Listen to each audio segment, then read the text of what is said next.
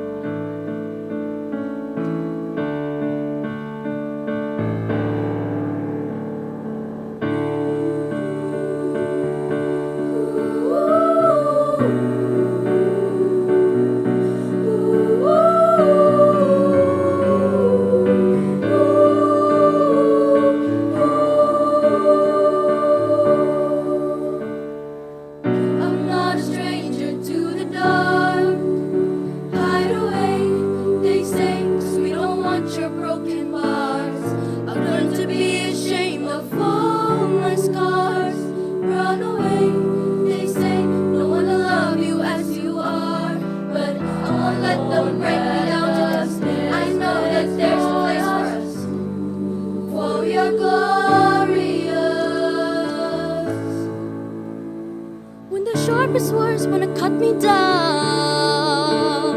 I'm gonna send a flood, gonna drown them out. I am brave, I am bruised, I am who I'm meant to be. This is me. Look out, 'cause here I come. And I'm marching on the beat I drum. I'm not scared to be seen, I make no apology. This is me.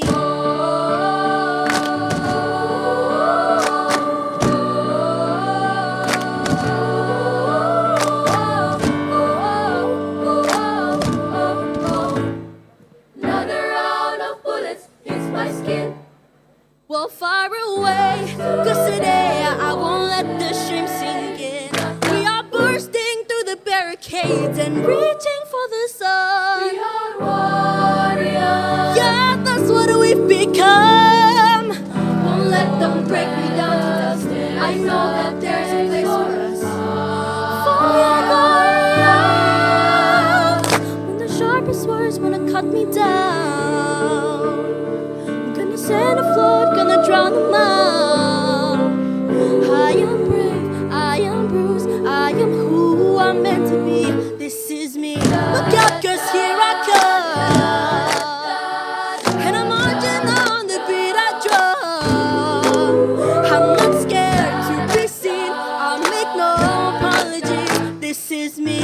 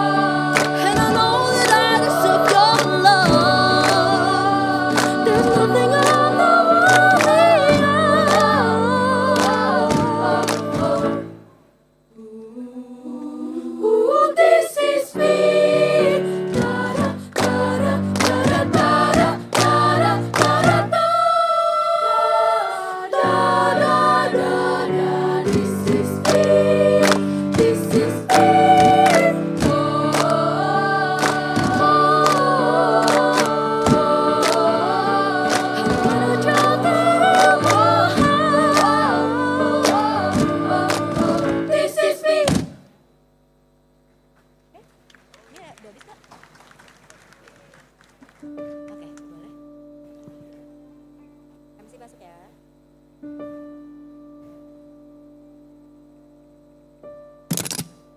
Boleh masuk, Mas Dede. Bapak Ibu yang terhormat, partisipan ISF 2025, sekali lagi kami mengundang Bapak Ibu untuk menempati tempat duduk yang telah tersedia. Dan bagi Anda yang masih belum menemukan tempat duduk, dipersilahkan untuk bergeser ke arah sebelah kanan dari pintu masuk. Once again, ladies and gentlemen, we invite everyone to please be seated. And you may fill in the seats on the right side of the entrance door once you enter the ballroom. Once again, please be seated as our agenda this morning is about to kick off. Thank you very much.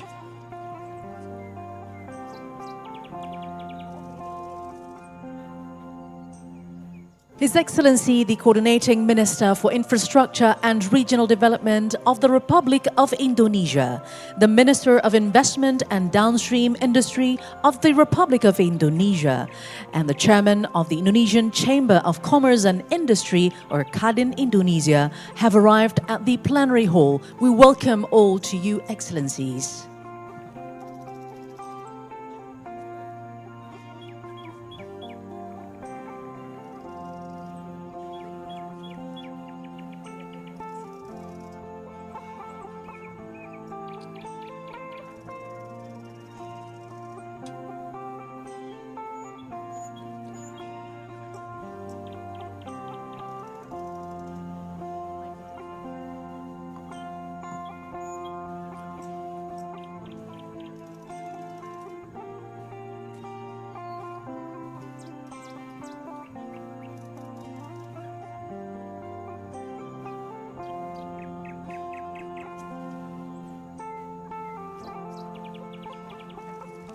Ladies and gentlemen, please rise.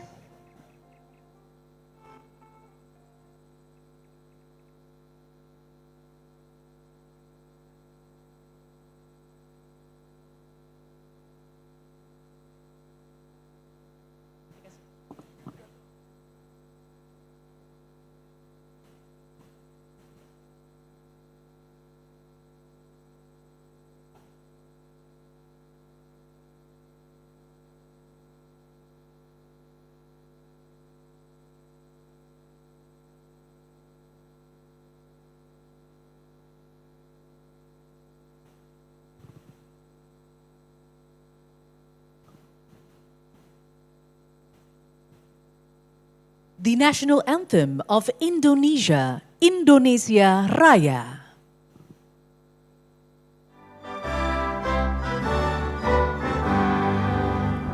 Indonesia tanah airku, tanah tumpah darahku.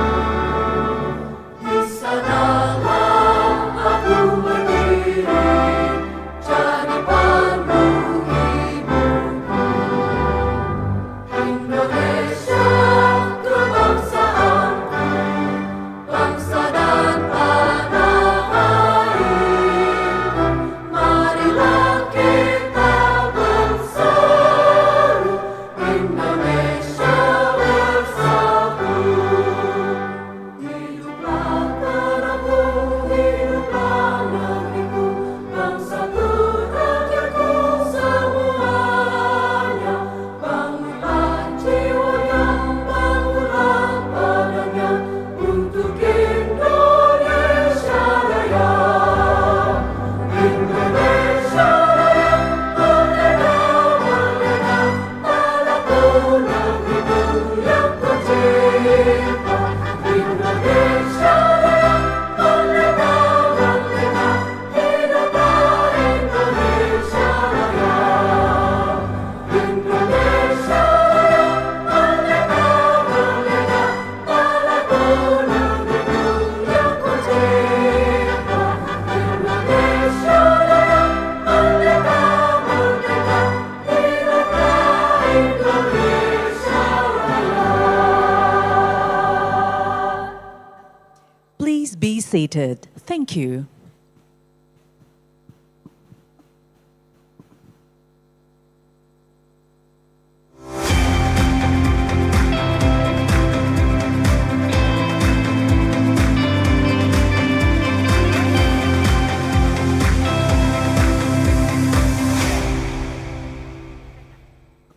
Assalamualaikum warahmatullahi wabarakatuh.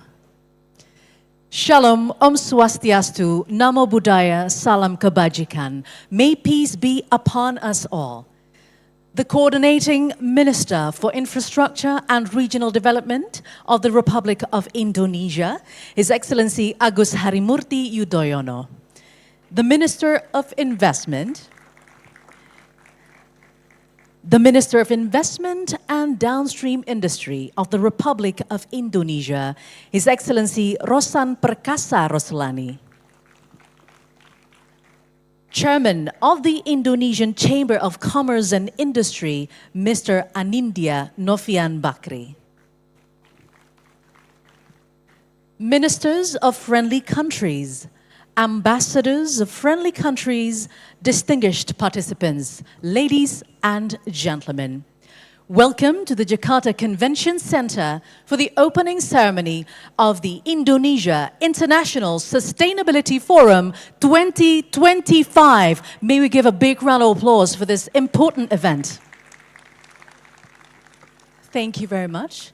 Ladies and gentlemen, ISF 2025 serves as a collaborative platform to catalyze investments and actions for decarbonization and sustainable development, to embolden Indonesia's vision to lead sustainability efforts and continue scaling its impact internationally. We present to you highlights of Indonesia International Sustainability Forum 2025 through this video.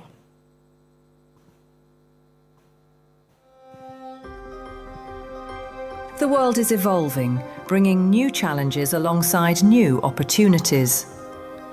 With a growing population, the demand for food, water, energy, and meaningful employment continues to rise. As pressures on our planet increase, so does the shared responsibility to respond with urgency and cooperation.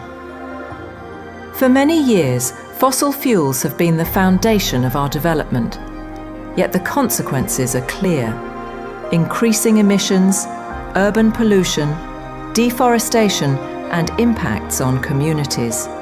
The climate crisis is no longer a distant concern. It is a present reality, demanding immediate attention. We recognize the need for change, while also striving for growth that is inclusive, equitable, and sustainable. Across the archipelago, Indonesia is undergoing transformation. With strong determination, the nation is embracing a new era of sustainable development. President Prabowo reaffirmed Indonesia's commitment to building a sustainable, inclusive, and resilient future. We are committed to meeting our 2015 Paris Agreement obligations. We aim to achieve net zero emission by 2060, and we are very confident we can achieve net zero emission much earlier.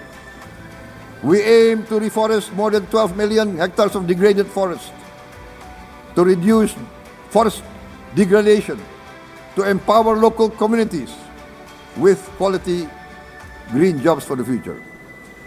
Indonesia is shifting decisively from fossil fuel-based development towards renewable-based development. From next year, most of our additional power generation capacity will come from renewables. Our goal is clear: to lift all of our citizens out of poverty and make Indonesia a hub for solutions to food, energy, and water security. This commitment is reflected here at the Indonesia International Sustainability Forum, where ideas grow into solutions and challenges become opportunities. Together, communities, innovators, and leaders are planting seeds of hope for a better tomorrow. Every seed we plant today is a promise for tomorrow, because the future is something we build together for the next generation. Once again, ladies and gentlemen, let's give a big round of applause for Indonesia's commitment to forward with its sustainability agenda.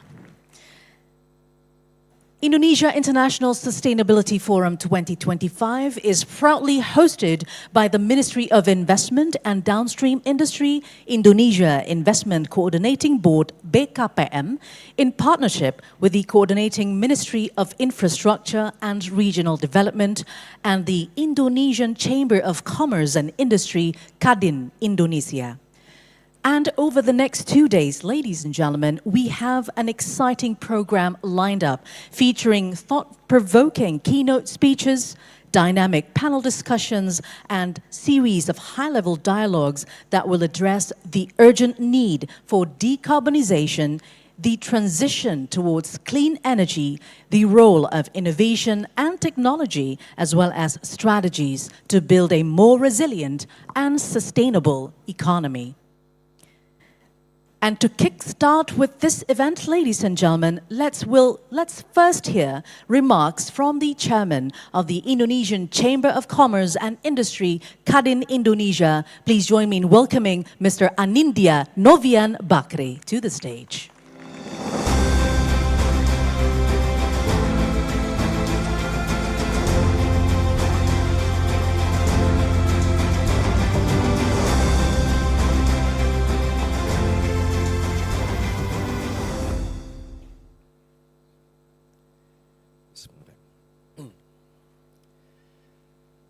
It is an honor to deliver opening remarks at today's Indonesia International Sustainability Forum 2025 alongside so many distinguished leaders and guests. Bapak Agus Yudhoyono, Coordinating Minister of Infrastructure and Regional Development. Bapak Rosan Roeslani, Minister of Investment and Downstream Industry, also CEO of Danantara Indonesia. Bapak Dodi Hangodo, Minister of Public Works, Republic of Indonesia. Bapak Muhammad Iftitah Sulaiman Suyanegara, Minister of Transmigration of the Republic of Indonesia. I see here Bapak Todutua Pasaribui, Vice Minister of Investment and Downstream Industry. And of course, Ibu Retno Marsudi, UN Secretary General's Special Envoy on Water and former Foreign Minister of Indonesia. Your Excellencies, Mr. and Madam Ambassadors from friendly nations to Indonesia, thank you very much for coming, indeed. Senior representatives of ministries, agencies of the Republic of Indonesia, senior representatives of provincial governments across the archipelago, distinguished speakers, moderators, and many have flown out to Jakarta for IISF welcome. And indeed, leading business leaders and members of Kadin Indonesia, Pusat and Daerah. I would like to begin by thanking and congratulating our organizers, the government of Indonesia and the ISF super team for convening this important and constructive platform. To IISF 2025 sponsors, our industry captains and green champions of Indonesia, I would like to say a huge thank you to all of you. To IISF 2025 committee, the special group that have done the heavy lifting, also thank you very much for all of you. Some people I need to quickly mention, Bapak Rahmat Kaimuddin, Bapak Nurul Ihwan, and from Kadin, Bapak Bobi, Bu Shinta, Pak Dasono, Ibu Elim, and the whole committee, thank you very much. In a year of momentous leadership across the global south, with Brazil hosting COP and South Africa hosting G20, ISF continues to be a leading platform globally, not only in Indonesia. ISF 2025 is a timely moment to reflect on Indonesia's journey in the sustainability transition and the opportunities we must seize to ensure growth that is not only strong, but also green, resilient, and inclusive. Indonesia's growth ambition is bold, and rightly so. As President Prabowo recently affirmed, Indonesia aims to become a top 5 global economy by 2045, a goal that will require sustained economic growth of at least 8% a year. Yet, our current growth trajectory, around 5% annually, is a good start, but we need to do more. We must not only grow faster, we must grow more effective and competitive. And we must do this in a world where global volatility, technology disruption, and fiscal tightening are real headwinds. In this new landscape, business as usual does not work and will not work. We need a model growth that is competitive, resilient, and sustainable. And that model is private sector-led green growth along with the support of the government. This is not about choosing between economic and climate goals. It is about aligning the two, unlocking new industries, innovating financing structures, and creating jobs that we all need that will also power both prosperity and sustainability. Data from Bloomberg New Economic Finance that works in collaboration with Kadin reveals that a net zero Indonesia represents an investment opportunity of $3.8 trillion US dollars. It's a number that I'm sure Pa Rosan is happy to hear. To put it into perspective, that will make up about 4% of total cumulative GDP from now until 2025.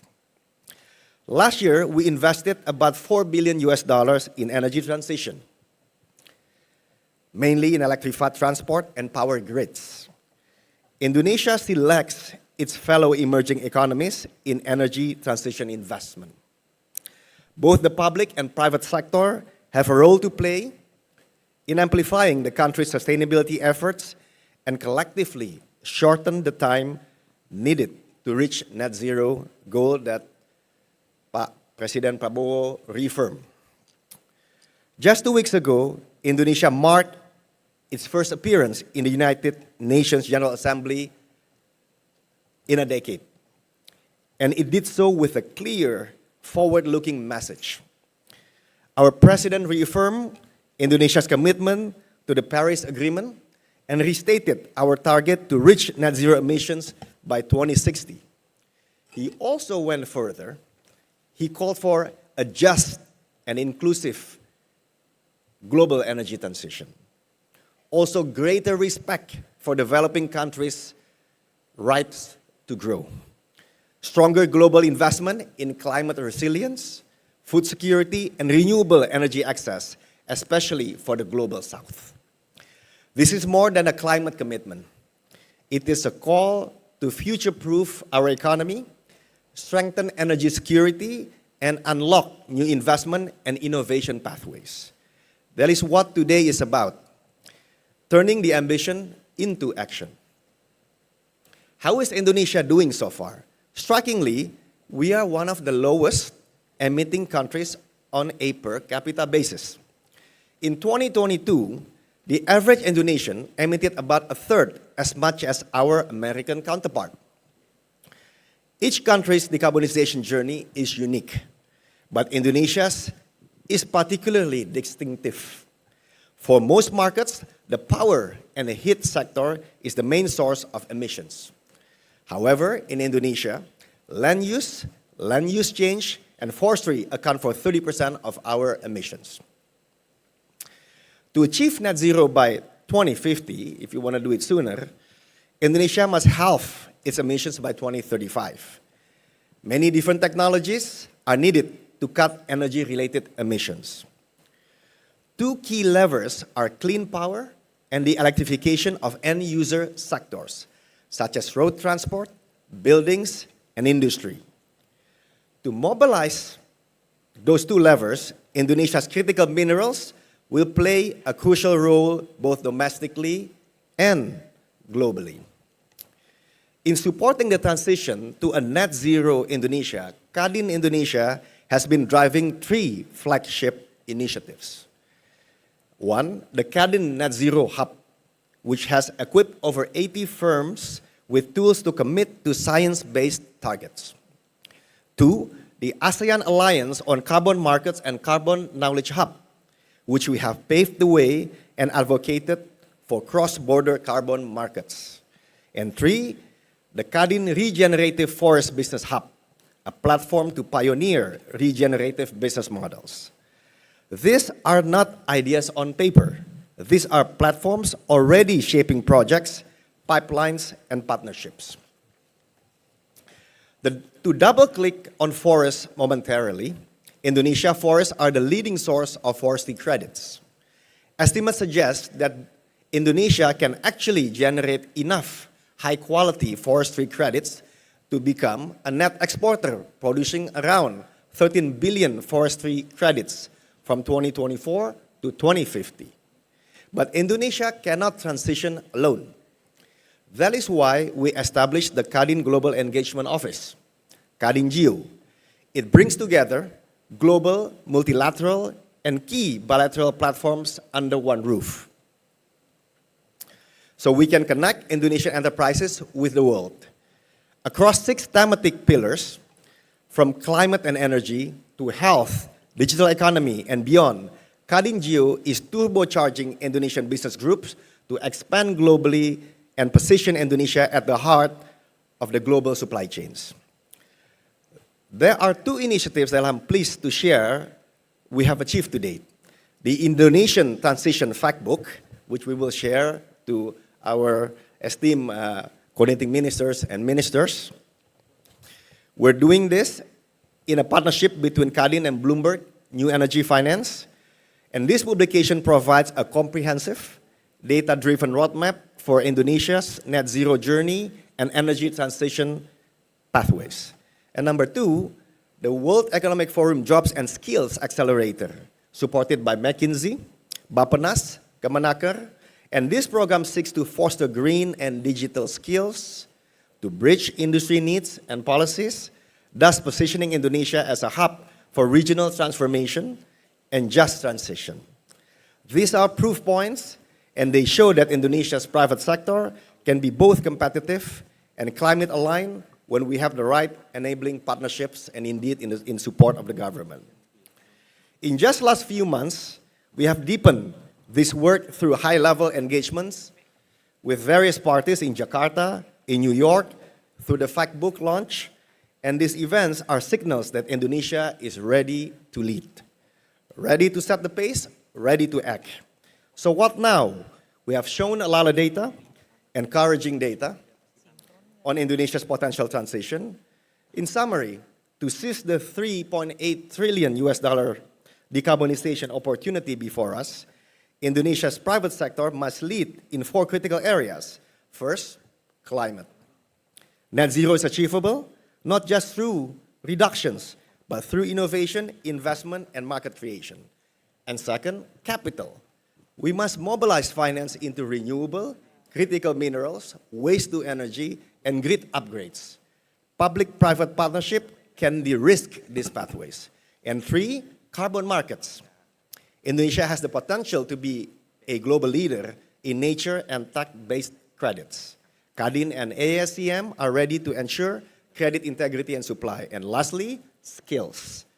The transition will create jobs, but only if we act now to prepare our workforce. That means upskilling, reskilling, and building talent pipelines for green industries. This is the roadmap. The opportunity is clear. What matters now is execution. Lastly, the green growth agenda is no longer just about meeting climate goals. It is about securing Indonesia's economic future, ensuring that growth is strong, sustainable, and inclusive. With the right coalitions within the government, which very much supportive to the business and the global partners over here, we can unlock this future together.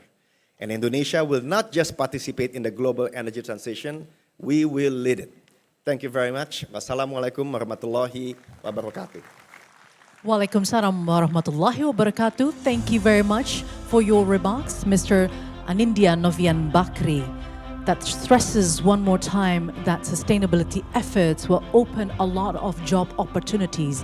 And so let's safeguard this sustainability efforts through one of them is through the ICF 2025 as the accelerator to that goal.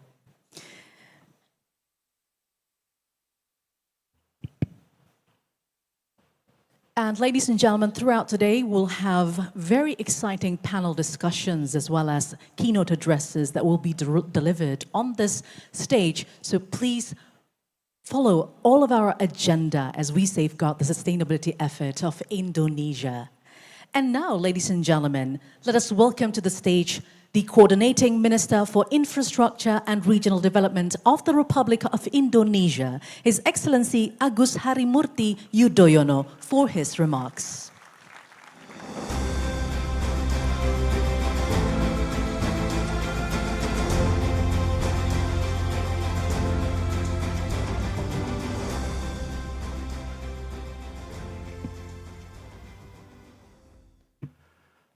Assalamualaikum warahmatullahi wabarakatuh.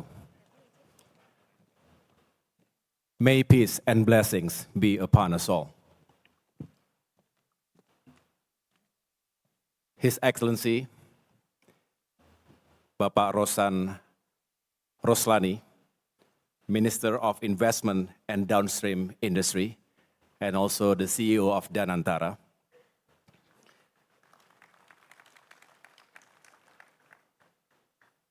Distinguished ministers and all members of Merah Putih Cabinet.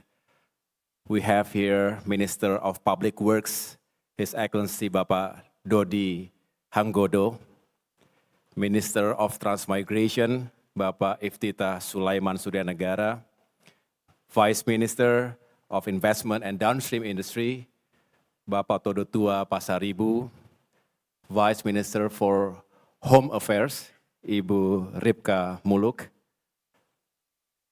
Chairman of the Indonesia Chambers of Commerce and Industry, Bapak Anindya Bakri. Thank you for your inspiring speech. And the United Nations Secretary General's Special Envoy on Water, former Minister of Foreign Affairs, Ibu Retno Marsudi. Ambassadors of friendly countries to the Republic of Indonesia, esteemed business leaders, and we also have so many regional leaders. I see some governors, mayors, bupati, and of course I would like to thank international partners, friends of Indonesia, Bapak Ibu yang saya hormati dan muliakan, ladies and gentlemen. It is a great honor to speak at the Indonesia International Sustainability Forum, the ISF 2025, at a moment when the world is being reshaped, not only by the climate crisis, but by uncertain geopolitics, supply chain shifts, economic realignment, and the race for new energy systems. They affect food prices, jobs, energy access, water supply, and fiscal space. We cannot afford to see climate and economic development as two separate agendas. One cannot advance by sacrificing the other. We must achieve both. Ladies and gentlemen, for too long, the sustainability agenda has been defined by those who industrialize first. The models, the technologies, even the language of transition have largely been shaped by the global north. But the conditions of the global south are different. Our demographics, our growth needs, and our fiscal realities are all different. One lesson is clear. There is no one-size-fits-all formula, no silver bullet, and no single template that developing countries can simply copy. Indonesia and Many other nations like us cannot and should not replicate strategies designed for countries whose development curves peaked a century ago. We must chart our own path to sustainability. And to do that, we need spaces like this forum, a stage where we can exchange ideas, experiments, not as recipients, but as co-creators of solutions, where we support each other in building development models that are just, realistic, and future-proof. That is the philosophy behind this ISF. Not just a conference, but a platform to shape our own narrative.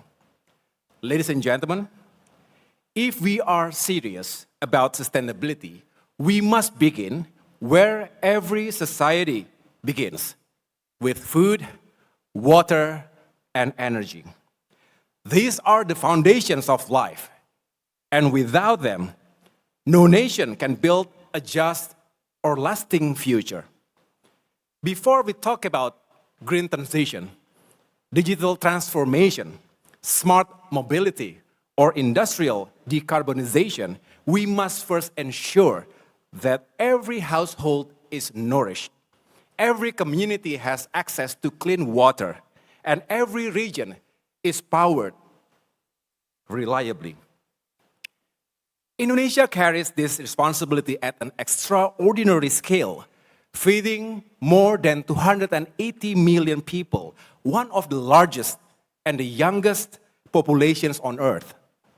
That task demands productive land, modern irrigation, and resilient distribution systems that work in every season, not just on paper.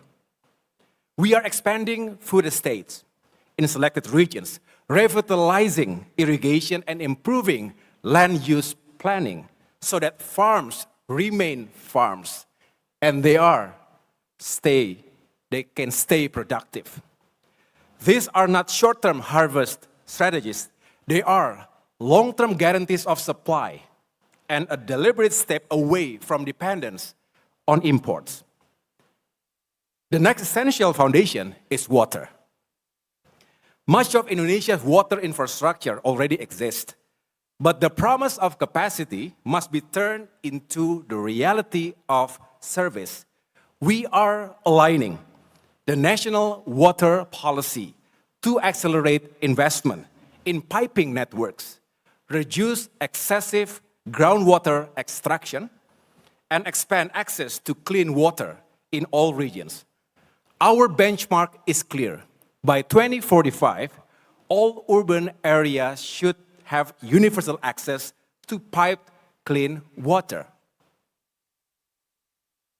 Meaning, we must be able to deliver reliable service for household, farms, and industry every single day. The third pillar is energy. We have laid out the ERPU PTL 2025-2034, a roadmap for a cleaner, more sustainable power system. Over the next decade, Indonesia will add 69.5 gigawatts of new capacity to the national grid, with 3/4 coming from renewable and storage. The path is clear. Now comes the test of discipline, lowering cost, accelerating deployment, and ensuring that execution meets ambition.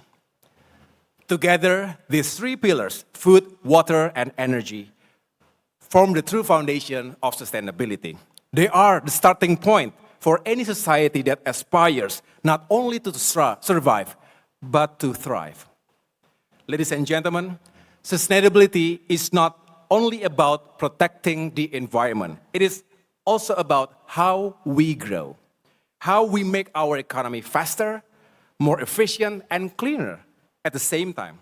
A sustainable economy is one that drives progress without depleting the very resources that sustain it.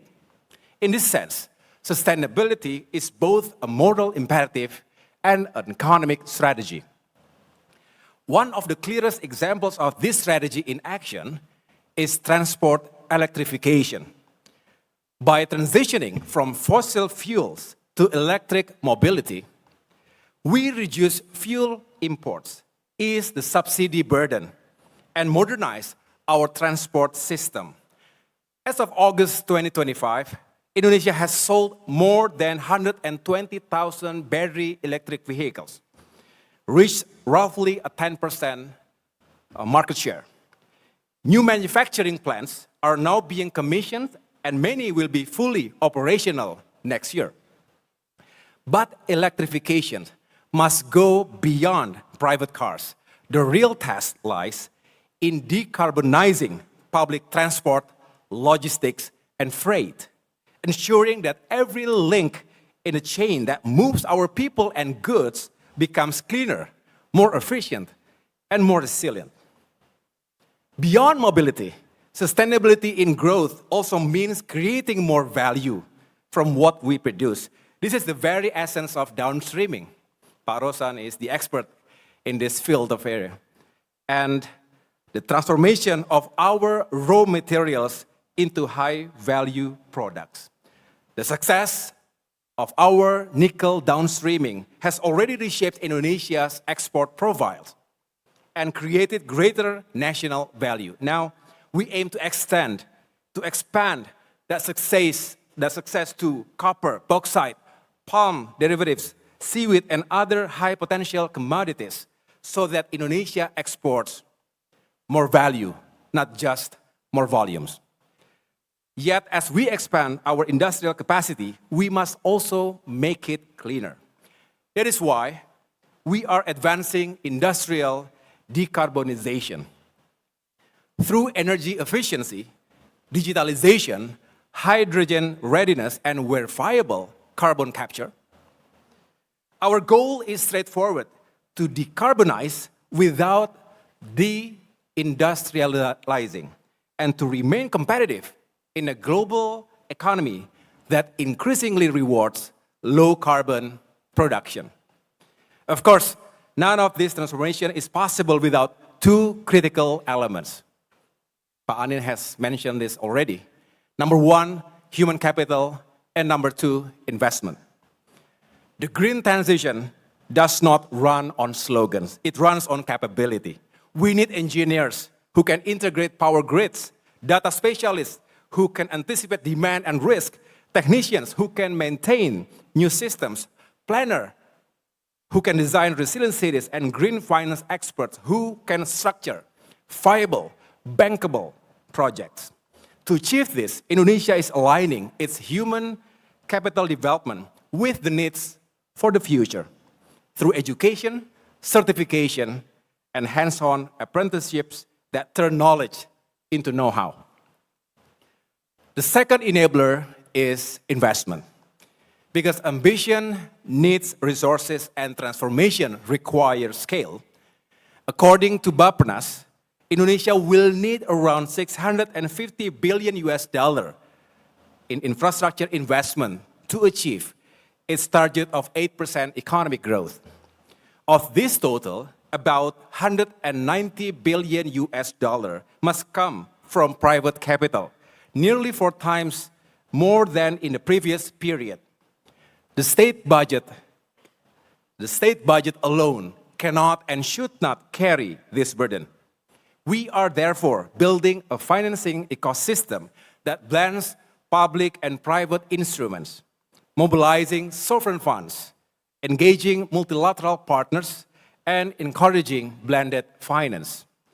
But investment will only flow where trust exists. This is why our focus is on ensuring a predictable investment climate, regulatory certainty, and innovative financing models that de-risk early stages while protecting public interest in the long term. These principles explain why the Coordinating Ministry for Infrastructure and Regional Development is co-hosting this ISF. We strongly believe that collaboration is the true engine of sustainable growth, key to better connectivity and strong coastal protection against natural disasters. Therefore, our partnership with the Ministry of Investment, Danantara, and of course, Kadin is so vital, serving as the bridge between public policy and private execution, and as the driving force in mobilizing industry, investment, and innovation.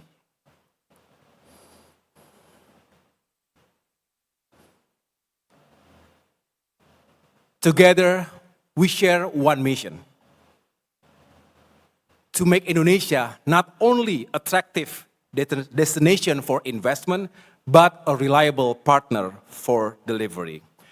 Distinguished guests, ladies and gentlemen, let me leave you with 3 important reminders. Number 1, the future must be secured with food, water, and clean energy that are reliable and affordable.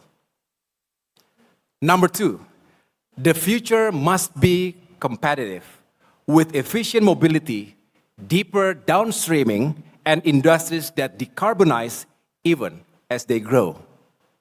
And finally, the future must be investable with skilled people, credible project pipelines, and financing models that turn ambition into real assets on the ground. As partners and solution builders, let us work together. Let us build a future where prosperity and sustainability lift one another. Let us build a future where no one and no region is left behind. And let us build impactful progress for Indonesia, for humanity, and for our planet.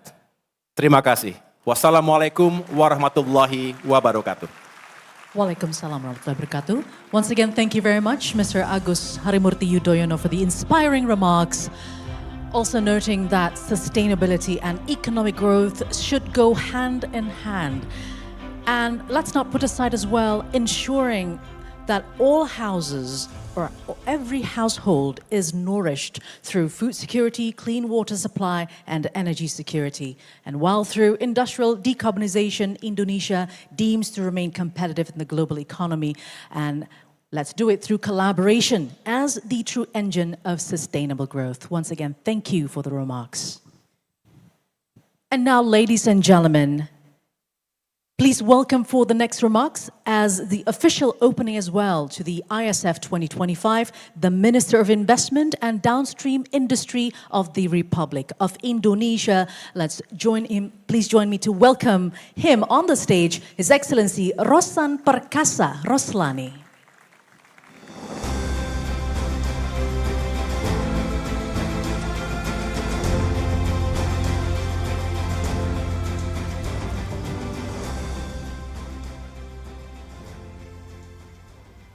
Assalamualaikum warahmatullahi wabarakatuh. His Excellency Bapak Agus Harimurti Yudhoyono, Coordinating Minister for Infrastructure and Regional Development. His Excellency Bapak Dodi Hangodo, Minister of Public Works. His Excellency Bapak Iftitah Sulaiman Suryanegara, Minister of Transmigration. Excellencies, Ambassadors, and members of Diplomatic Corps, welcome to our forum today. And also His Excellency Vice Minister Bapak Todotua Pasaribu and Ibu Ripka, and also His Excellency Bapak Anindya Novyan Bakri, Chairman of Indonesian Chamber of Commerce and Industry, Kadin, and also Her Excellency Ibu Retno Marsudi, UN Secretary General, Special Envoy on Water, distinguished international delegates, leaders of global institutions, ladies and gentlemen. It is an honor to welcome you to Indonesia International Sustainability Forum ISF 2025, which marked the 3rd year of this forum. Well, actually, as you know, all of the good things already mentioned by Coordinating Minister about our plan and our target for the future. But mentioned it earlier, if we saw the the video that Indonesia committed to have net zero emission by 2060. And if we are talking about potential of our renewable energy, actually is up to 3,700 gigawatts. But again, if you are looking at the installed capacity currently, it's only 15.1 gigawatts, which is less than 1%. You know, if you are, again, looking at the potential, mostly come from solar, hydro, tidal, wind, geothermal. But if we are looking again, you know, to go into 2060 commitment, then we need to do something. Especially our President Prabowo already mentioned it, that we need to be more ambitious to get our goals of net zero emission. Not on year 2060, if possible actually in year 2050. So looking at this potential, we need to do something, and that's why our state-owned enterprise, PLN, our state-owned enterprise electricity company, come up with a plan for up to 2034 on the RUPTL, 76% of additional power generation capacity will come from renewable energy, including nuclear energy and storage. And that's a huge potential. So I think that's why we would like to share it with you, because we cannot do it alone. You know, we work with all the foreign party, with the local party in order to achieve this goal. And also in the same time, we have a huge abundance of carbon capture and storage. I would like to mention it also here, that Indonesia estimated we have 577 gigatons of CO2 storage potential, one of the largest in the world, represent a crucial part of this necessary global solution. Indonesia possesses a massive potential of 200 years of CO2 storage, which can accommodate not only our own emission, but also those from surrounding countries, firmly establishing us as the CCS hub of Asia. And also in the same time, you know, Indonesia controls a global reserve of production of strategic natural resources to be used towards a greener energy transition. For example, in nickel, Indonesia, we have reserve about 42 to 43% of the global reserve in the world. And mostly now we are using for EV battery and battery energy storage system development. So now in Indonesia, we have already the whole ecosystem of EV battery, from the mining, processing, refining battery component, battery pack, including into battery recycling. So Indonesia, we have the whole ecosystem already, but we're still pushing to have more ecosystem of EV battery, EV storage in Indonesia. And I think one more thing that I would like also to touch is about waste to energy. We are going to, actually it's a Danantara mandated by the government, we are going to launch waste to energy program. We are going to launch this program in 33 cities. The first 10 cities will be prioritized based on the assessment of Ministry of Environment. Those 10 cities that already ready to work with us, among others, is Tangerang, Jakarta, Bandung, Yogyakarta, Semarang, Surabaya, Bali, Makassar, and etc. So I think this is very important for us. It shows also our commitment, because we know that it will have a very positive impact, not only in terms of electricity, but also in terms of environment and also health. So, and this program of waste to energy, again, we cannot do it alone. You know, we are very open to work with any party, a local party, a foreign party, to achieve this goal. And we are going to launch this program early November. So we are going to run an open and transparent bidding process. So hopefully 2 years from now, most of the waste in big city, especially in the big city, can be transformed into electricity and also in the same time create more job for Indonesia. But again, we know we have all these good projects, but also at the same time, we still have a homework. Our homework is how we can strengthening our legal certainty investment procedure,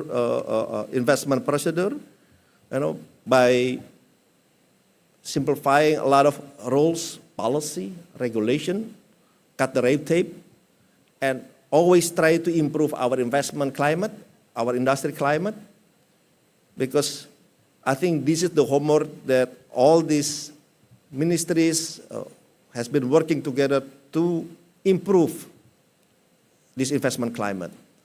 And I would like to mention it also, recently under the government regulation, now all the licenses and permits in Indonesia can be issued by our Ministry of Investment after working with all 18 different ministries.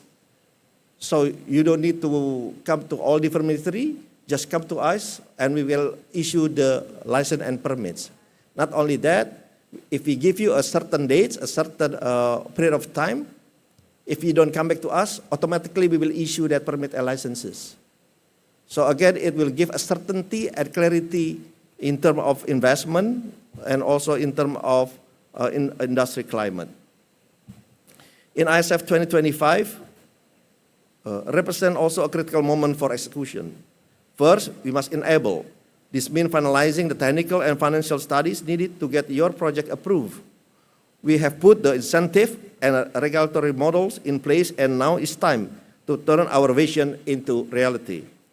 Next, we must establish and build new partnership, especially for cross-border cooperation. Let's work together to finalize the commitment that will secure our shared sustainable future. So on the behalf of Ministry of Investment and Downstream Industry, BKPM, Coordinating Ministry of Infrastructure and Regional Development, and also Indonesian Chamber of Commerce and Industry, Kadin Indonesia, with the recitation of Bismillahirrahmanirrahim, I hereby declare the 2025 Indonesia International Sustainability Forum officially open. Thank you very much. Wassalamualaikum warahmatullahi wabarakatuh.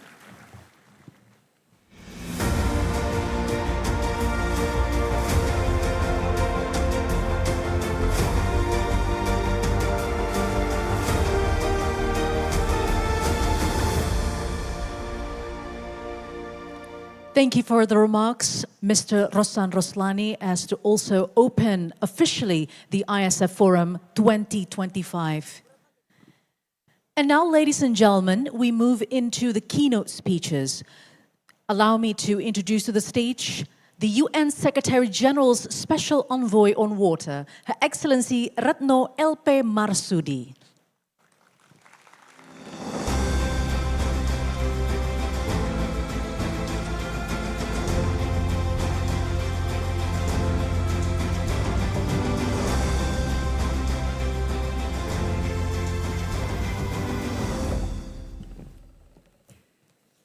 Bismillahirrahmanirrahim. Assalamualaikum warahmatullahi wabarakatuh. Salam sejahtera, selamat pagi. Yang saya hormati Bapak Menko, Bapak Agus Harimurti Yudhoyono, Pak Menteri Rosan Roeslani, Bapak Menteri Dodi Hangodo, Bapak Menteri Muhammad Iftitah Sulaiman, Bapak Wamen Todotua Pasaribu, Ibu Wamen Ripka Haluk, Pak Anin tentunya, Ketua Kadin, Ibu Bapak, Ambassadors, Excellency, ladies and gentlemen. It's really an honor for me to be here today, this morning with you all, and thank you very much for having me. Thank you for Indonesia, for the government, for Kadin, the private sector, the stakeholders, for bringing water issue at the center of any policy and at the center of this sustainability forum. Water is our life. Water is our life is not only a slogan. It is a fact. Today, billions of people still live without safe water, reliable sanitation, or sustainable irrigation. Water continues to be one of the most mismanaged and underfunded sectors in our global development agenda. Colleagues, we are at the critical inflection point. Population growth, climate change, urbanization, geopolitical tension, pollution are converging into a perfect storm, placing unprecedented pressure on freshwater system. Excellencies, ladies and gentlemen, I've been in my role as UN Secretary General Special Envoy on Water for almost 1 year, to be more exact, 11 months. And I work together with the UN member states, including Indonesia, and all stakeholders on how to mainstream water in all agenda, including its nexus with health, food, energy, and also human rights. I must mention that there is a progress in water issue. There is more attention to water issue. There is progress to put water in high political agenda. There is a growing commitment to align various initiatives and accelerate all the commitments that have been mentioned. And this is a good progress.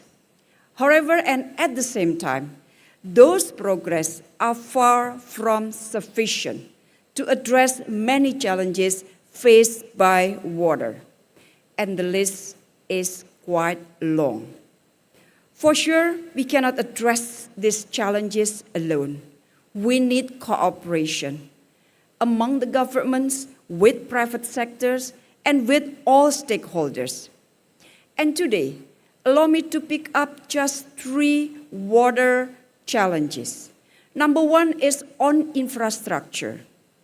Colleagues, water infrastructure, from pipes to pumps, dams to distribution network, form the backbone of water access. Yet in many parts of the world, that infrastructure is inadequate, aging, or even altogether absent. We lose an estimated 30% of treated water to leakage globally. In some cities, that figure even reaches 50%. When I mention about infrastructure here, it is not just physical asset. Infrastructure must be climate resilient, inclusive, and integrated with natural system.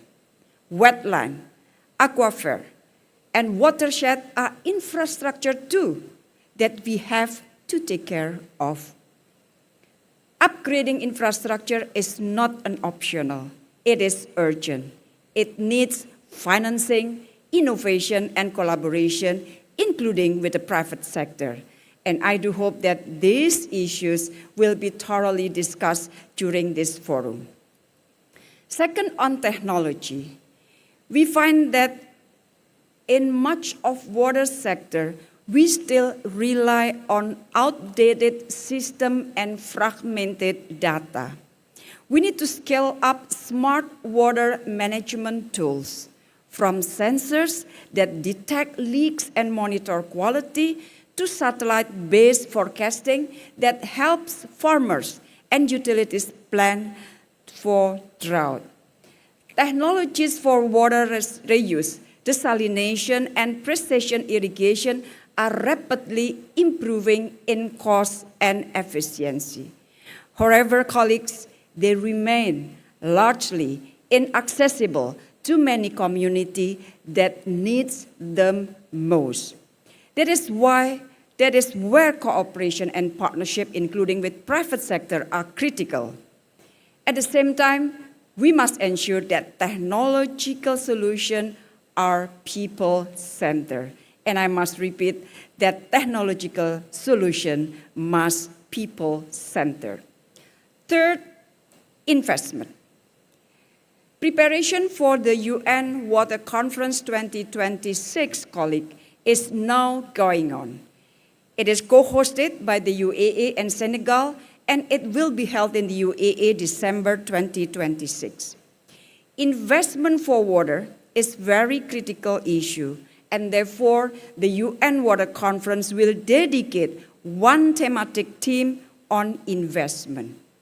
The global water sector faces a staggering investment gap. Water supply and sanitation need investment $600 until 1,000, I repeat, 600 to 1,000 billion per year. That is the investment that needed for water supply and sanitation, while current spending is only $300 to 400 billion. That leaves an annual gap of $300 until 600 billion. The World Bank said that developing nation spends only 0.5% of their GDP on water infrastructure. And globally, nearly 91% of annual spending on water comes from public sector. Water is often seen as a low-return, high-risk sector. But it is not true, Excellencies and colleagues, because investing in water pays dividends, not only in economic growth, but in health, education, gender equality, and climate resilience. In Africa, recent World Bank report highlighted for every dollar spent in water will generate a return of $7. So investment on water should continuously strengthen, among others through blended finance, while safeguarding, once again, public interest. So always never forget to safeguard public interest.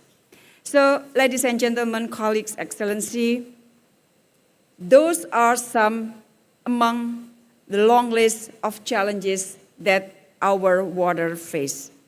In short, these challenges are stark, but they can be overcome.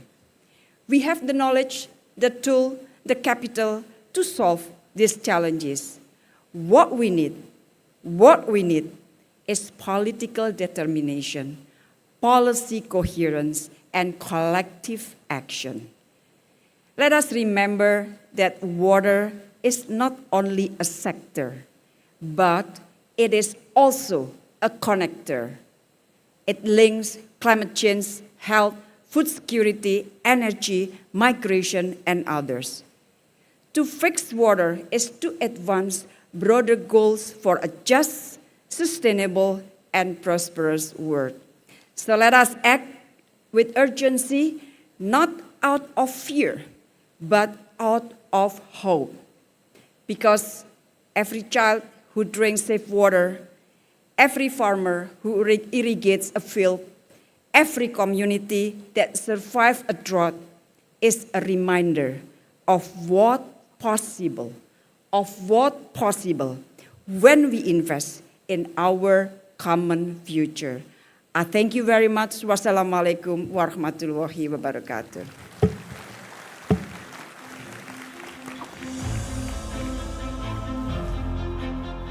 Waalaikumsalam warahmatullahi wabarakatuh. Once again, thank you very much, Ibu Retno Marsudi, for the inspiring keynote speech.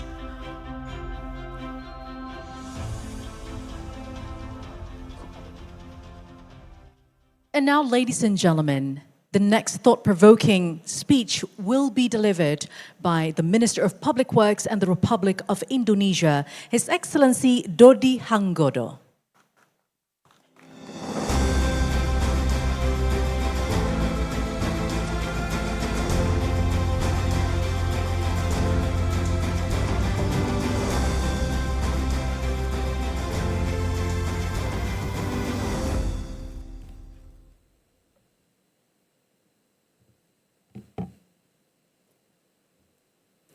Bismillahirrahmanirrahim. Assalamualaikum warahmatullahi wabarakatuh. Salam, Om Swastiastu, Namo Buddhaya. May peace, mercy and blessing be upon us all. His Excellencies, Bapak Dr. Agus Harimurti Yudhoyono, Coordinating Ministry of Infrastructure and Regional Development. His Excellency Bapak Rosan Roeslani, Minister of Investment and Downstream Industry of Republic of Indonesia, and also CEO of Danantara.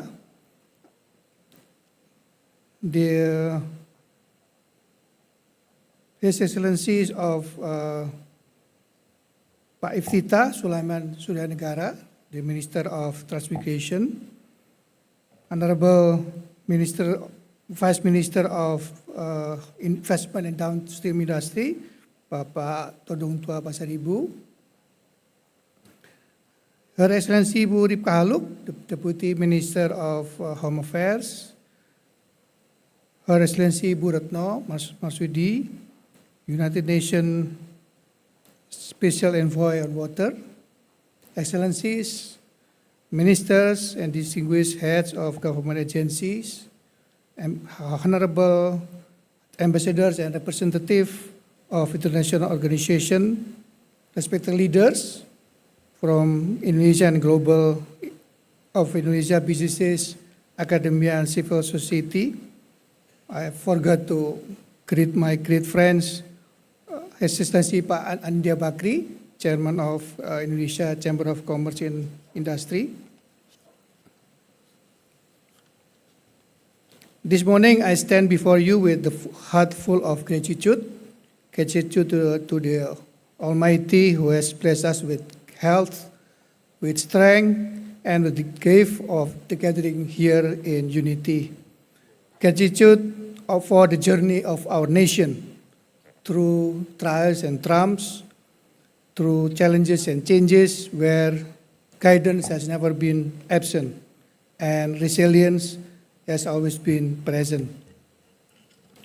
Ladies and gentlemen, distinguished participants of the Indonesia International Sustainability Forum 2025, the forum is a reminder that every bridge we build, every dam that we construct, every community we empower is not only about today's progress, but it's about the legacy where we live for our next generation.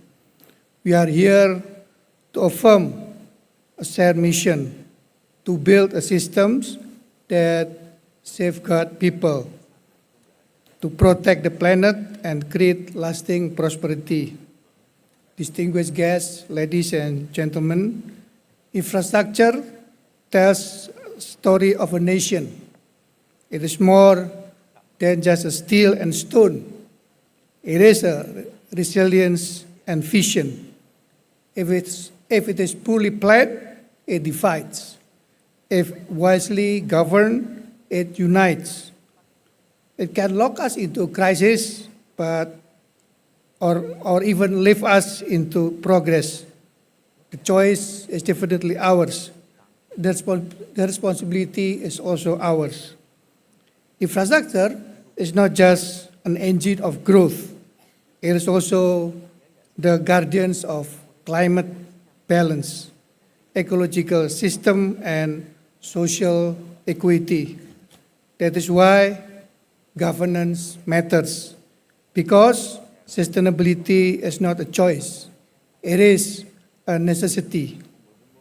Our work is guided by Sustainable Development Goals, the Paris Agreement, the Sendai Framework for Disaster Risk Reduction, and the new Urban Agenda. These are not distant words or on paper, they are living commitments. At the Ministry of Public Works, we turn them into standard, into safeguard, into trust, because global promises must meet local live. Distinguished guests, ladies and gentlemen, Indonesia cities generate about 45.5% of the national GDP.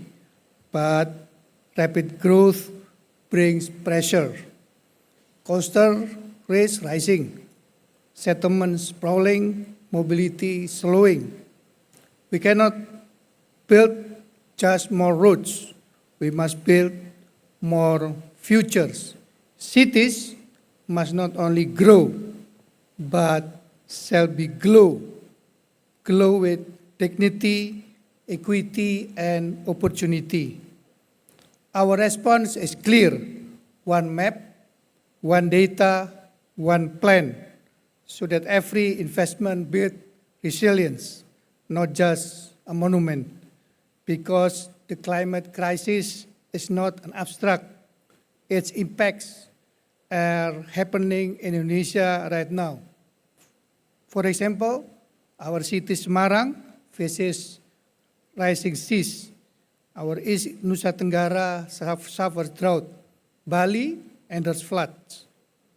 Distinguished guests, ladies and gentlemen, our President Bapak Prabowo Subianto vision is bold. By the year of 2045, Indonesia must be sovereign, just, and prosperous. Through the vision of Ministry of Public Works of 608, or we call it PU 608, we pledge efficient investment, the elimination of poverty, and 8% annual growth by 2029. PU 608 consists of 3 numbers and only one mission: prosperity with justice. We designed 50 priority cities and towns, metropolitan to emerging, balancing growth between Java and regions beyond. One nation, many centers, one vision, many voices. Through the presidential instruction, we move fast. Every project is a front line of national resilience. Every instruction is a mandate for dignity. The instruction including irrigation for food, rehabilitation for schools, regional roads for connectivity, zones for food, energy, and water security. By the end of 2024, Ministry of Public Works already renewed and rebuilt about 3,000 schools, some 100 madrasah, and hundreds of universities.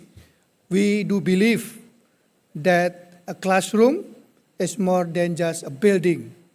It is a doorway out of poverty.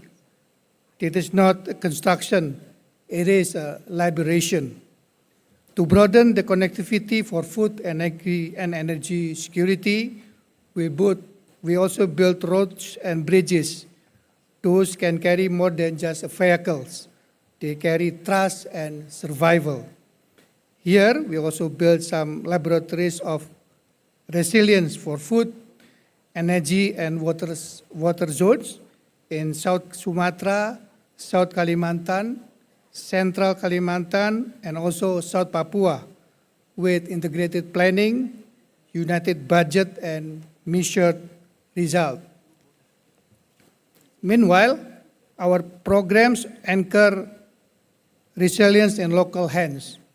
We have some community-based infrastructure. The community-based infrastructure based on for the irrigation water utilization, for drinking water supply, for sanitation, and also for the waste management program. By 2026, since resilience is strongest when it is rooted in the community, we plan to build 12,000 irrigation sites, 600 socio-economic projects, 700 drinking projects, 80 waste management facility, etc., and etc. Excellencies, distinguished partners and guests, we embrace also public-private partnerships, 3P, to achieve green returns, real returns, share returns for sustainable economy, because we do believe that public finance alone cannot carry the load. Projects that have been funded by these 3P are some construction of several dams, several toll roads, and one pilot waste facility, the one in Lampung, West Java, and also in Balikpapan. For sustainable development and making us stronger together, we should assure that no government can stand alone, no businesses can thrive alone, no community can endure alone, but together we can. Together is a must. Distinguished guests, ladies and gentlemen, sustainable infrastructure is not just a concrete, it is conviction. It is not just a project, it is a protection. It is not just about growth, but it is about dignity. Through our vision, the Ministry of Public Works vision of PU 608, and following our President Asa Cinta 2045, Indonesia committed to building a future that is greener, fairer, and stronger. Let us all build, not for some, but for all. Not for today, but definitely for tomorrow. Not for one nation alone, but for our shared community. May this gathering remind us that we are all only a custodian of God's creation, entrusted to leave behind a world that is more just, more peaceful, and more sustainable for the generation to come. I thank you. May peace, blessing, and be upon all of us. Wabillahi taufiq wal hidayah. Assalamualaikum warahmatullahi wabarakatuh. Waalaikumsalam warahmatullahi wabarakatuh. Thank you very much for the most inspiring keynote speech as well from Mr. Dodi Hangodo. Thank you.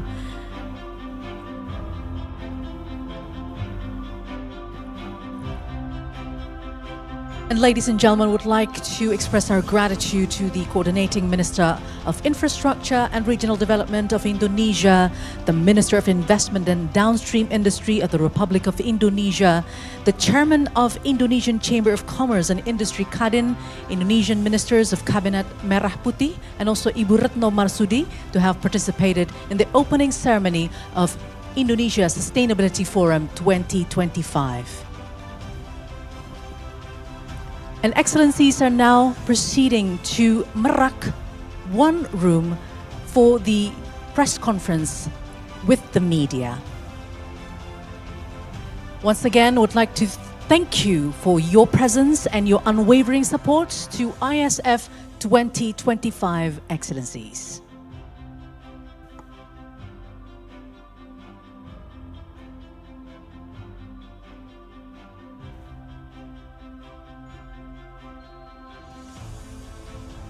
And ladies and gentlemen, participants of ISF 2025, we will continue with the next agenda today, which are the panel discussions, where we promise the discussions will spark discussions as well and collaboration among all of us to safeguard Indonesia's sustainability.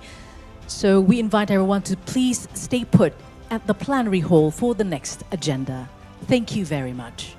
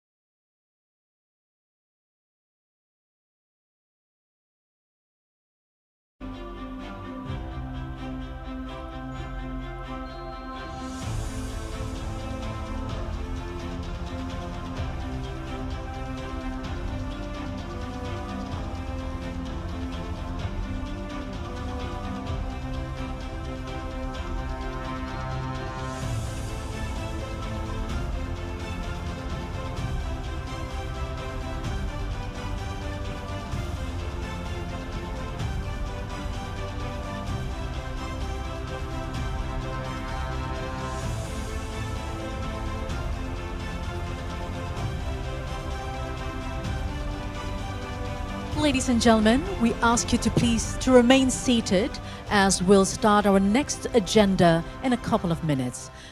Ladies and gentlemen, please remain seated. We'll start our next agenda very soon.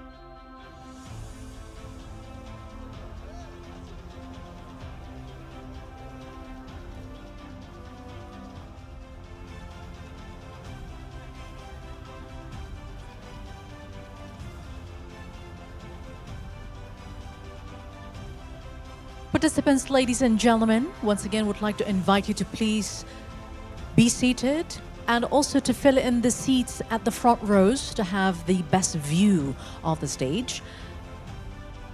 Bapak Ibu yang terhormat, kami persilahkan untuk kembali menempati tempat duduk yang ada dan mengisi kursi-kursi di bagian depan untuk mendapatkan view terbaik ke arah panggung. And ladies and gentlemen, building from previous ISFs, this year's ISF aims to foster partnerships and share best practices among stakeholders, contributing to a resilient, sustainable and prosperous future for the world. ISF 2025 will continue to deepen conversations around 5 key levers, which are green growth industry, energy resilience and transition, sustainable and resilient food ecosystem, water security, and nature conservation. And the forum also deems to dig deeper the key financial and non-financial enablers needed to achieve sustainable growth, which include green finance and carbon pricing, technology, human capital, and policy and international collaboration.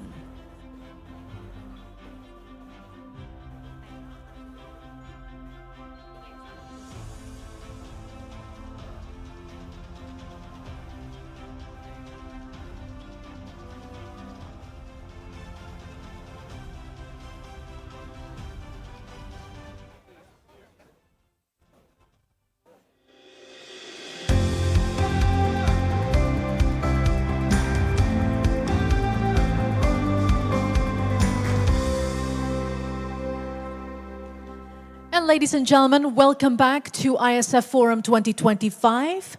We hope that you are now ready to receive fresh perspectives on every aspect regarding sustainability efforts in this country, Indonesia. And as promised, we are going to start with our panel discussions this morning. And the theme that we take at the very first panel discussion will revolve around securing water for all, advancing water security and clean water access. So without further ado, allow me to welcome our moderator for the session, Ms. Nadia Habibi from the Habibi Center. Let's welcome her on the stage with a big round of applause.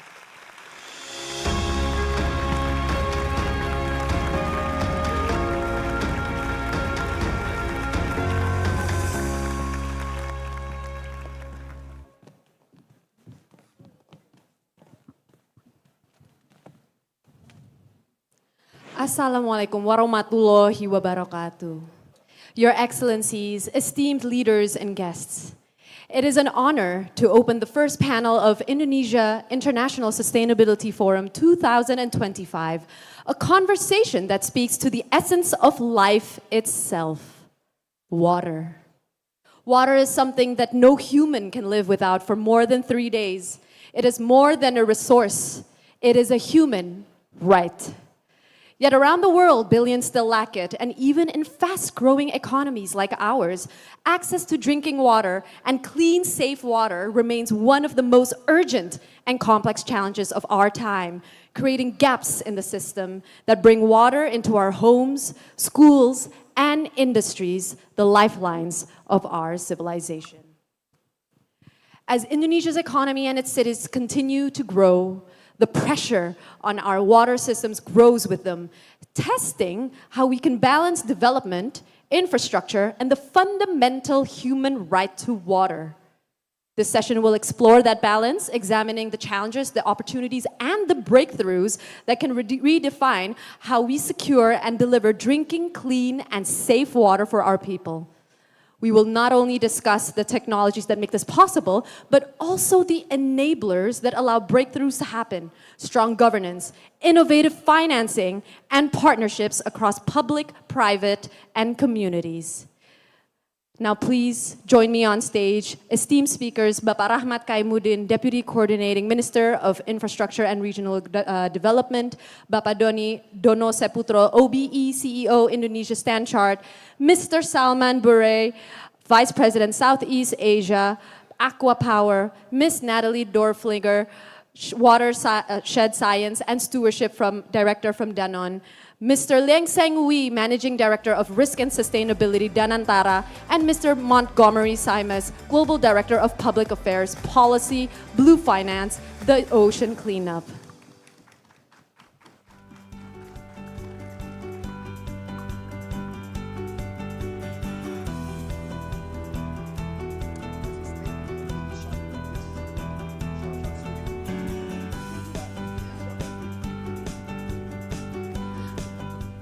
Now let us begin with the big picture. Pak Rahmat, what are the most pressing challenges we face today in ensuring sustainable access to water in Indonesia? The floor is yours. Yeah, thank you, Nadia. Thank you, everybody, my fellow panelists. So let me step back and look at where we are, at least in Indonesia. The good thing first, Indonesia actually have enough water, meaning H2O, right?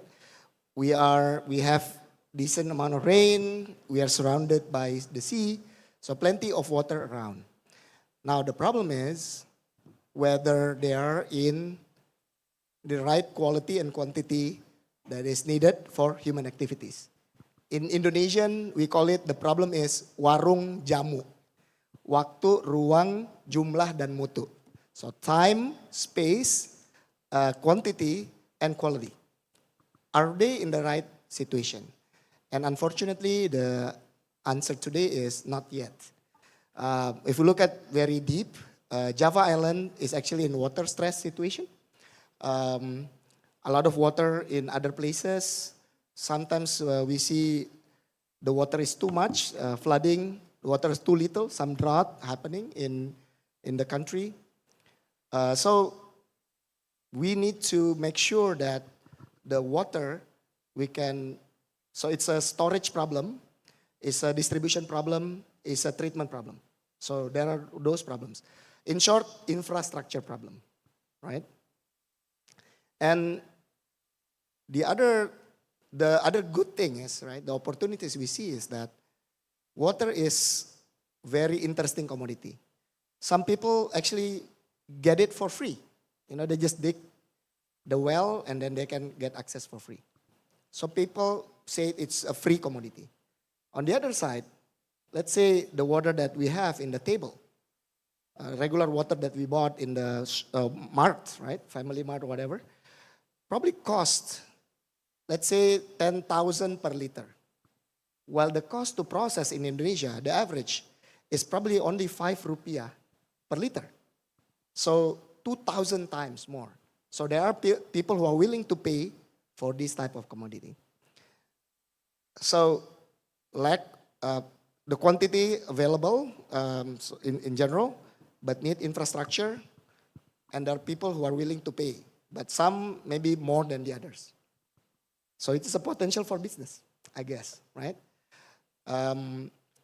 Then I guess but why it's not happening today? The other problem that we've seen is that sometimes water, people think that this is a social problem and therefore government problem, but the amount of investment needed, it's much, much more than what public fiscal space can bear. So we need private sector involvement, and I guess the question is, how can we entice, how can we make sure that this private sector money can flow? What kind of regulation that we need to do and whatnot, right? So I think that is gonna be asked by the fellow panelists that I have next time. So back to you, Nadia. Thank you very much, Pak Rahmat. Now I would like to bring this to the global level. To Ms. Natalie, what does the situation look like internationally? Are there similarities and differences between countries outside Indonesia and Indonesia? Yes, thank you. So I will say that if you look at the newspaper, today we are interconnected with social media. You can easily say and see that on one day or 1 week you will see there is too much water flooding in one part of the world. You can remember in Europe, we will remember Valencia in Spain. And there is also too less water, and there is repetitive drought periods. Sometimes it's just seasonal. It will affect a couple of months, but there is enough water and you have solution for management, and it's okay. But if it's not the case, I mean, and if it's on a long row, like 6 years in a row of drought periods in Morocco, you heard about it. I mean, this is a difficult situation, and it has consequences on agriculture, on the livelihood of everyone. Or there is other example, I mean, also in Mexico, for example, where there is a demographic pressure. So we have all this situation around the world where the challenges that Indonesia is facing, they are even some places worse because there is a lack of water, and there is also the questions that it's not only a quantity of water that is the challenges, but also there is the quality. And quality due to different type of pollutions due to domestic activities, but industrial activity, agriculture, pesticides, and so on. So it is a serious challenges, and it is so it is linked to, on one way, some climate change, but on the other way, it's all the actions that are made by, and the decisions that are interconnected, made by the society. And it's complex. So there is the governance, and to be ready for the situation, for the next times, we need to anticipate. And there is not one solution, but there is a lot of different solutions.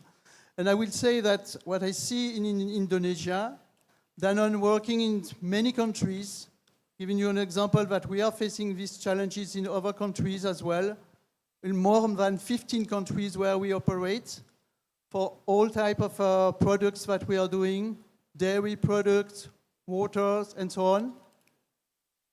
We are facing this in 15 countries where we need to find some solution, and we committed to save water. Water is vital, it's important for our society, it's important for the nature, for the environment, and we are protecting this water with the at local level. This is key, and it is what is here. It's also what I see. It's important. It has been said previously by the previous speaker. It is the community-based approach that is something that is very strong here, and that you can rely on. In 2012, the Indonesian government set up the forum, the DAS forum, the multi-stakeholder approach. And this is something that is very important, where we can rely on. That means that you can empower the local stakeholders, the group of farmers, the community organization, business at the village level, private sectors, public sector, to have some common approach of protecting the key infrastructure that is not, as has been said by the special UN water envoy, not only pipe, but the watershed. And this is key to have some conservation actions. It is already started here, several decades, with some private sector. Danone is playing his role on this. And it allows not only to preserve the water, but also to create value locally for the local communities. I mean, if you have actions of agroforestry, for example, you will improve the water retention in the soils, reduce the erosions, reduce the loss of crops, and increase the yield and increase the livelihood. So this is a collaborative effort to do, and there is different mechanisms that can be done with small investment at the scale of the watersheds, and we can talk more about it, such as the payment for ecosystem services. Thank you very much. So I'm hearing actually some pattern here that there needs to be more collaboration between stakeholders in Indonesia and outside Indonesia. Now moving on to the next topic is innovation and breakthrough. So I will want to ask Mr. Salman here. According to the World Bank, half of Indonesia's GDP is already generated in river basins facing high or severe water stress, and by 2045, that number will rise to 2/3 in GDP. How can we strengthen urban water infrastructure to support our growing cities and industries amid this stress? Thank you very much, Nadia, and Assalamu alaikum wa rahmatullahi wa barakatuh.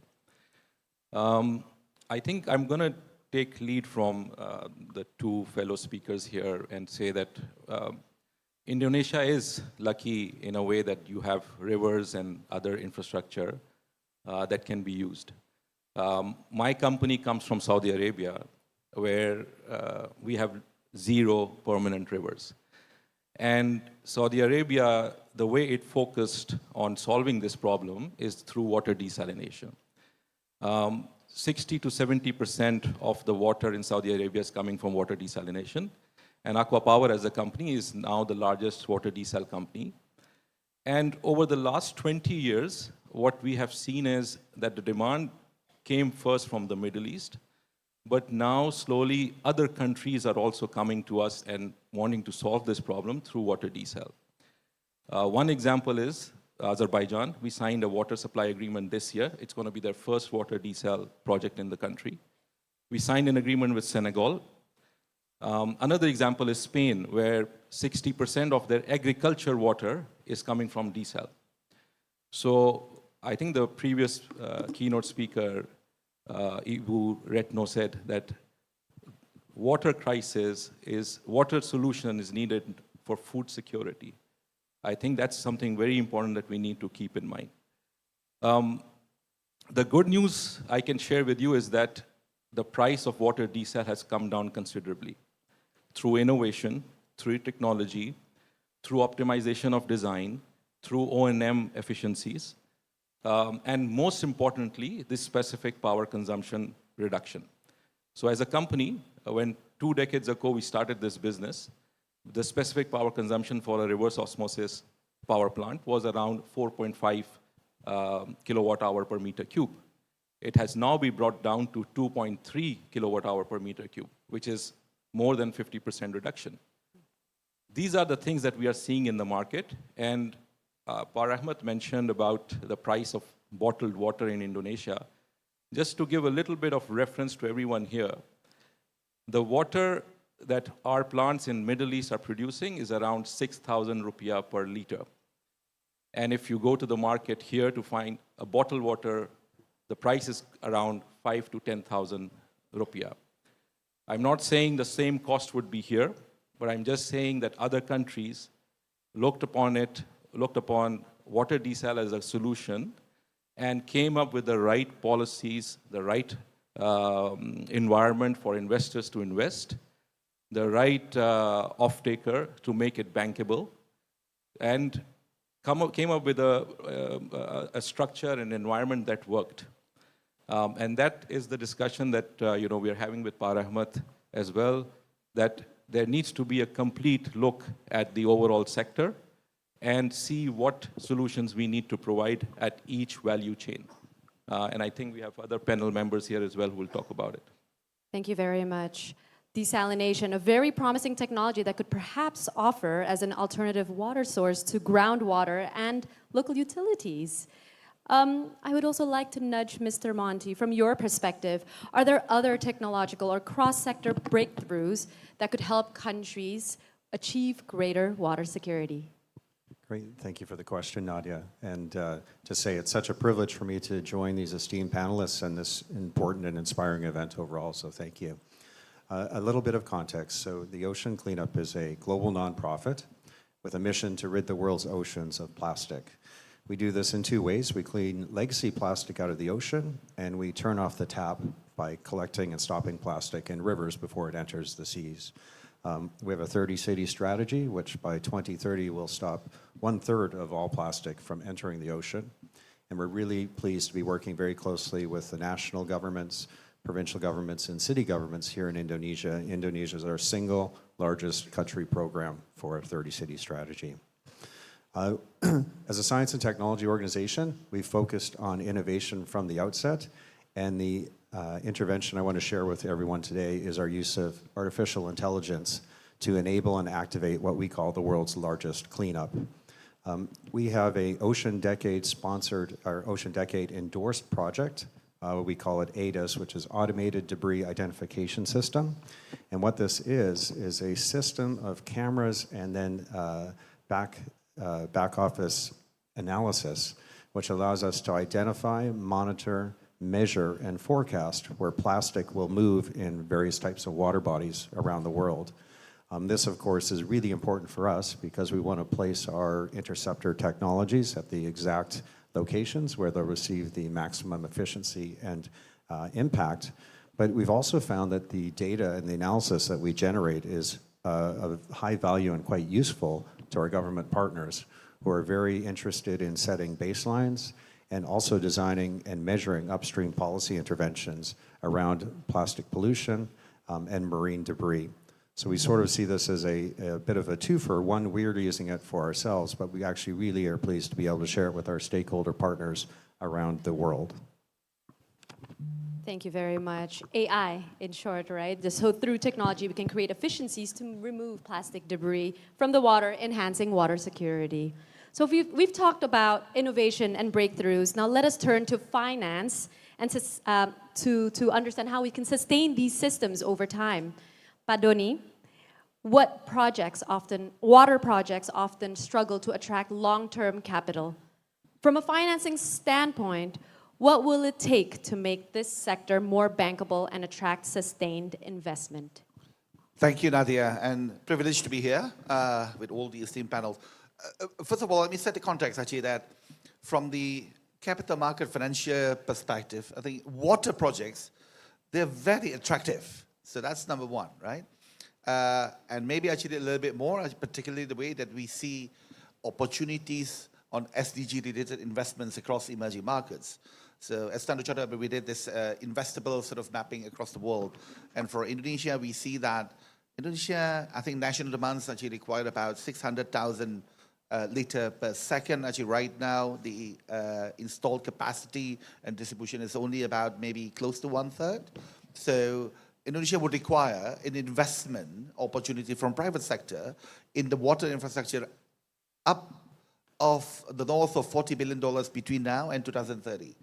And this basically represents the largest, or one of the largest, untapped investment opportunity in the country. And I think actually we need to turn it into this.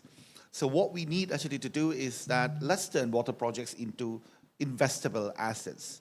There are a couple of things that probably more fundamental from a financing perspective. First one would be the counterparty strength and the clarity of the borrower. So lenders typically will look into and evaluate actually who the borrower is, actually whether it's the local municipality, utility or water companies, whether it's the national sort of level, whether, you know, sort of a different sort of private project developers, if you will, and assess their creditworthiness. Now, viability gap funding, a off-take structure or off-take guarantee mechanism becomes important. See actually that the risks are very clear and proportional. Is another $15 billion, the second infrastructure fund.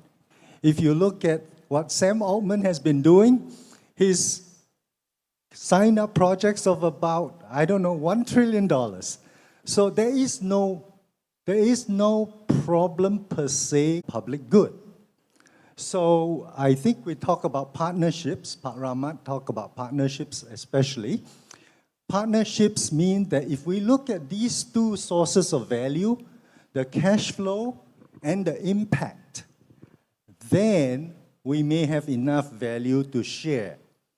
Now, there's one aspect of talking about all this morning and now in water that is the flip side of if we want to be inclusive, if we want to provide clean water access to many people, we have immediately to deal with the issue of affordability. Affordability means that we will have limited room for price increases, which means the cash flow by itself may not generate the return for the providers of cash capital. So Pak Doni talked about viability gap funding. That's another way of saying someone bridges the gap, reduces the capital required so that the capital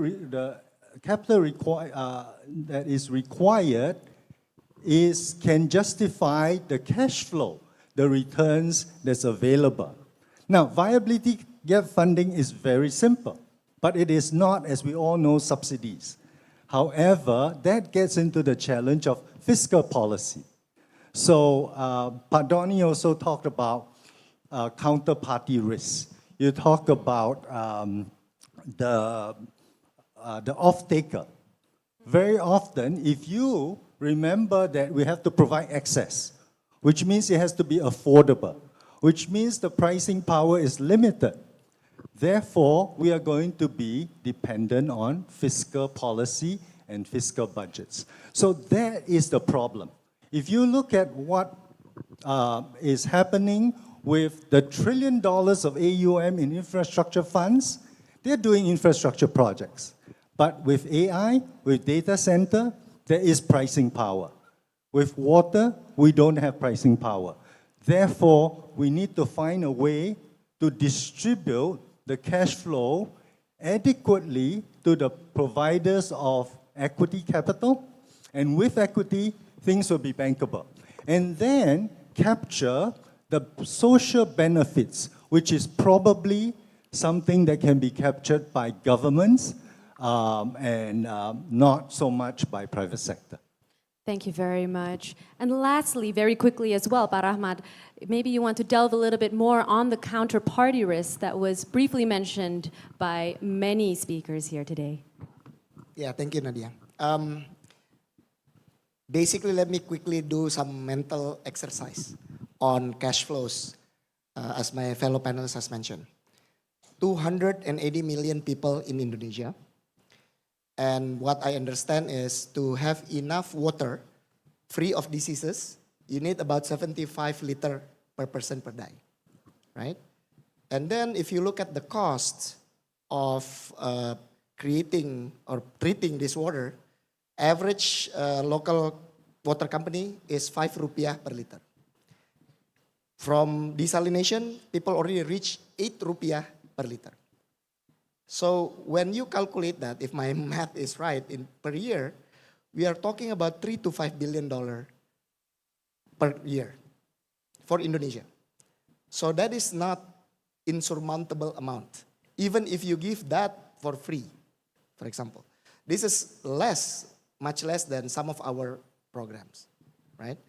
That being said, another data that is interesting for me is that I just checked with ChatGPT, the bottled water industry last year actually have revenue about more than 3 billion as well.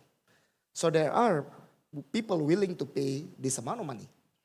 Now the question is about creating environment that makes sure that the counterparty risk is basically mitigated. If we ask private sector to build water treatment plants, very strong counterparty should be able to absorb that. And this counterparty in the future should be able to have some sort of control in how to distribute that water. And then of course, how can we ensure that our people in Indonesia get water reliably and affordably as well. And I think maybe I'm quite happy to report just before this event, very senior ministers was talking about water before we walk out, and I think there is a meeting of minds there that this is going to be an issue that we will need to resolve. And the good thing is, based on what I mentioned just now, the problem is not insurmountable. We just need to work together. Thank you so much. And that is very happy to hear. This is what ISF is for, to connect people and also ideas. So we are wrapping up right now. We have heard today that water security is not just about pipes and plants. It is about systems, collaboration, and shared accountability. Pak Rahmat and Ibu Natali mentioned about actually the issue of quantity and quality, or Pak Rahmat mentioned warung jamu. Basically, time, space, quantity, and quality, to make sure that that is met, and that has to be met by a lot of partnerships with different stakeholders. We also talked about desalination as a potential alternative water source beyond groundwater and local utilities, and the use of AI to be more efficient in removing plastic debris. So it is clear that all solutions must work across the value chain. We also look into completing the financing enabler that plays a critical role, structuring the deal so that it becomes bankable, and also pricing in certain social goods or positive externalities. And so I would like to thank all of our speakers for thoughtful insights today. Today we have been reminded that water security is not only about infrastructure, it is also about inclusivity, resilience, and shared prosperity. As President B.J. Habibie said, technology must always serve humanity. The same applies to water. Every innovation, every policy, every partnership must ultimately serve people and sustain life. Thank you, and may this discussion spark new collaborations to secure drinking, clean, and safe water for our people. Thank you very much, Ms. Nadia Habibie, for leading this panel discussion. And I would like to invite all speakers, as well as the moderator, to take 1 or 2 steps forward for a photo opportunity. So camera members, camera friends, this is your opportunity to seize this moment. We had a lot of takeaways from this very first panel discussion on water access and water security. How can we modernize water infrastructure to address challenges in water security, and also the emerging trends in water treatment technologies to ensure clean water access? Once again, thank you very much. Speakers, thank you, moderator. Let's give a big round of applause for our very first panel discussion on the first day of ISF 2025.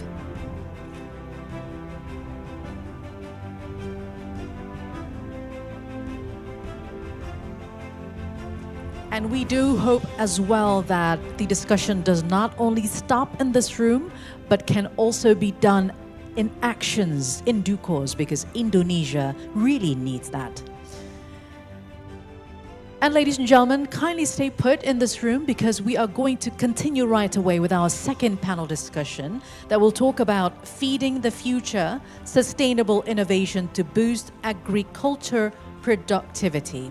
And in this session, it will be discussing on the best practices. Maybe the speakers will share their best practices to drive sustainable increases in agriculture productivity.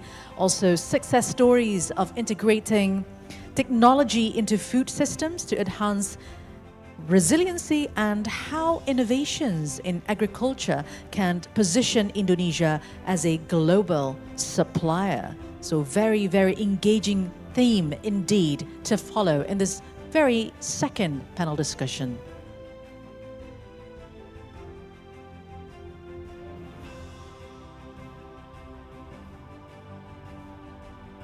Participants, ladies and gentlemen, kindly stay in the room. We are going to continue right away with our panel discussion.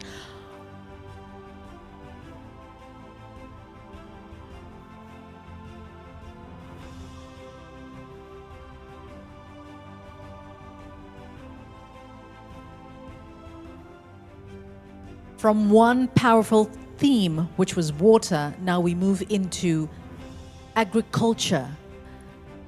So, ladies and gentlemen, in the second panel discussion, the theme revolves around feeding the future, sustainable innovation to boost agriculture productivity.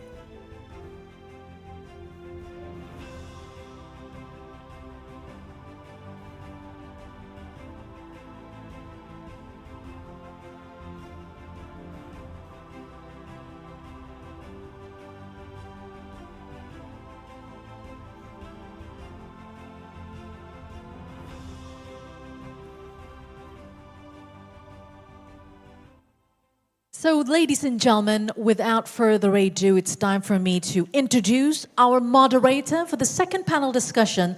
Let's welcome him on the stage, Mr. Sachin Gopalan, CEO and founder, Indonesia Economic Forum. The stage is yours.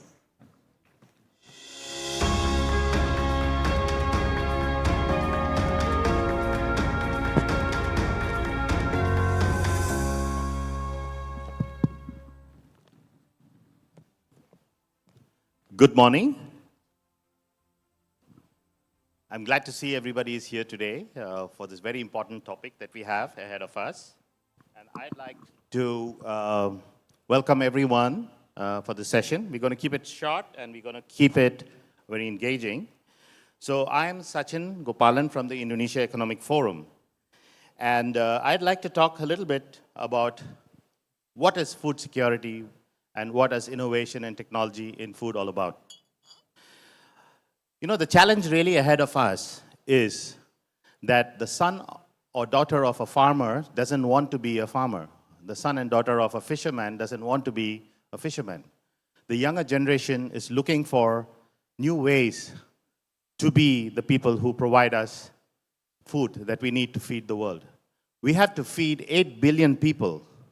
And that's quite a job, because everybody's looking towards how can food be all about organic, locally sourced, climate friendly, at the same time can be delivered in 10 minutes. So beneath that irony lies the real truth. You know, agriculture today stands at the crossroads of innovation, and we have to really think about how we can do this without exhausting our soils, the water, and our planet's patience. The good news is farmers are no longer alone. They are joined by satellites, drones, sensors, data, technology, innovation, all of which is now going to define how corporations and companies will play a bigger role in making sure that there is food for everyone. Let's get ready to dig into this, and I am very proud to invite several of our speakers for this esteemed panel today. If I may invite Pak Jap Tetfa, please come on stage. He's the President Director of Astra Agro Lestari. We have Anita Neville, the Chief Sustainability and Communications Officer of SMART. We have Peter Bakker, the President and CEO of WBCSD. And we have Pak Rahmat Pribadi, the CEO of Pupuk Indonesia. As you can see, the panel has been put together in a very, I would say, smart way in order for us to be able to talk about some key issues that we should talk about. Okay, thank you very much. I would actually go directly into the discussion, and I'm going to try and see if we can make this a bit conversationalist rather than a long monologue. So our panelists here are going to keep their answers short as well as flowing into one topic to the other, okay? So I would like to get started right away. So I'm going to start with Mr. Chap Tetfa. You know, the experience that you have with your organization being a very key role in this sector, what role can public-private partnerships play in ensuring long-term food security? Okay, thank you, Sachin, for having me here. So it's such an honor for me to speak in this distinguished forum. So I think the role of public-private partnership is very important in this case because as you mentioned in your opening remarks that long-term food security is very important now. And long-term food security cannot be done by only one sector alone. So in this case, I believe that the role of the governments, as a private sectors, and private sectors, and also the community is very important, where the government can provide with a very good policy and also the regulations in order to support the growth of the industry. And secondly, for the private sectors, I think importantly is the innovation, as you mentioned before, also the capital, financing, and also the operational excellence. So, I mean, the key word here is the sustainability and productivity. So how we can produce more with less, meaning that how can we produce more, higher productivity with existing land, and while preserving the nature and ecosystem, and also empowering the communities. So in this case, I think, as we understand that the palm oil is a major players in the world vegetables oils supply. So in this case, the problem is how can we secure the supply for the futures? I mean, in 2050, I think in our calculations, the population may reach up to 10 billion, and then there will be a gap in terms of the supply because the demand keep growing 3 to 4% CAGR annually. So I think. In this case, how can palm oils, especially Indonesia, can play a role? I think collaboratively, governments and also the private sectors is very important. So number one, I think replanting is the key. Because most of the plantation in Indonesia as well as Malaysia, I think is old age already. So it is low yield. And how can we replanting with better planting materials, higher yields, and also slower growth in height? Because slower growth in height means that it can prolong the cycle of productivity, meaning that it can also improve the soil's health and also consuming less water. And secondly is the research and development. How can we introduce and innovate with biofertilizers? At Astra, we have pupuk astamik, which is the biofertility that can reduce about 25% of the chemicals used. In this case, it's also a low carbon emissions as well. And we also try to always innovate with better yield with resistance to Ganoderma, because this is part of the very dangerous disease for palm oil. And not to mention, we also have to understand the smallholders inclusions, because 40% of Indonesia plantation is owned and managed by the smallholders, and we have to to be ready. And then I think our motto in our company is no one left behind. So we must ensure that every farmers have the right, equal right to access to market, access to financing, also access to technology, and also good agronomy practices. And in this case, the good agronomy practices, especially in the using the technology, as you mentioned, drones, sensors, data analytics. I think we are ready to support the smallholders in a sense to support them how to do a better agronomy practices and also how to maintain the good soils. And the younger generation now, Sachin, I think we observe that the younger generations are now entering to the smallholders operation as well. And they are tech savvy. They are also ready to learn. So I think we will usually equip them with the capacity building, how to train them, how to give them educations. And last but not least, Sachin, I think the sustainability practices. So the commitment for no deforestations, how to have a certification like ISPO, Indonesia Sustainable Palm Oil, RSPO, for example, and also how to use more on the biomass, like palm kernel cells, and also the biofertilizers and methane captures, and also in order to reduce the methane gas from the palm pond. I think this is very important. So I think overall, the collaborative effort from public-private partnership, including the local community, is needed because we are not talking about the food security as well, but I think it's a strategic investment for us to create innovative or partnership and also sustainable agriculture in the futures. I think that's my point. I think that's a fantastic answer. You've shown us that how you have had a very over-encompassing kind of a strategy, which is straddling across so many different factors. That's a great answer, Pa. I'm going to ask the same thing, actually. What has been your experience, Anita, with SMART? And the same thing on the public-private partnerships. At the risk of sounding very repetitive, I think there's a lot that we agree on in terms of the role of public-private partnerships. So perhaps I can take a slightly different tack. Yes. So at Sinarmas Agribusiness and Food, we're a large corporate farmer of palm, but we're also heavily reliant on the communities and the smallholder farmers that also supply not just our business, but supplier mills to our business. So we feel a real sense of responsibility as a result of our large scale. We have also a large responsibility to really hold hands with smaller actors. As Bak mentioned, smallholder farmers make up something like 40% of production in the palm sector. Big players like us are actually the anomaly.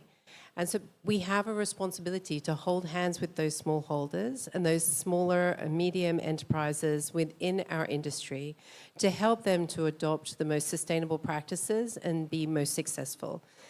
And we call this, in Sinarmas, we call this the inclusive closed loop model. How can we lift up smaller enterprises by providing them access to good seeds that handle things like Ganoderma, that are more drought resistant, provide them with access to good technology, sustainable practices, etc. But more than that, I think it's also having a sense of shared purpose, a sense of that collectively we need to do this together.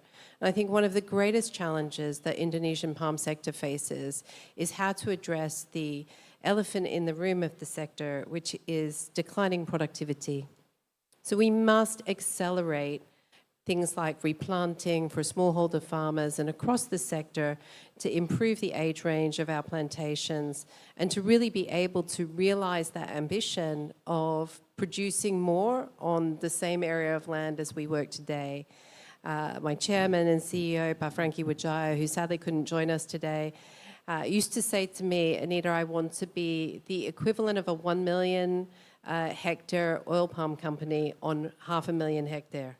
Okay, that's a challenge, and that requires us to invest in innovation, in research and development on how to improve feedstock for the plantations. It's innovation on planting techniques, production techniques, etc. And I think where private partnerships come into that is that acceleration component. We need the public side of things to be set up right in terms of regulation, policy, incentivization, because those are the structures, the frameworks that will support industry who are equipped to do innovation, research and development, operational excellence. And you need these things to come together. Pak Chairman also likes to say, together we can go far, fast, and towards an infinite future. And I think that sense of collective action is what's so important in public-private partnership. Okay, very good. In fact, the whole idea of how we can connect this now to the next question I have, which is how do we boost agricultural productivity while ensuring sustainability and resilience against climate change? And I think we have a very good speaker here, Peter Bakker from CSD, and you represent actually 200 companies. So you have a pretty broad view on how this is being done across various types of companies across sectors, right? Love to hear from you on this. Yeah, thank you. Well, the first thing I'll share with you, because when you come to a conference like this, is you want to learn new things. So last Saturday, we were in Stockholm, and the new Eat Lancet report was published, which if you haven't downloaded, and if you're in the agriculture and food sector, please download it, because this is where science gives us an update on their latest thinking on how to improve and make sustainable the global food system. 8 action areas, two around diets, 3 around the social impacts, including smallholder farmers, and 3 around the environmental impacts. If you look at those environmental impacts, then basically there are 3 things I want to leave with the audience, and that's all around innovation that private sector in collaboration with the other actors need to drive. The first one is agricultural practices. How can we move to a regenerative agricultural practice? That will not only boost productivity, yields, income for farmers, it will make the whole agricultural system more resilient. So regenerative agriculture, not just at farm level, but at landscape level, is going to be a big innovation area going forward. The second area is unleashing the power of digital transformation. I was recently in India. There's an example of a private sector company that has connected 2 million smallholder farmers to a digital tool system with sensors, satellite monitoring of their plots of land, giving them real-time digital advice on how to use fertilizers or change their practices to get better income off the field. I think the third area, and we'll talk a bit later in today's sessions in one of the rooms, is we need to get our arms around physical risk in the supply chains, into the agricultural system.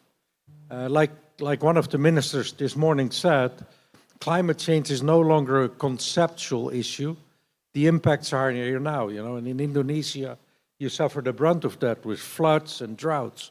But it's not only those disaster moments, it's also the slow burning impact of rising heat that will reduce yield. So yes, we need to boost productivity, but we must also make sure that the productivity we have is resilient. So I'll leave it at that. Okay. Very good, very good. You've provoked our thinking now. This is not going to be doable if you just have do what we normally do. We actually have to do something different. We have to think different. And I'm going to now go to Pa Rahmat Pribadi to continue the same thing, because you are at the sector which is very much essential. And I would not just ask you from a perspective of somebody who's manufacturing fertilizer, but you are how it's being used and what are the trends that you are seeing across the sector where you are able to contribute to boosting agricultural productivity at the same time being mindful of the effects on climate. Thank you, Sachin. I love agricultural productivity because that is our business. So thank you, Bu Anita, Pak Jab, just giving me a big opening for big business, because fertilizer contributes 62% to agriculture commodity, to agriculture productivity. So you cannot talk about increasing productivity by not talking fertilizer. And So the key in improving productivity of agriculture is making fertilizer affordable and available.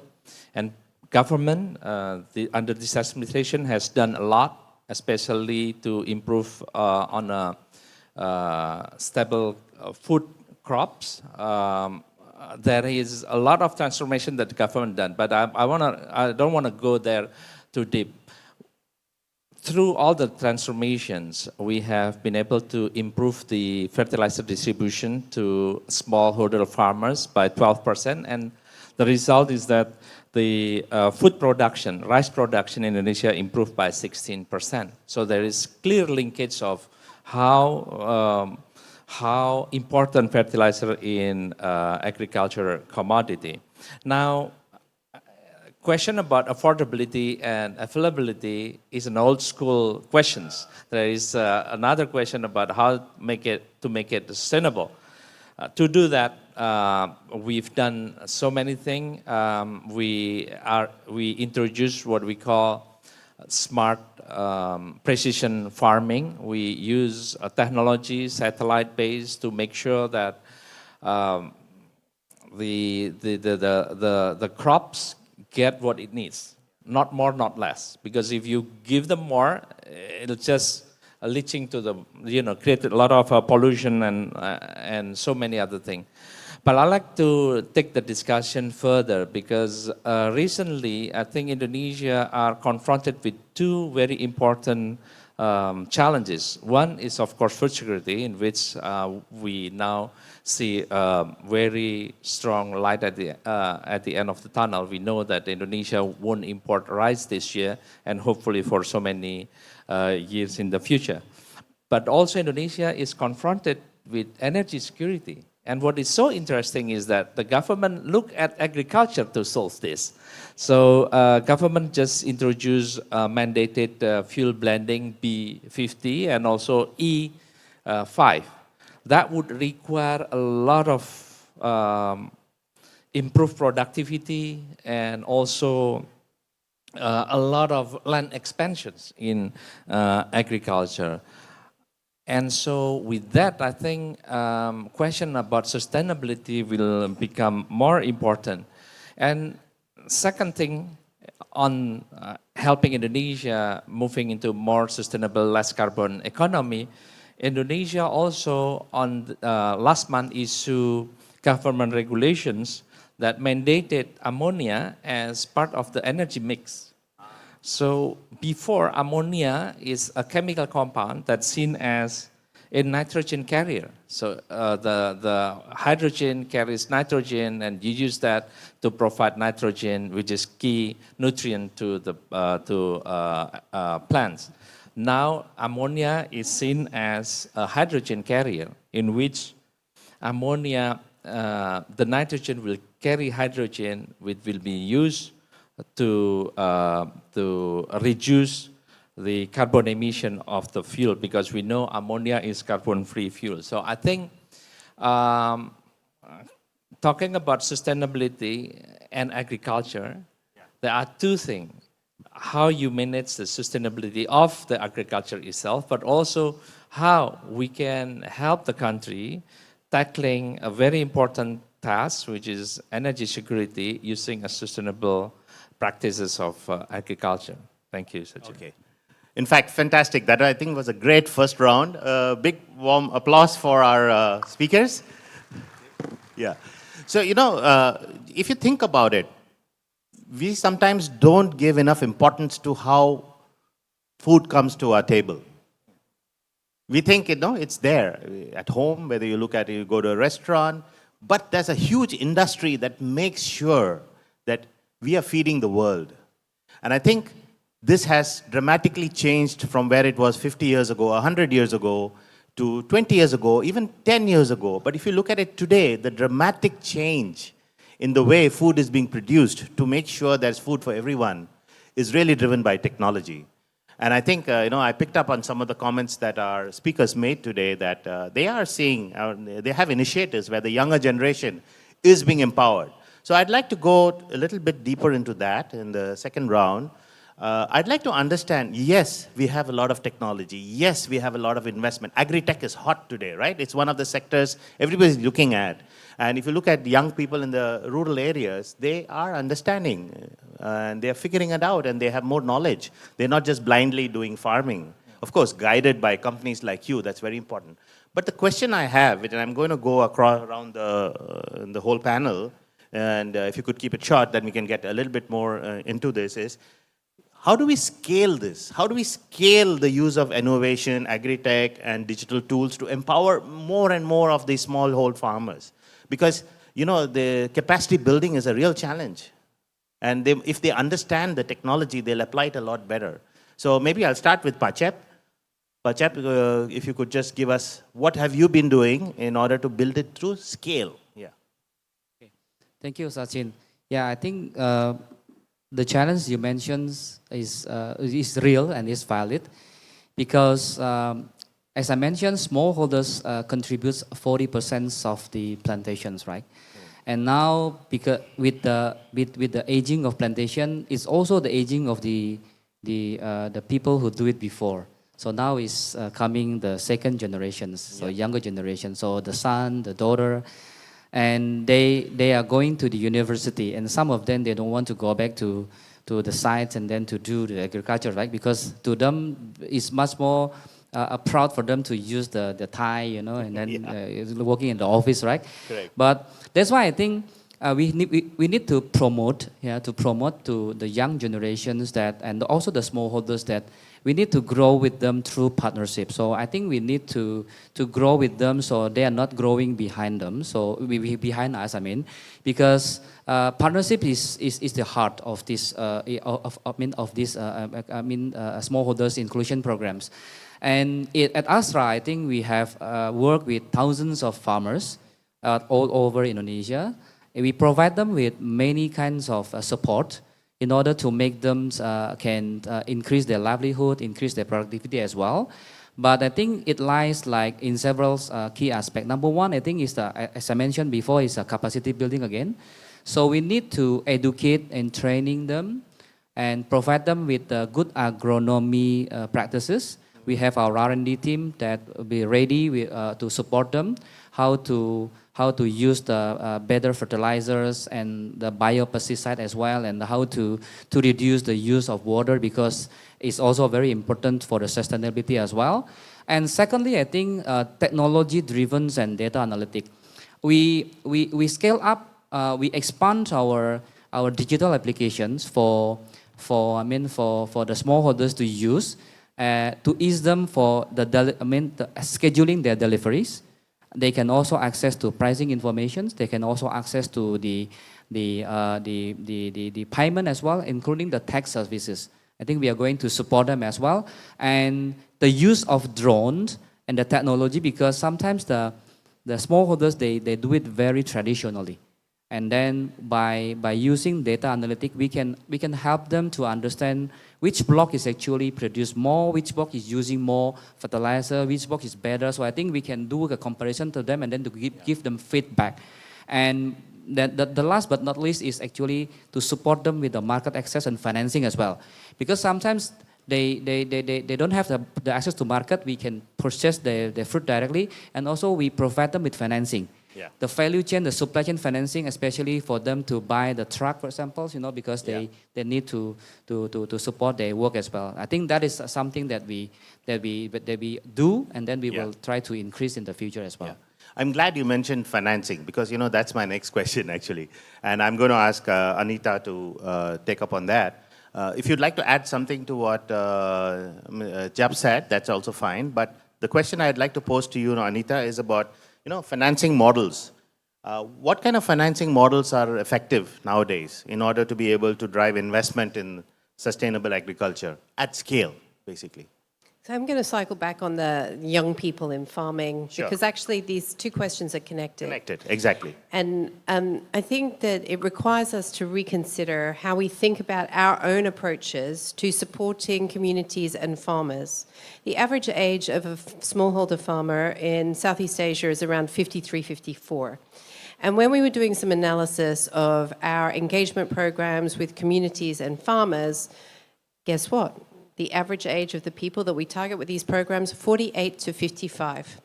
There is a huge audience in the ages 18 to 35 that we should be targeting and thinking about how do we engage them in food production, in agricultural production. And those programs probably do need different kinds of financing solutions. Instead of treating smallholder farmers in some kind of patronizing way, think of them as small business owners, right? They are family businesses, just like your local milk shop when I was growing up in Australia. But it was this mindset. 2 months ago in Addis Ababa in Ethiopia, the UN Food Systems Summit was held. The big word there was co-investment. So what we need to do now is truly collaborate at landscape level. And the biggest example I know is in Brazil, in the Cerrado, very big part of the rainforest there. The big traders of the world working together with smallhold farmers, with local governments, with the communities to say, how can we get co-investment of the solutions to flow? And the role of business is not just to buy the products that come off the land, but to give long-term certainty on the offtake, to really co-invest, to bring blended finance into that. And so it means co-designing, collaboration, that's really the way forward. Fantastic. Co-investment, blended finance, I think 2 key words we can think about. I think we're going to close to the end of this session, so I'm going to go 1 round. I'm going to start with Paramat. My favorite question has always been when ending a panel like this is, I know what you're doing today, you know what you're doing today, you know what you're doing next year, but let's say 10 years from now, what is that one thing you think your organization should focus on, you'd like to see, which will make, in your opinion, solve the problems, which, like Peter said, that we have a system that's not working as it should. 10 years from now, what's your view? A quick answer so that we can go around everyone. All right. Well, I think a lot has been said. We need to see more sustainable farming. And to do that, we need to adopt technology. Problem is, technology adoption of farmer is very low. Yeah. And that's what we need to do. That's what we are going to do. We will help the farmer to adopt technology. Not necessarily that they will use the technology, but perhaps we will provide services that use a lot of technology to help them. So that's what we're going to do in the next 10 That's a good closing statement as well. Mr. Chap, what do you like to see in 10 years as a closing statement? Okay, I think in 10 years, I will focus on 2 things. Yeah, number 1 is continue the R&D. I think this is very important for the long-term food security to survive. And secondly, I think it's the responsible sourcing. Yeah. That we can also ask the smallholders to work together, how we can provide a better sustainability practices in the future, I think. Thank you. Fantastic. Peter? I think 2 things in 10 years need to be the standard. Risk assessment throughout the agricultural food supply and the food supply chain. And the second thing is really drive regenerative agriculture to scale. And Anita, you have the last word. So at the international level, I think we need to see a doubling or tripling of transition finance into agriculture. Ag is 30% of global emissions. It's currently about 5% of the financing. That needs to triple, at least. At an Indonesian level, I think what we need to see is mass investment in replanting in the palm sector so that we can really reinvigorate that industry, feed ourselves, feed and fuel the world. And from a Senior Mas perspective, our contribution to that is our commitment to training and supporting 100,000 smallholders and training and supporting 20,000 youth in 10 years so that we're breeding the next generation of farmers. So that's, I think, a good blueprint to end this discussion with. And please join me for a warm round of applause for our great speakers. Anita Neville, Chief Sustainability Officer, Communications Officer of SMART. Peter Bakker, President and CEO of WBCSD, Rahmat Pribadi, CEO of Pupuk Indonesia, and Mr. Chap Tetfa, President Director of Astra Agro Lestari. Thank you very much. I'm Sachin Gopalan. I'm honored to be here today and enjoy the rest of the conference. Thank you. Thank you, Mr. Gopalan, for an excellent leadership in moderating this session. And also we thank you all speakers. We invite moderator and speakers for a photo opportunity. So please kindly face the cameras. line up at the center of the stage this time around. Very engaging topic on agriculture innovation as well as productivity, and it is very important as well for us to foresee what do we want to leave as a legacy 10 years from now.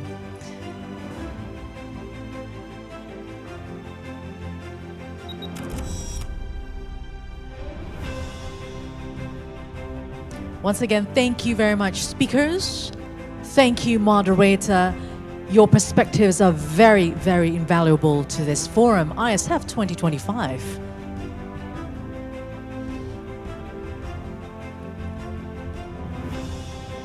Ladies and gentlemen, we still have more topics in panel discussions, and that's going to happen after the break. So for now, we will take a break for lunch and networking, and for our Muslim friends as well, for the Jum'ah prayer. Information for you that Salat Jum'at or Jum'ah prayer will be held at Assembly 1 room. Once again, Jum'at prayer is going to be held at Assembly 1 room. And ladies and gentlemen, we expect everyone to please be back at this plenary hall at 1:30 p.m. this afternoon for the next panel discussions that we promise will bring you great perspectives and engaging themes in this forum, ISF 2025. Enjoy your break, and we'll see you after that. Thank you very much.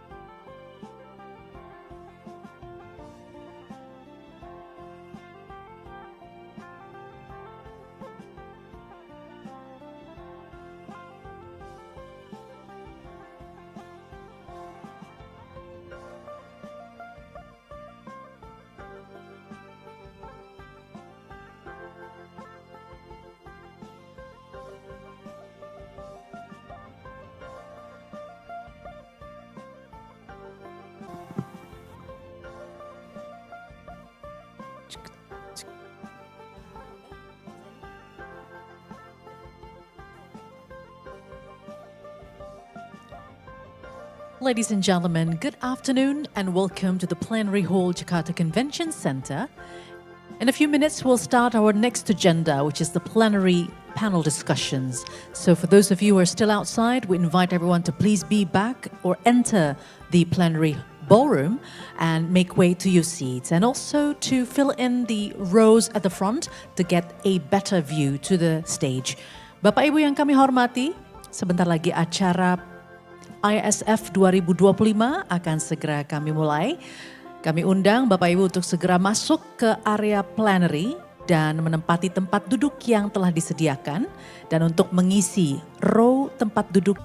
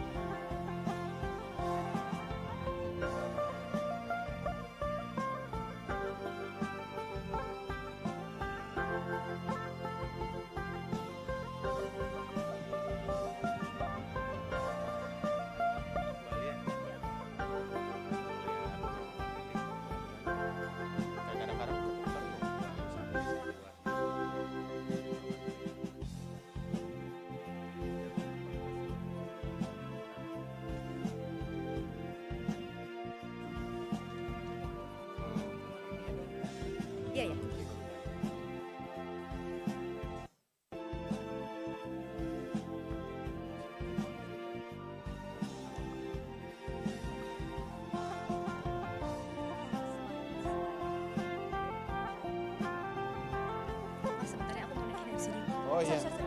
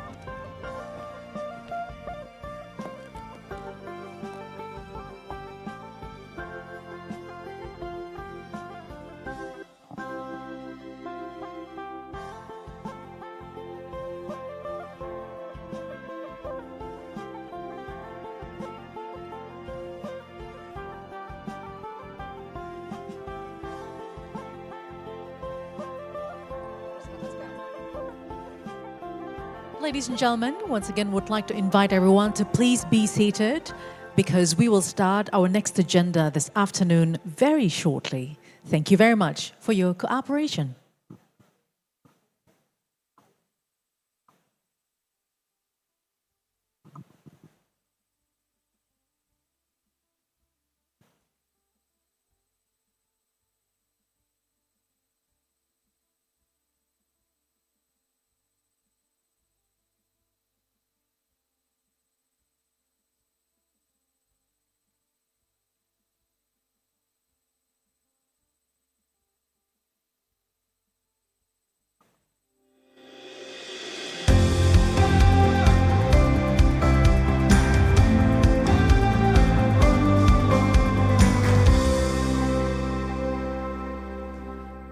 Good afternoon, ladies and gentlemen, participants to the Indonesia International Sustainability Forum 2025.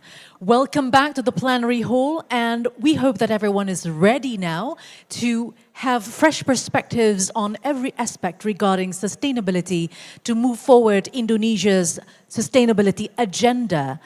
And ladies and gentlemen, this afternoon we have a jam-packed of agenda lined up for all of you. We will start with MOU signings as well as LOI signing before we get into the panel discussions that will bring up very engaging topics all out the afternoon. So now, ladies and gentlemen, let's step into the next agenda, which is LOI Infrastructure Project Facilitation Office signing between Coordinating Ministry for Infrastructure and Regional Development of the Republic of Indonesia, Asian Development Bank, ADB, and Kemitraan Indonesia Australia untuk Infrastruktur atau KIAT. And for this signing, may we invite the respective representatives to please come forward to the stage. From the Coordinating Ministry for Infrastructure and Regional Development, the Republic of Indonesia would like to invite to the stage Bapak Rahmat Kaimuddin. And also ASEAN Development Bank ADB representative and Kemitraan Indonesia Australia untuk Infrastruktur atau KIAT representative to please come forward as well to the signing table. And also would like to call upon to the stage the future partners, International Finance Corporation, IFC, and Asian Infrastructure Investment Bank.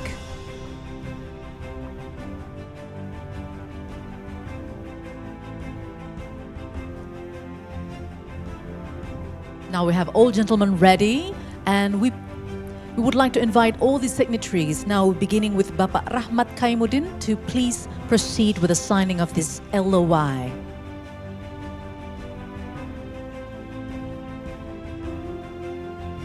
And continue with the next signing.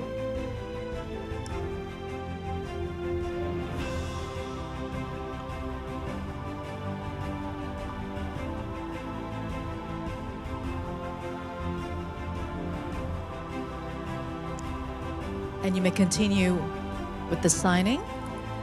All right, and the document is signed. Please put it up and show it to the camera as we invite everyone on the stage for a photo opportunity with a signed LOI.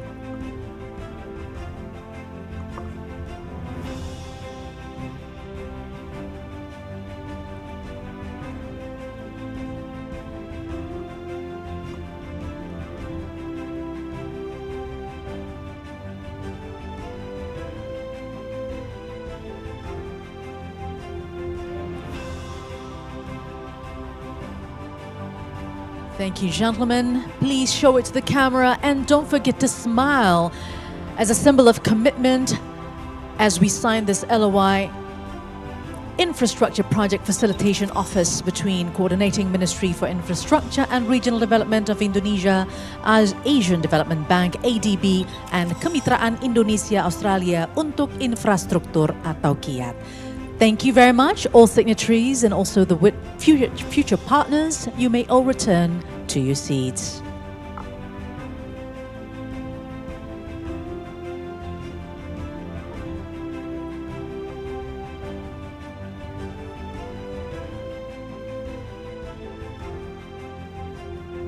And after that first LOI signing,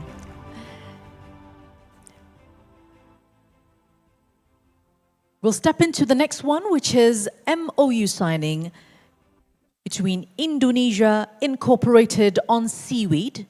MOU, Indonesia Incorporated on Seaweed. We'll now proceed with the signing. Advancing a Sustainable Blue Economy between Apindo, Standard Chartered, Conservation International, and Konservasi Indonesia. May we kindly invite the respective representatives to please come forward. Ibu Shinta Wijaya, Ketua Umum Asosiasi Pengusaha Indonesia. Bapak Doni Dono Saputro, OBE, Chief Executive Officer, Standard Chartered Bank. Ibu Meizani Irmadiani, Senior Vice President and Executive Chairperson, Yayasan Konservasi Cakrawala Indonesia. And Mr. Jan Yoshioka, Vice President, Nature Finance Conservation International.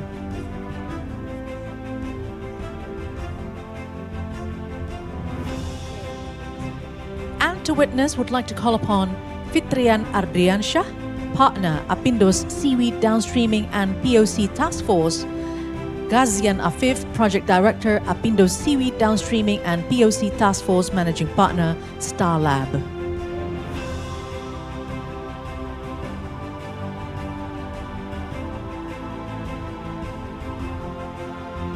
The MOU is signed. Ladies and gentlemen, let's give a big round of applause as our support as well to the continuation of this MOU.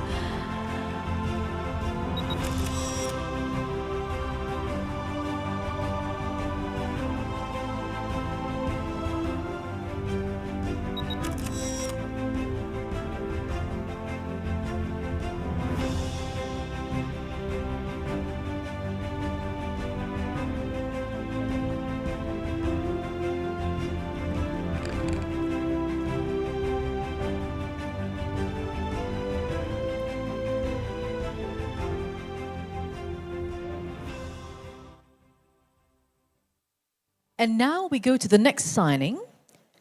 Commitment on Green Project and Operation Financing for 500 megawatts geothermal energy development between Bank Negara Indonesia Persero Tbk with PT Geodipa Energi Persero. May we kindly invite the respective representatives to please come forward. From BNI, Bapak Pancaran Afendi, as EVP Wholesale Solutions and Value Chain. And from Geodipa Energi, Bapak Yudistian Yunis, President Director.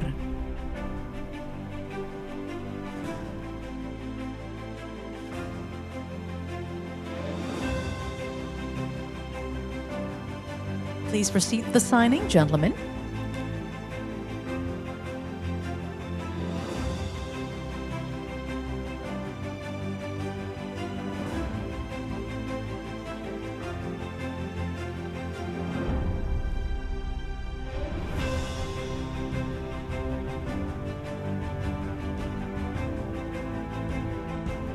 here's the signed agreement. Don't forget to show it to the camera and smile, gentlemen.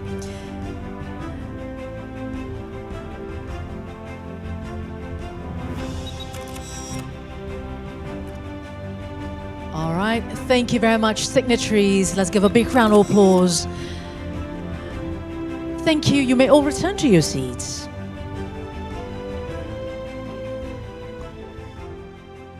And now stepping into the next one, we'll proceed with another MOU between Indonesia-Germany Cooperation for Sustainable Development, and that is between GIZ and Kadin Indonesia. May we kindly invite the respective representatives to come forward. Bapak Anindya Novyan Bakri, Chairman of Kadin Indonesia, and Hans Ludwig Bruns, Country Director, Indonesia and ASEAN of GIZ. And the signing will be witnessed by Ibu Shinta Wijaya Kamdani as Coordinating Chairman for Human Development, Culture and Sustainable Development, and also Thomas Forge, Cluster Coordinator, Special Assignment and Urban Development.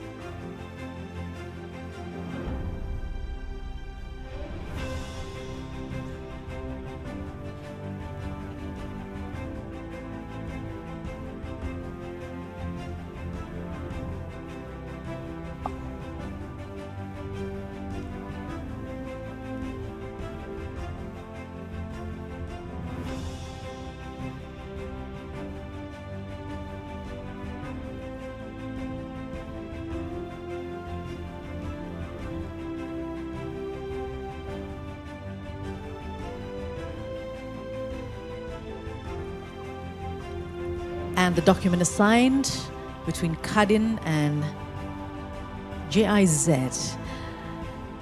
May I ask everyone to, yes, swap position and sign the documents.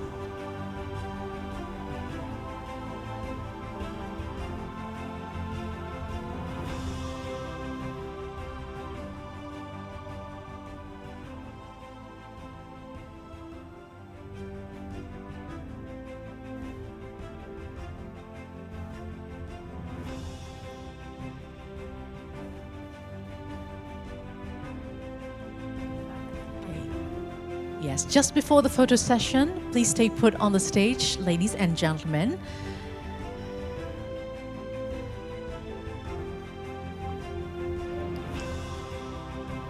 So herewith the MOU between Indonesia, Germany, Cooperation for Sustainable Development between GIZ and Kadin Indonesia.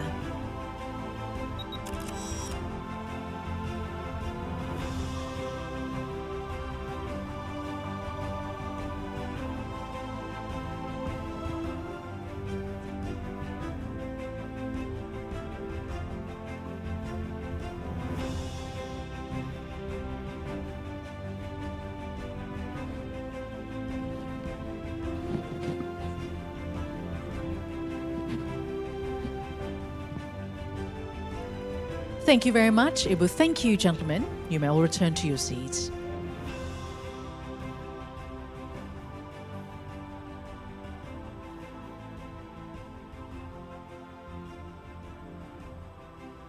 And next MOU is a strategic collaboration for net zero advisory and solutions between Yutomodek Group and PT Sumber Daya Lestari. May we kindly invite the respective representatives to come forward, please. From Joto Modek Group, Anthony Utomo, Managing Director. And PT Sumber Daya Lestari will be represented by the Director, Bapak Tommy Haryadi.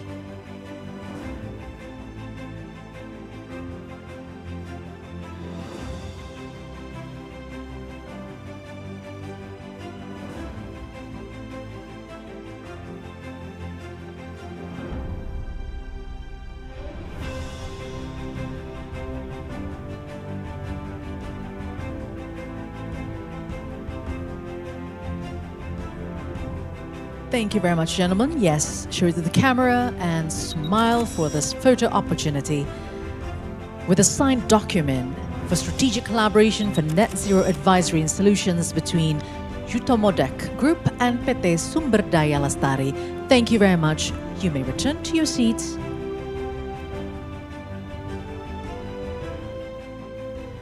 And next, ladies and gentlemen, MOU for Maritime Infrastructure Partnership for Clean Mobility between PT Utomo Mobilitas Bersih Indonesia and PYXIS Maritime Pte Limited.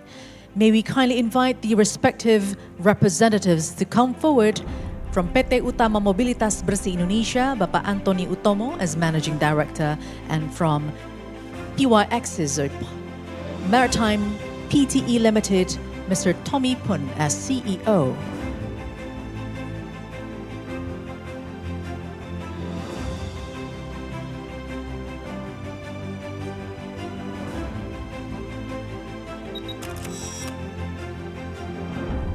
Thank you very much. Thank you for the signing the documents. You may return to your seat.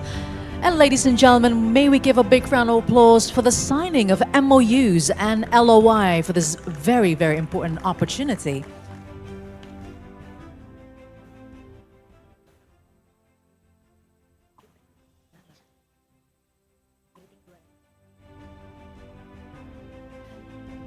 Would like to also welcome who have been attending this event as well and here among us this afternoon.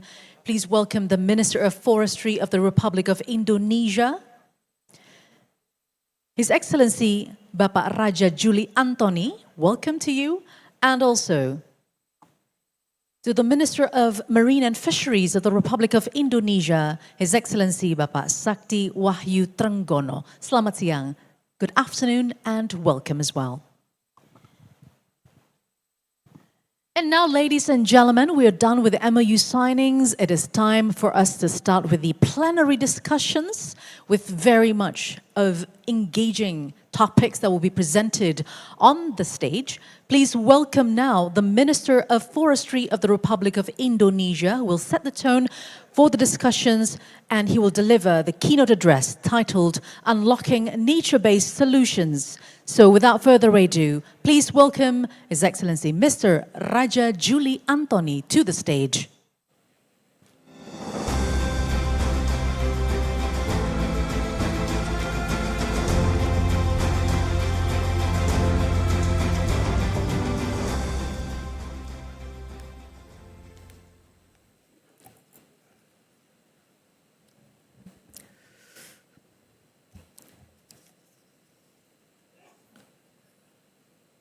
Excellencies, Minister of Marine Affairs and Fisheries, Mas Sakti Wahyu Trenggono,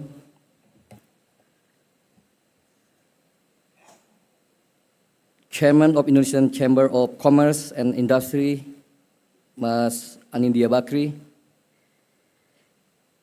Honorable Ambassador of several countries,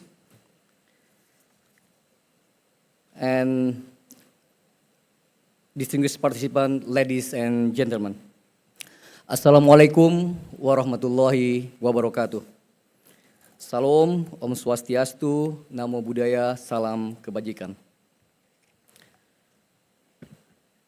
It is a profound honor to stand before you today at this international gathering dedicated to sustainability, a cause that defines our shared humanity and our collective future.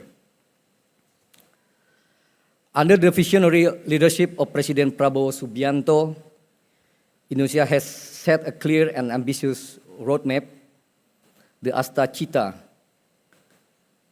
our national vision toward a golden Indonesia 2045. Two of its pillars, food security and environmental stewardship, lay the foundation of sustainable future. These are not mere aspirations, they are mandates for action.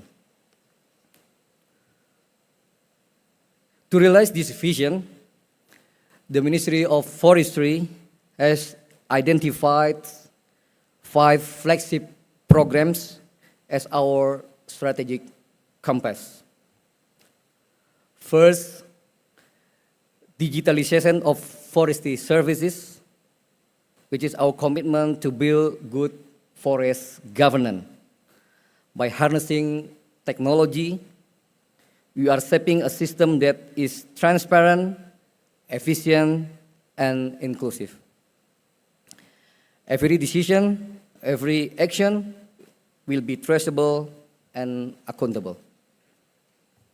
Second, equitable forest management, a pillar of inclusion and empowerment. Through recognition of indigenous and local rights, we are fostering ownership and shared stewardship over our forests. Third, forest as source of food security. Our forests are fertile ground of opportunity. Through innovative agroforestry and the sustainable use of non-timber forest products, we are unlocking new livelihoods for rural communities. Fourth, preserving Indonesia's forests as the lungs of the world. Through comprehensive conservation and rehabilitation, Indonesia continues to lead efforts in maintaining ecological balance and ensuring climate resilience. Fifth, the One Map policy, a unified, accurate, and integrated mapping system is essential to ensuring legal clarity, reducing land disputes, and building a solid foundation for green investment and sustainable development. Ladies and gentlemen, our vision for sustainability rests upon 3 interconnected pillars: ecological, economic, and the social. Together, they form the backbone of our policy and practice. Through early detection, swift coordination, and strong collaboration across multi-stakeholders, the nation stands united to guard its forests from fire. The success in forest fire mitigation is a history of resilience and cooperation. Forest fire mitigation has also shown remarkable progress from 2.6 million hectares burned in 2015 to only 213,000 hectares this year, 2025, transforming crisis into progress to early warning systems, rapid coordination, weather modification and operation, and multi-stakeholder cooperation. Next, optimization of national park management is mandatory, done through efforts such as implementing zero waste and zero accident, grading the climbing roads, and implementing a digital e-ticketing system. Indonesia's 57 national parks are undergoing transformation to enhance conservation and visitor experience. We are introducing modern facilities, digital ticketing system, and improved safety standard, ensuring that conservation and tourism, what so-called ecotourism, work hand in hand. This year, we launched a national grading system for mountain trails, promoting safety for climbers and ecosystem sustainability.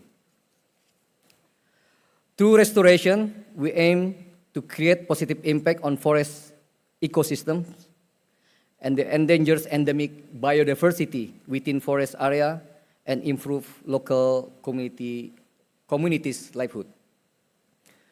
We are advancing major restoration partnership such as $150 million project in Waikambas National Park. This initiative is expected to create 750 new jobs and generate up to $550 million in economic value, while safeguarding the endangered Sumatran elephant and its habitat. Pasangan Elephant Conservation Initiative, or PECI Aceh, PECI literally means head, established on 20,000 hectares of dedicated land donated by President Prabowo. We are building elephant corridors and community-based conservation areas. This effort realized through cooperation with international partners, and I would like to express my sincere gratitude to WWF Indonesia as well as British government for their invaluable collaboration in establishing PECI Aceh. Excellencies, distinguished participants, ladies and gentlemen. Through improved governance and reform in regulations, we will turn the carbon economic value of forests into new driver of green growth. Indonesia is transforming the carbon economic value of its forests into a new driver of green growth. I would like to emphasize that Indonesia is open the potential of the nature-based solution, not only for carbon reduction activities, but also for carbon removal, such as afforestation, reforestation, and revegetation. We are developing this opportunity in three specific areas, namely social forestry, conservation, and sustainable forest management. Furthermore, President Prabowo has announced a national target of planting 10 million hectares of degraded and critical land. This is a huge undertaking, and it reflects Indonesia's strong political will to restore our ecosystem and enhance our carbon sinks. However, we cannot achieve this alone. We need strong collaboration from the private sector, financial institutions, civil society, and local communities. Together, we can turn forest-based carbon sequestration into real economic value. Our strategy is clear: to build strong, inclusive, and globally connected carbon market ecosystem. Indonesia must ensure clarity of rules, align national MRV standards with global practices, adopt the state-of-the-art technology, attract institutional investors to finance nature-based solution mitigation projects, and aim for interoperability with global carbon markets. Through these key strategies, Indonesia will stand as a world-class hub for sustainable carbon market development. Forests are not just trees, they are our living reservoirs of food, energy, water, sustaining life and the nation's future. Through multi-usaha kehutanan (MUK), multi-purpose forestry business,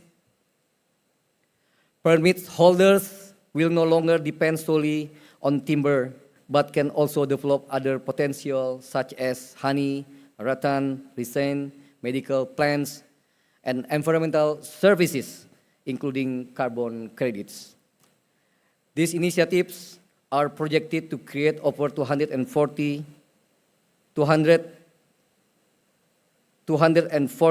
jobs while expanding market access for rural producers.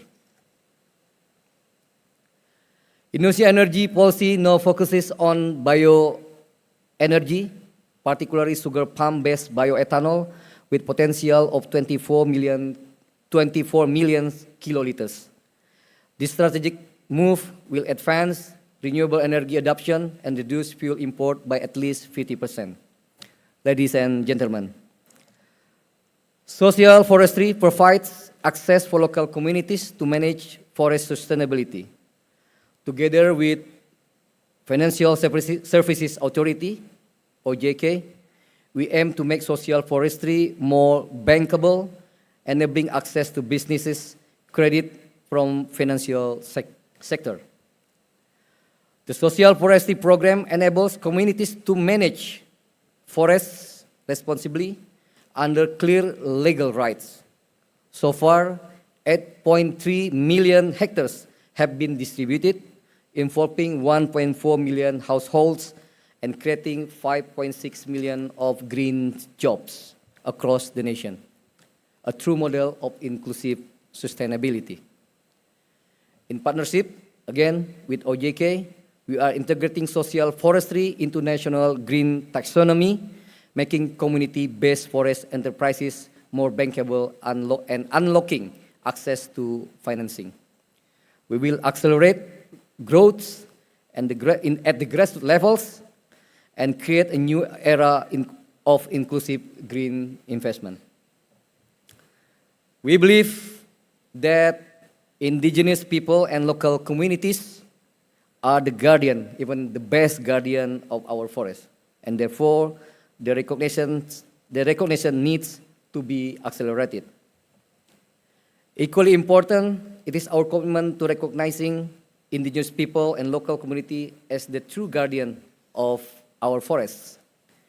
In March 2025, we established a dedicated task force to accelerate the recognition of customary forests. Under my stewardship, the total area of designated customary forests covers approximately 70,000 hectares. Between 2025 and 2029, we aim to recognize an additional 1.4 million hectares, ensuring that recognition and justice advance in harmony. Distinguished delegate, ladies and gentlemen, today this forum is not merely an event. It is a call to action. And Indonesia stands ready to lead, guided by unwavering spirit of collaboration, solidarity, and shared purpose. Let us join hands to invest in our shared mission to build green economy, conserve nature for the future generations, and empower community to thrive. The forest is not ours to own. It is ours to protect. The future of humanity depends on how we care for our forests today. May this forum mark the beginning of a new hope and era of global partnership for sustainable future, and I thank you. Assalamualaikum warahmatullahi wabarakatuh. Waalaikumsalam. Kindly remain on the stage, Bapak Menteri.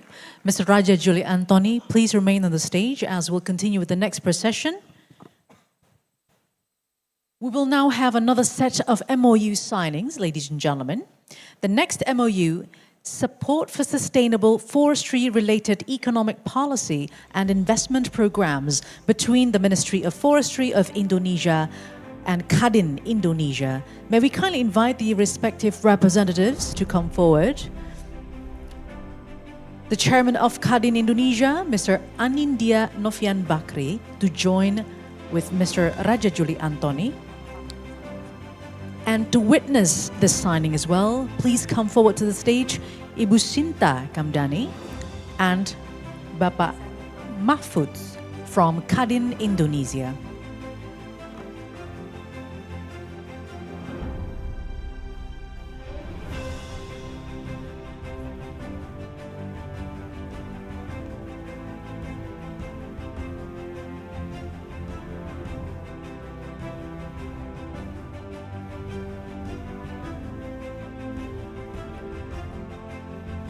And here we're witnessing the signing of MOU to support sustainable forestry-related economic policy and investment programs, as Indonesia is very much abundant with numbers of forests across this country, which is a source of prosperity and sustainability.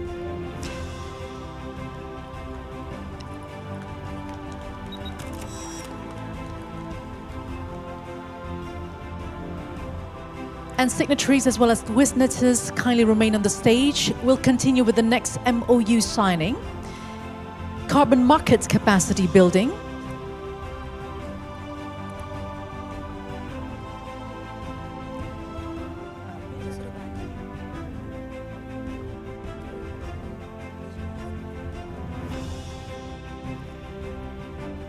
Now the next MOU.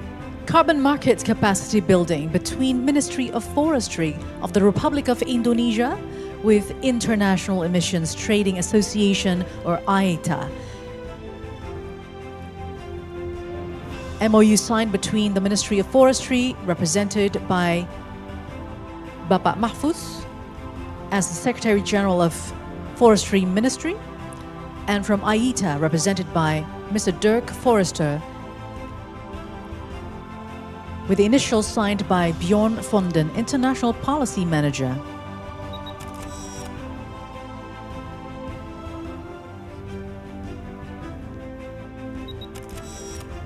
Thank you very much, signatories. Thank you, witness Bapak Raja Juli. You may all return to your seats.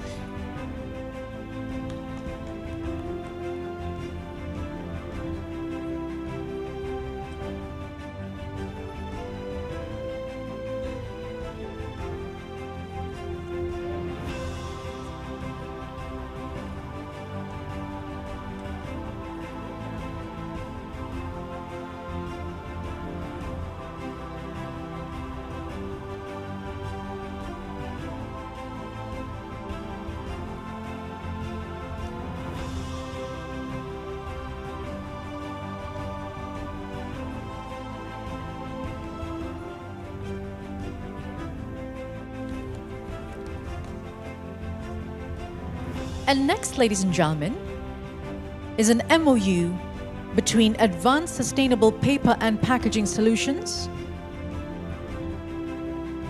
between APP Group, Lubrizol,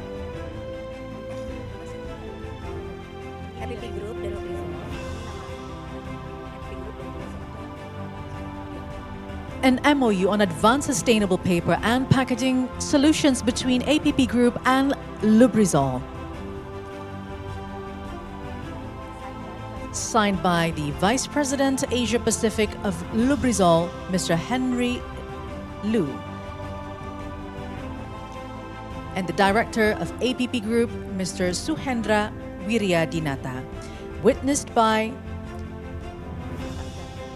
Mr. Ganga Nirmal Kumar, Chief Public Affairs and Sustainability Asia Pacific Lubrizol, Mr. Justin Chen, Senior Director Lubrizol Asia Pacific,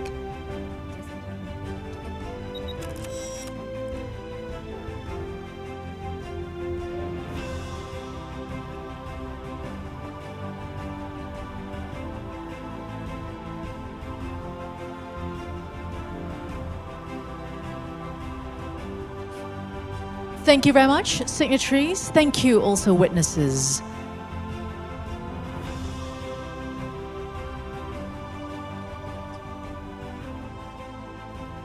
And ladies and gentlemen, as promised, we are going to continue giving the best perspectives on sustainability. And for this time around, would like to invite to the stage His Excellency Mr. Sakti Wahyu Trenggono, the Minister of Marine and Fisheries of the Republic of Indonesia, for the keynote speech.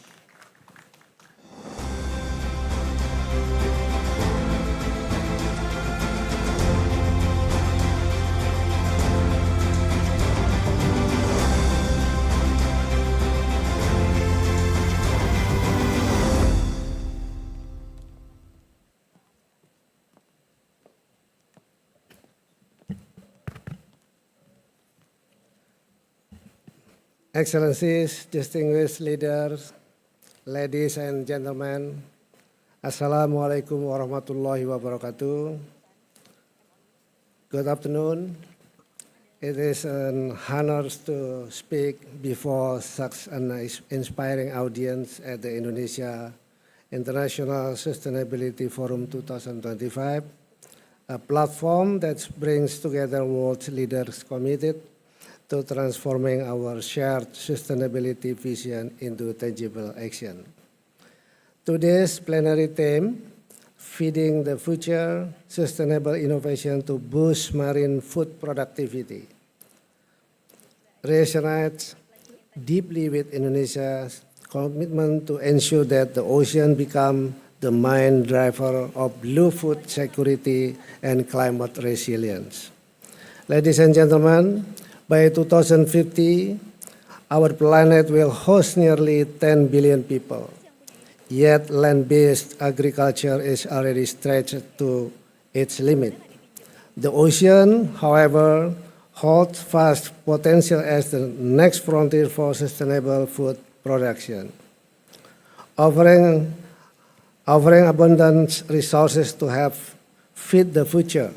With its vast and rich marine resources, Indonesia believes that the future of global food security lies in the sea in what we now call blue food. Ladies and gentlemen, through the blue economy policy, the Ministry of Marine Affairs and Fisheries has redefined the paradigm of marine resources management to achieve ocean health, wealth, and prosperity. This vision is operationalized through 5 flagship programs. Marine protected areas are being expanded to preserve ecological balance and safeguard marine resources. Quota-based fishing practices must be maintained with stronger regulation to prevent overexploitation.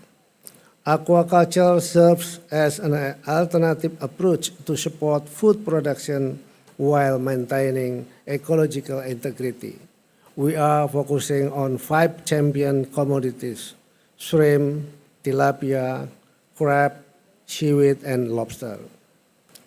Marine tourism and other extractive economic activities in coastal areas often cause degradation to coastline and small islands. Therefore, they must be closely monitored and properly controlled.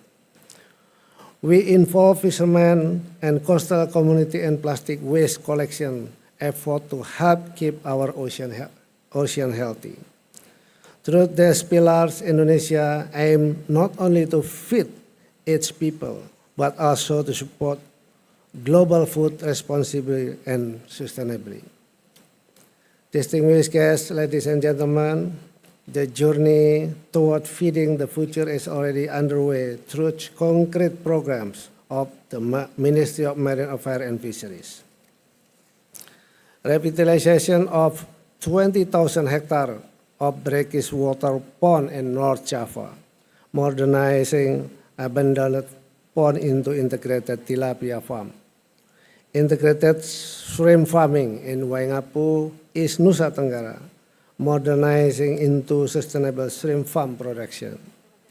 Modernization of fishing vessel, transforming the small-scale fleet, can ensuring every fish catch contribute to traceable, sustainable food supply. National salt production revitalization to strengthen local salt production and to fulfill national salt self-sufficiency. Distinguished guests, ladies and gentlemen, Indonesia is also a potential market with a population of becoming 270 million people, the 4th largest in the world, of which 100 million live in coastal area. Indonesia welcome partnership that strengthen the global food supply chain from sustainable investment, innovation, research, and knowledge transfer. We believe sustainability must not be an exclusive privilege of development nation. It should be a shared opportunity that connects technology with local wisdom. Thank you. Wassalamualaikum warahmatullahi wabarakatuh.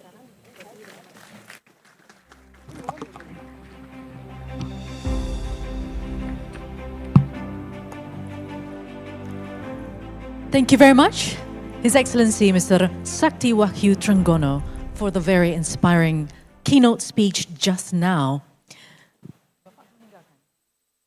And also would like to thank the Minister for attending this event, and you may continue with your next duty. Once again, thank you very much for the support to ISF 2025.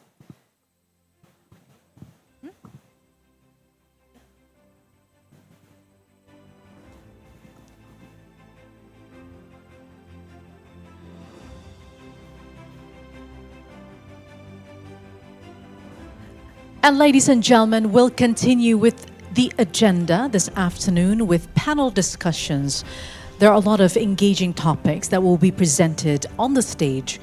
And the very next one will talk about unlocking nature-based solutions, sustainable utilization of land and sea resources. From this panel, we deem to find out what are the emerging trends and innovations that leverage nature-based solutions. What are the key success factors as well? We can hear it from the speakers that will be talking on that panel. And also, what are the key enablers for achieving self-sufficiency in marine food production? And other topics that will be discussed as well are going to be about unleashing green electricity, capturing the full potential of renewable energy, emission-free mobility, catalyzing the shift to green mobility, enhancing downstreaming, sustainable investment in critical minerals industries, next-generation fuel, scaling biofuels and new molecules to bridge energy transitions, advancing industrial decarbonization, technology and innovation for a net-zero future, and financing sustainable growth. And of course, one of the things that are very critical to sustainability efforts are the human. So in one of the panels as well, we're going to be discussing about building human capital for a sustainable future, creating green jobs in the age of AI.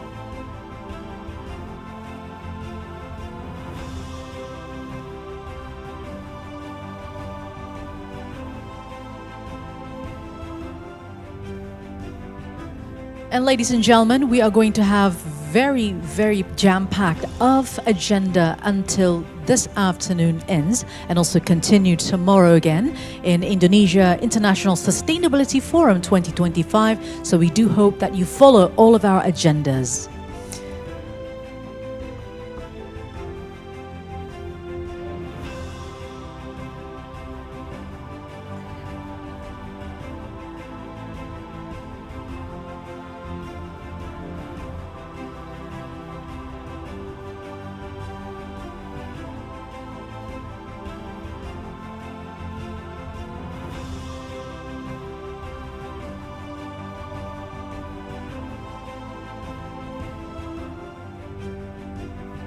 And also it is very important to get the best practices, sharing stories from other countries as well, to be replicated in Indonesia. All right, ladies and gentlemen, without further ado, it is time for me to introduce our moderator for this session, Unlocking Nature-Based Solutions, Sustainable Utilization of Land and Sea Resources theme. Let's invite her to the stage. Welcome Ms. Gita Syahrani, Director of Bumi Ekosistem Lestari Sejahtera.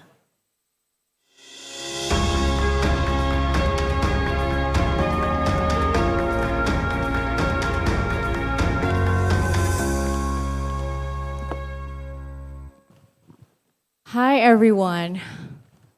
Wow, there's no sound. Hi everyone. Hi. It looks like a full room, so it's good that the energy is still high, and we're going to talk about something that might be of interest of everyone because it's about the emerging but the current future of Indonesia, both green growth but also blue economy.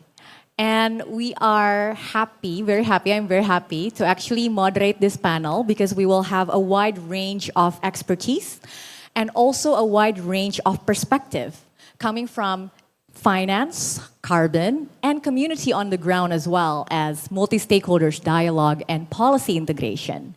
So without further ado, I will be calling the panelists one by one. And please give your biggest round of applause for the first speaker for today, Jan Yoshioka, the Vice President of Sustainable Finance, Asia Pacific Region for Conservation International. Welcome, Jan.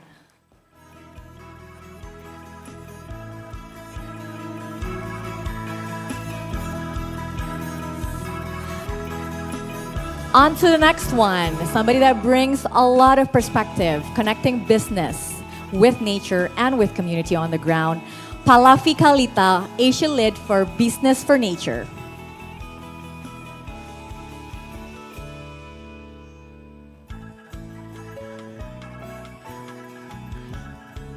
We will also be joined by Bjorn Fonden, International Policy Manager, APAC Lead, International Emission Trading Association, or AITA, who just stepped off the stage, actually, after signing his MOU with the government of Indonesia. So welcome, Bjorn.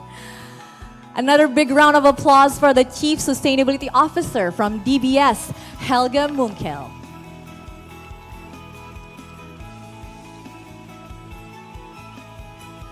Welcome, Helge. Great to have you here. And last but not least, the CEO of Integrity Council for the Voluntary Carbon Market, Amy Merrill.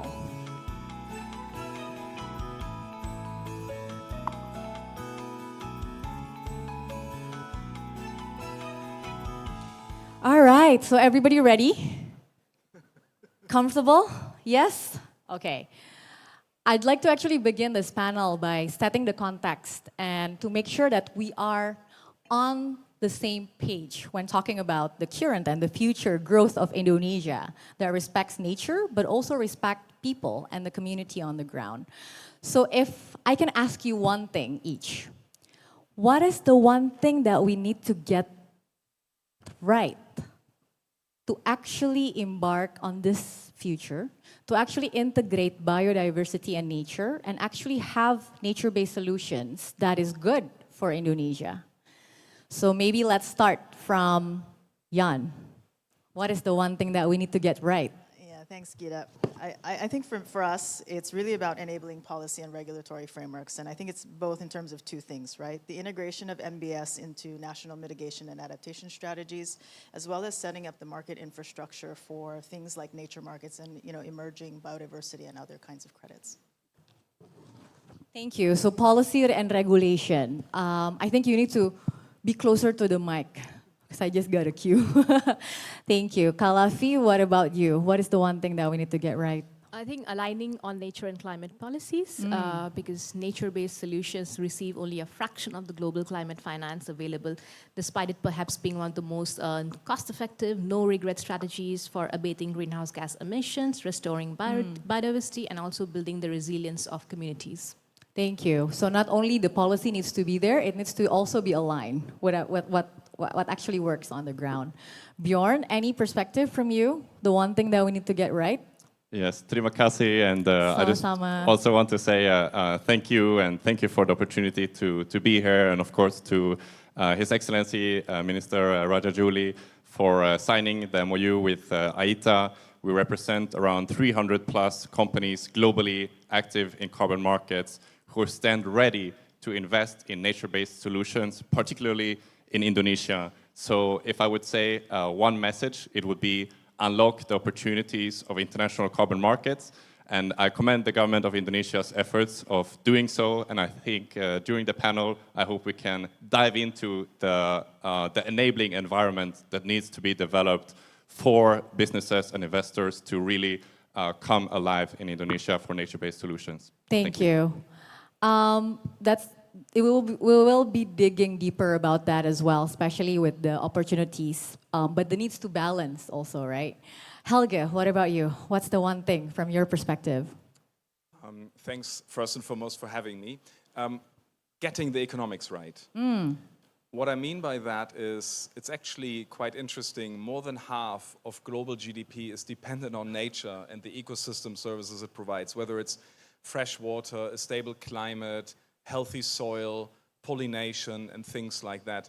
Yet we haven't really accomplished associating a financial value for these ecosystems. We take them for granted, we like them for free, but actually we need to allocate a financial value to them. Thank you. Well, getting the economic right begins with actually looking at it as something that is valuable. I completely agree. Amy, your thoughts? Thanks, yeah, and thanks very much for the invitation to be at this important event. What we do is look at the international carbon markets and set a high integrity standard. And what we know about unlocking finance for nature-based solutions is that integrity, robust frameworks for carbon markets are essential to building that trust. And so if I have one thing, it's trust through integrity and robust frameworks that bring in the investment through the enabling policy environments that other panelists have spoken to. Yeah, I love that. Move at the speed of trust, but that requires a structured framework, actually. So thank you. And with that, I'd like to actually begin with painting the picture. What is green growth and what is blue economy? And what does it look like in terms of actually putting things on the ground? So maybe I'll start there and maybe ask Helge to come in and describe, in your perspective, how do we actually integrate biodiversity into the green growth concept? And how do we actually make it not only good in writing, but also good on the ground? Yeah, I think integration is indeed the key buzzword. So if I reflect on who we are a bank, and the core of what we do is we want to support our customers to thrive by providing advisory and financial solutions. So what we need to do is integrate nature into everything that we do, in the same way that we did this with climate. So we've just embarked on a project with Cambridge University. It took us 18 months, and we analyzed our entire lending book and asked ourselves, the things that we're financing, are they dependent on nature, and what is their impact on nature?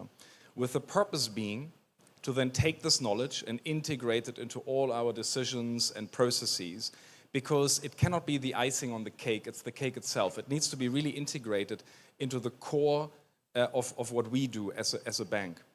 And if you then think about it, here in Indonesia, beautiful country, very resource rich. Think about aluminium, copper, nickel, all those things that we need for the energy transition. Mining that and refining that is a process that could potentially be harmful to nature, could also be energy intense. So we need to look at this holistically, right? On the one hand side, we want all these minerals and metals because we need them, otherwise we can't drive around in electric vehicles or have all these other clean technologies. But we need to do it in a way that's not harmful to nature. So ultimately, it's really holistically and in an integrated way looking at things and being mindful. Sometimes there might be trade-offs and taking a decision wholesome.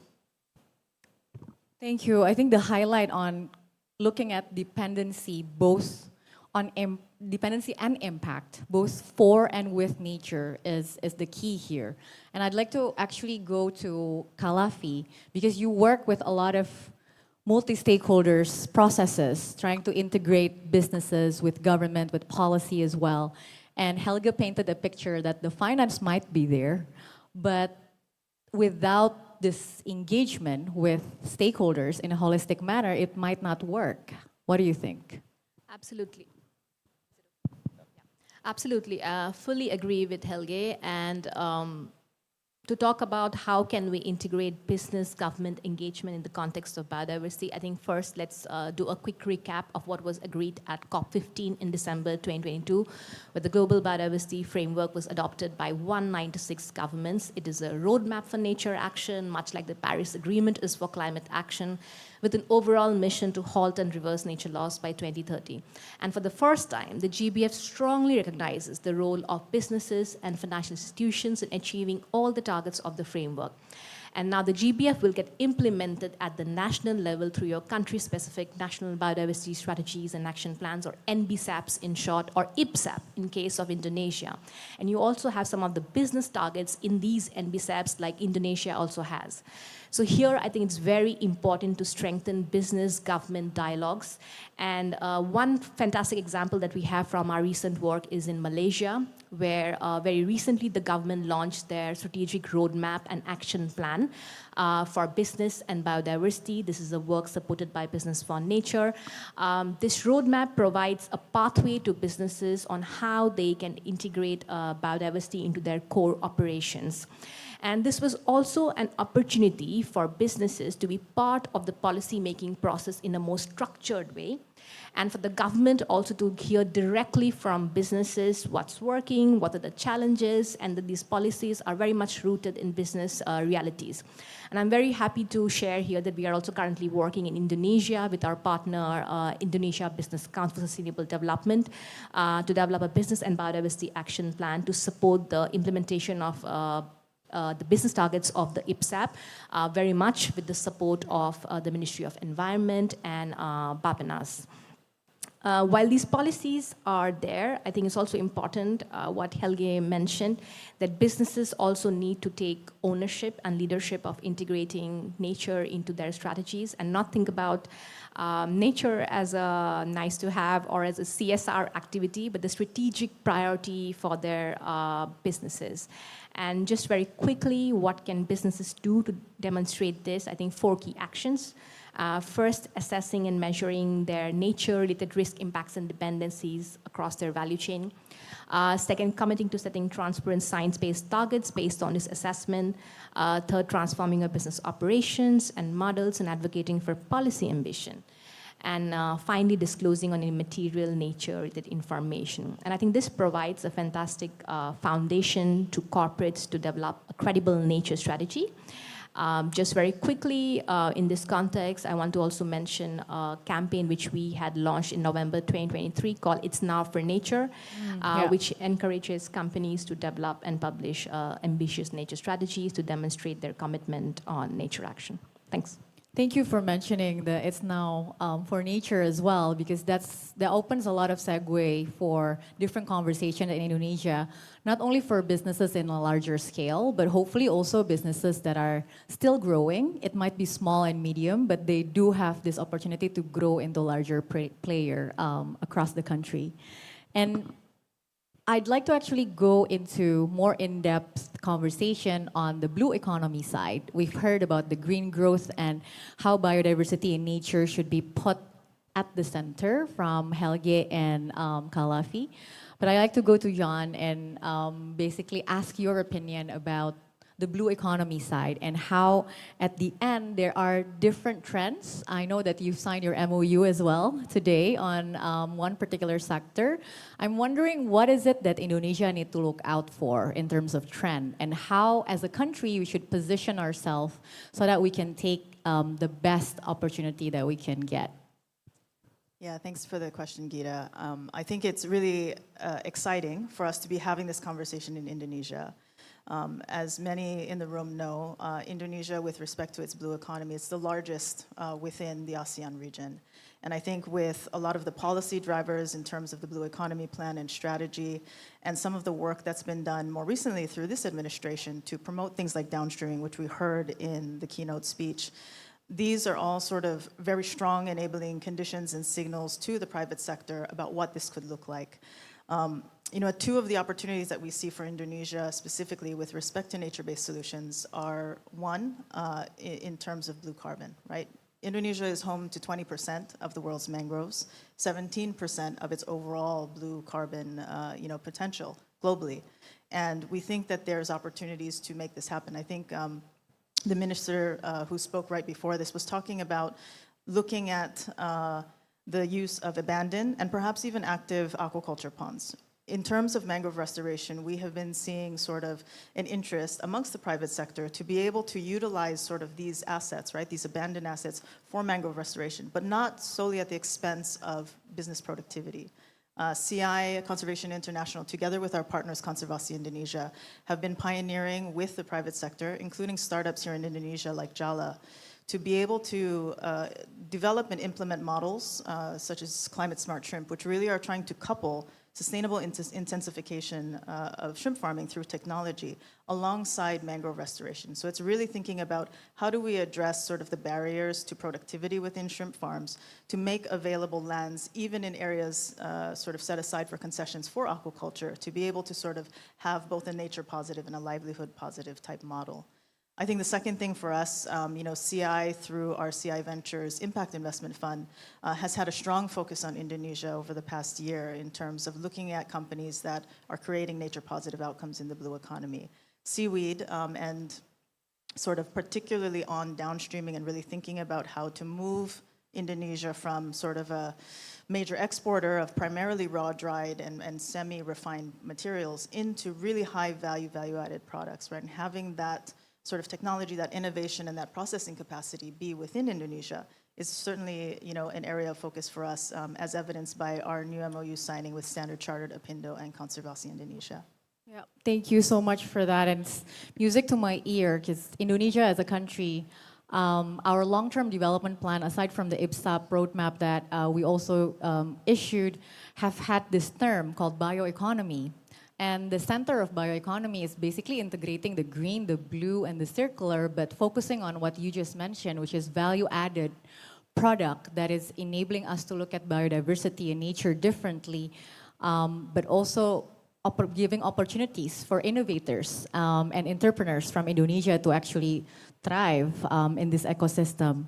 Now, we've talked about the green, the blue, and now we need to go back to Amy's point, actually, moving at the speed of trust and creating a structure that enables this trust to actually grow also. And probably you are the best person in the panel to actually talk through us, talk through what you've done and your organization in actually building this governance structure that enables trust to actually allow everybody to talk about things probably from different perspective, but still agree on a common goal. Thanks. Yeah, and I think it's a good question, because one of the things we understand about carbon markets is that you can unlock finance if you can build highly inclusive, trustworthy, and transparent regimes into the rule base, so that everybody is understanding what's going on. And that operates at many different levels. It operates at the project level, and that means important processes like FPIC, free prior informed consent, that's ongoing, local stakeholder consultation, things like ensuring what we call social permanence. So, for example, if we take the mangrove example, I was with local communities earlier in the year in North Sumatra in mangrove restoration projects, where because the project is designed inclusively around actually what that community want, the structure builds into the goals that they have, and that builds trust. It means that they will continue doing the project because they're deeply engaged in it, because it's what they want to see. So that's a really important project-specific level. And then, with carbon goes through projects, and they are then, the emission reductions or removals that are achieved from those projects are then validated and verified.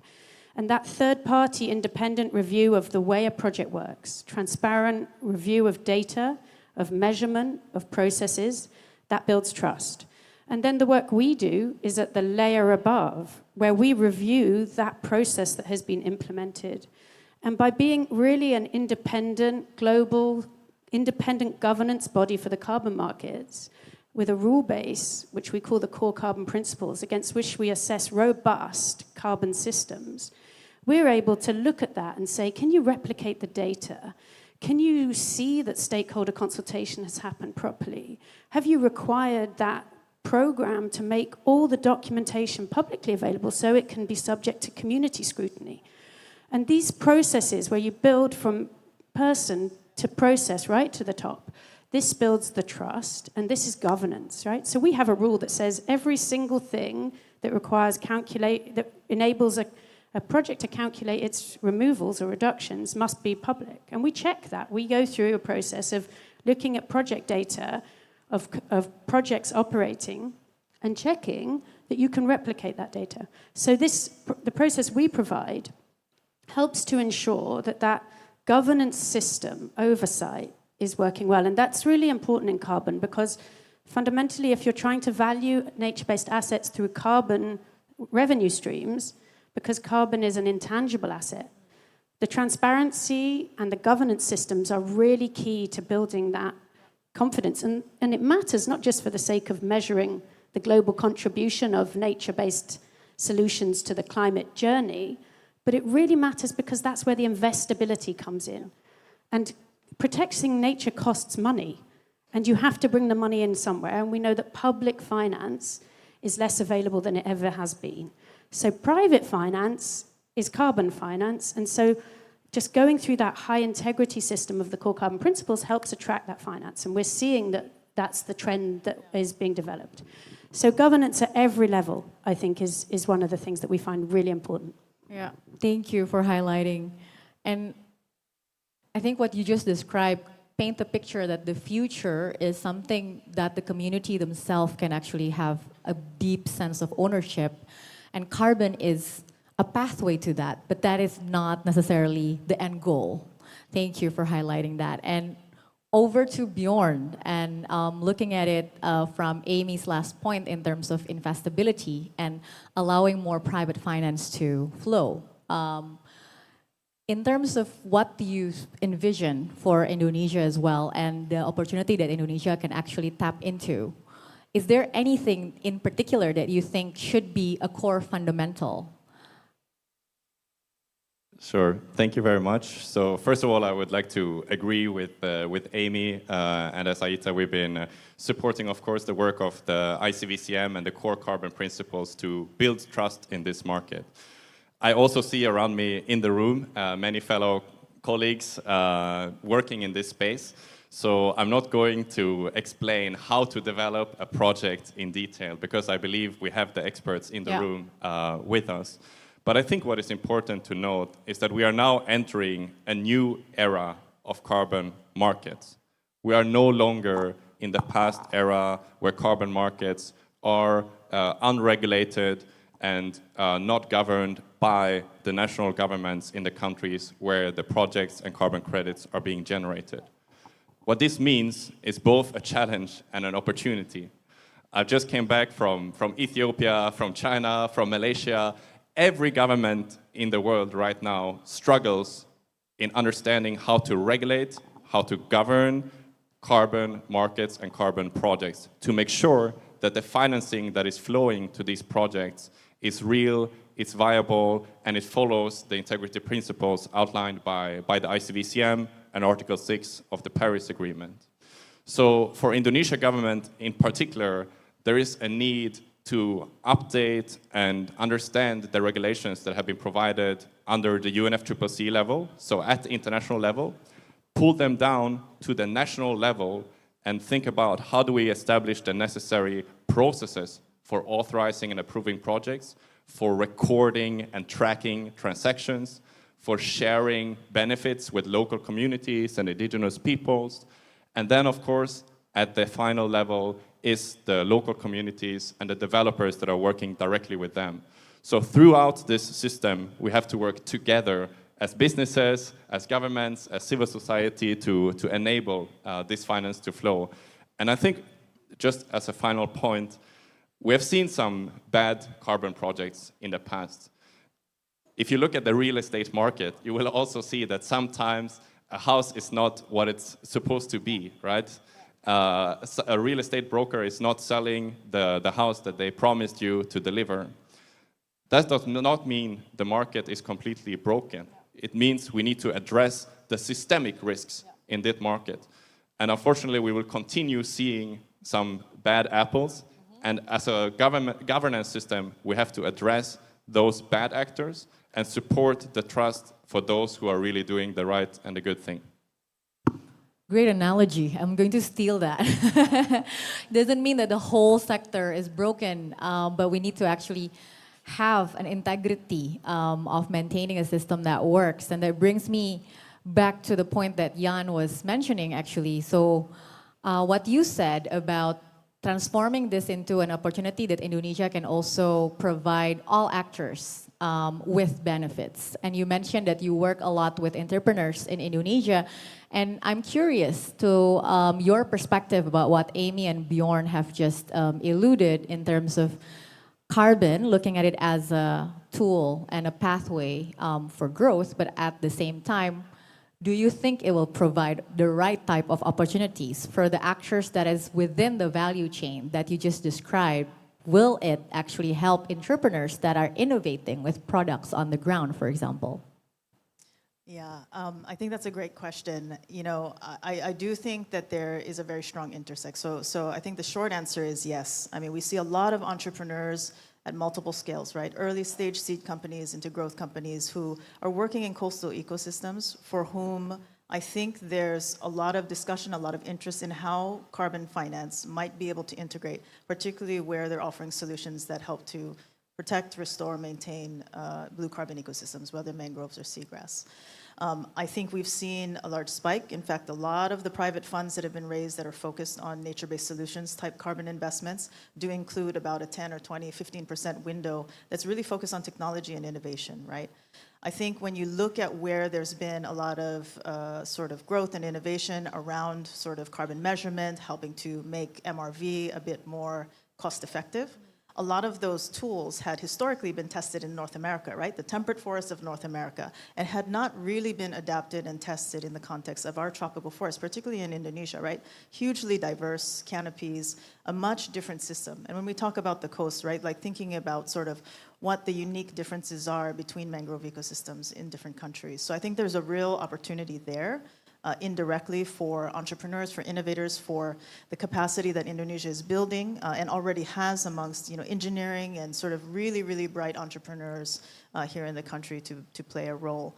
But I also think that it's sort of, we've talked a bit about mitigation and nature-based solutions, but we can't forget that a lot of the solution sets that people are developing, including here in Indonesia, are really talking about adaptation, right? Thinking about how we adapt some of our most significant blue economy sectors, such as fisheries, such as marine and coastal aquaculture, to sort of address the challenges, right? The increased disease risks because of what's happening in the environment, or the impacts of these sectors on the environment itself. So I think that there's huge opportunity, and it's been very exciting to sort of see both from a government perspective, both from a university perspective here in Indonesia, and of course from the private sector and the accelerators and all of the ecosystem players who've been really trying to bring the best minds to the fore to address those solutions. Yeah, thank you for also bringing up the adaptation point. We just had a discussion yesterday on adaptation and resilience, which is another finance discussion that seemingly are still a bit disconnected with what we're talking about right now, but actually are connected, and it should be integrated from the both risk mitigation perspective, but also how are we living in the future. And that brings me back to Kalafi, and you mentioned a lot about the way that businesses can also play a role in terms of looking at their target right, but also setting up how the target can be delivered with other partners and other stakeholders. And I wonder if you can pinpoint specific stakeholders that these companies have been very open to work with and have had great partnership, and why did that happen in a way? Is it community on the ground, or is it local government, or any type of stakeholders that are the right fit for this type of much more pioneering solutions, I would say? Thank you for the question, Gita. And first, of course, government is the first stakeholder, I think. And I want to just mention that the action plans that I mentioned about Malaysia and beyond Malaysia, we have also worked in Chile, Colombia, South Africa. We have ensured that these action plans also refer to different stakeholders. And one of the stakeholders is, of course, indigenous people and local communities. And also the local community, it could be your farming community. For example, one of the companies which is based in Singapore, they have actually a target to become forest positive across all their supply chains, including implementing deforestation plans for high-risk suppliers. And so to achieve that target, they have actually planted around 2.3 million trees through agroforestry, which not only supports or improves biodiversity, but also provides farmers with a sustainable source of income. So this has been one of the examples. Then there are other companies in concrete and cement sector that have also worked with local communities in designing nature-based solutions. So I think what makes the difference is engaging with the local communities and indigenous people, not as stakeholders, but as partners. So it's important to empower them for legitimacy and impact.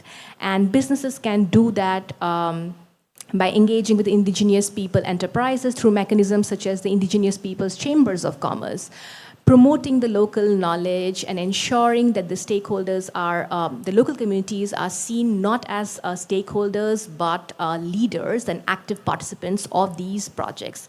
And I think also important for businesses is to disclose on any relevant business activities where they have implemented free, prior, and informed consent process. So following this process is also important.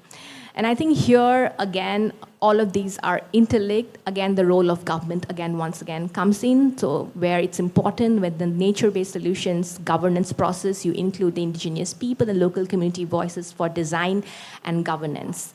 And also, for example, designing policies which avoids, minimizes, and compensates for any unintended negative impacts on local communities, building capacity and training of local community workers, and also expanding the available finance to indigenous people and local communities. For example, we have now COP30 next month, and I hope that parties will expand their overall finance to IPLCs, including at least 30% of nature-based solutions finance going to projects led by IPLCs. Yeah, it's an exciting opportunities for us to also connect a big movement that is talking about land rights and tenurial rights, and how does that fit into the picture as well. So thank you for pointing that out. And you mentioned a lot about cross-sectoral partnership with the role of the government within to actually become the policymakers and the regulatory framework provider. And this reminds me of a recent conversation that I've had with a colleague from DBS, actually. How do we look at it as an opportunity to also shape how Indonesia and how Asia can provide this type of ecosystem that allows finance to flow, but also flow to the right hand? So I'm going to go to Helge for this. Yeah, sure. I think one word that we have mentioned a lot is really critical, which is collaboration. In simple terms, these challenges are all quite significant. So we are all accountable, we are all responsible, but no one can do it alone. So the simple concept is what we do here. Get everyone into a room. So you have policymakers, regulators, the private sector, finance, think tanks, services providers, standard setters, everyone into a room and jointly really work on these issues. Finance is very often not necessarily the bottleneck, which might not sound intuitive. But very often we need to really get everyone into the room. When I was in London, I was quite intrigued. We talked a lot about the biodiversity net gain policy. It's a new policy implemented in 2024, where, for example, if you build a larger real estate asset, you actually have to increase biodiversity either at that asset site or somewhere else by 10%. It's very new. Let's see whether it works. A bit early to judge. But the point is the ecosystem comes together and there are enabling pieces like policies and regulations that ultimately allow private sector action and then finance to flow. So that's critical, collaboration. I repeat that I don't actually think that we have a lack of capital. What we do have is a very significant risk-return challenge. So how do we indeed challenge the capital into the right solutions? And we actually, also good news, already have many of the tools we need. So we talked a lot about carbon markets, right? Everybody talked about carbon markets here. I remember DBS is a founding shareholder of CIX, which is a global carbon market and exchange. And already a few years ago, we conducted an auction for Delta Blue, which is one of the largest mangrove projects in Pakistan. And the price was a significant premium over other carbon credits, precisely because it had social co-benefits, it actually protected the natural habitat, and so on and so forth. So there is a product. How do we now scale this? Rinse and repeat, rinse and repeat. And the good work on establishing trust and so on makes me hopeful that we can do this. We also work as an ecosystem right now on what we call transition credits. It's a new form, has actually never existed, of carbon credits, which arise out of the early shutdown of coal and the replacement of coal with renewable energy. And we ultimately want to blend transition credits into the capital stack. So the logic is always the same, that you need different forms of capital that have different return requirements. Here, another buzzword that you will hear a lot is blended finance. As a banker, we've known this product for decades. Nothing new. Here in Indonesia, we recently financed a major water project which actually supports clean drinking water for about 2 million residents in Jakarta and the surrounding townships. And that was a blended finance structure. So there was commercial capital in there, provided MDBs, DFIs, and so on. But how do we do this at scale? Rinse and repeat, rinse and repeat. In Singapore, we just established a government-sponsored platform which we call FAST-P, Financing Asia's Transition Partnership. And there was a first fund launch. And the idea is to create a platform which, despite the fact that the assets we are financing, they're all unique, all very different, we create investment opportunities which are a little bit standardized to really be able to scale this.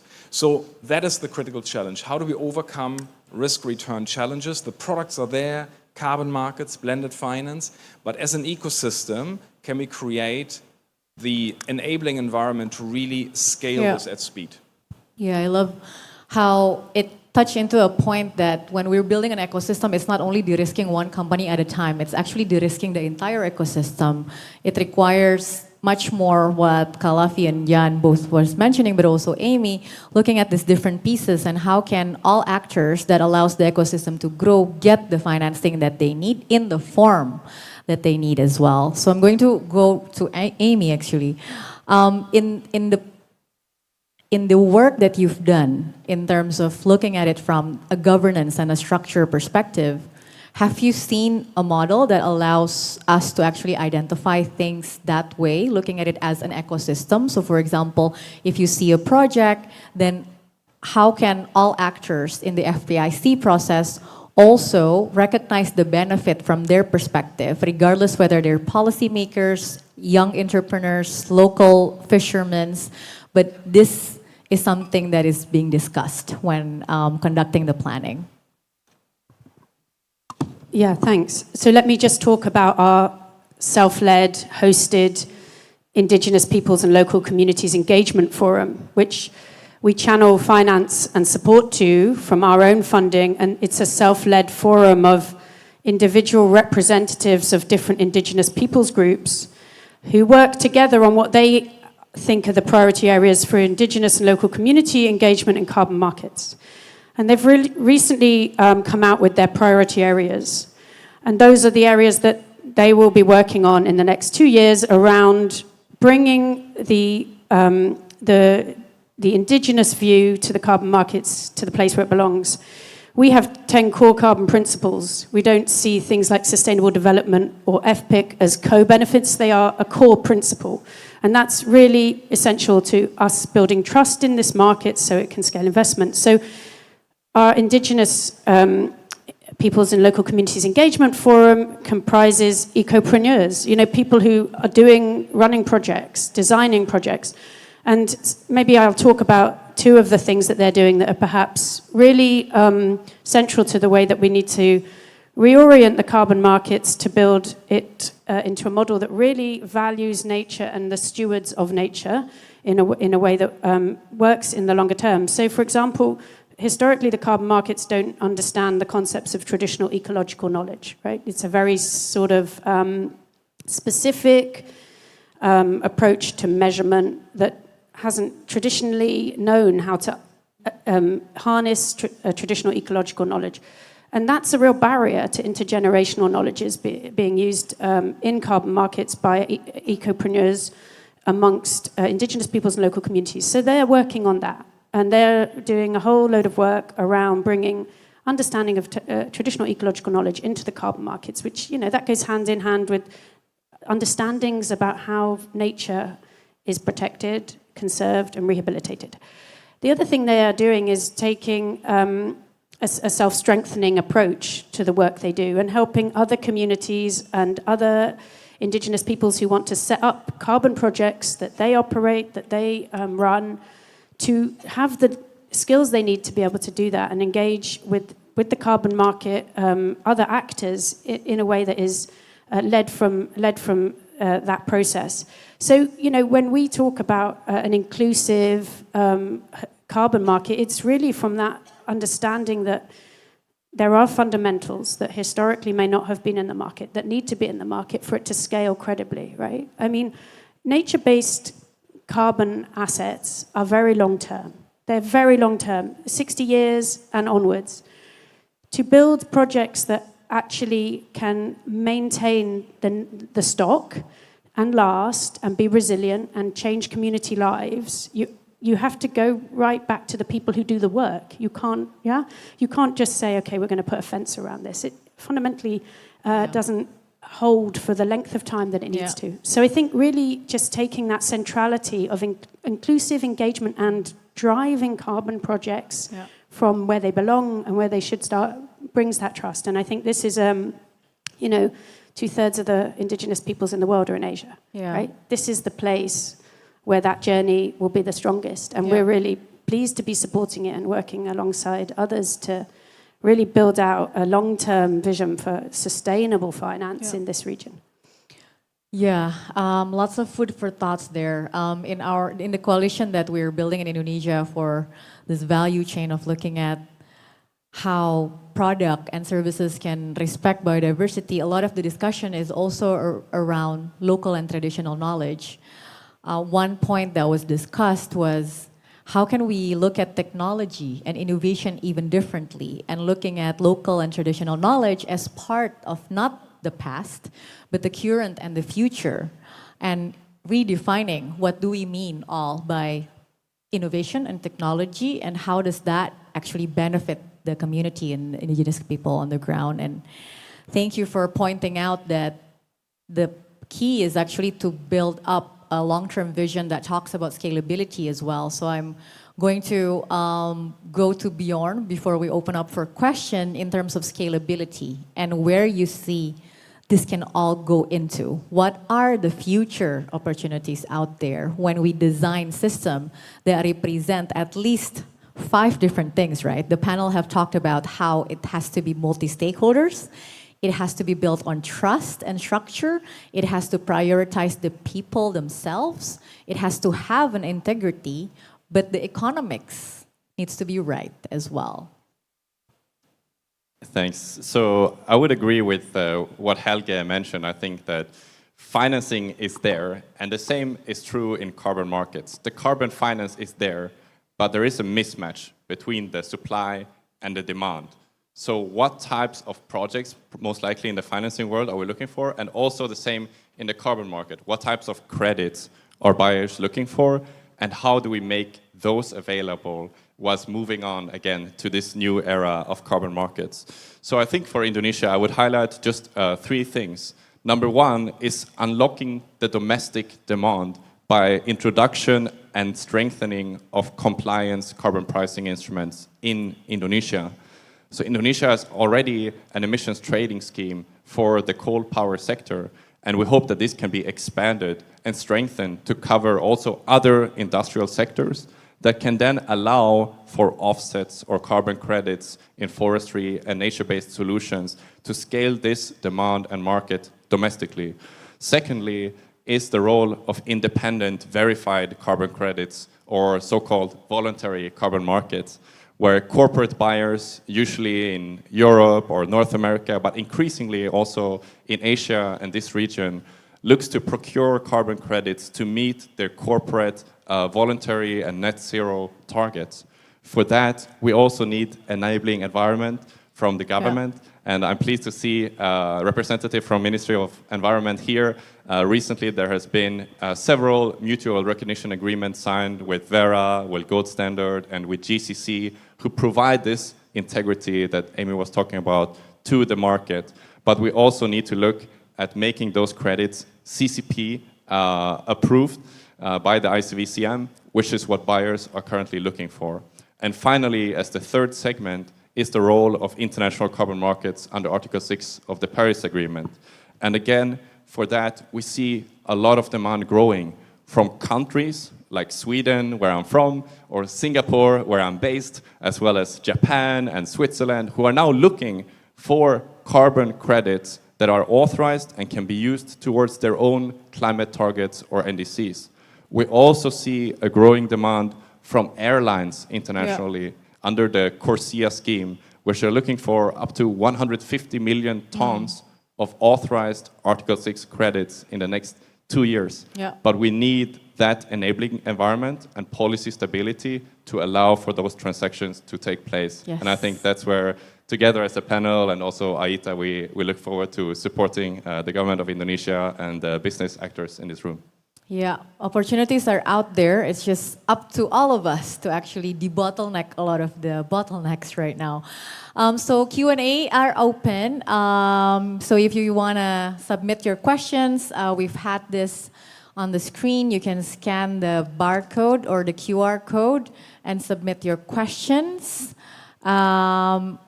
Or I think an alternative is just to open it up. We have around 7 minutes for Q&A. Yes?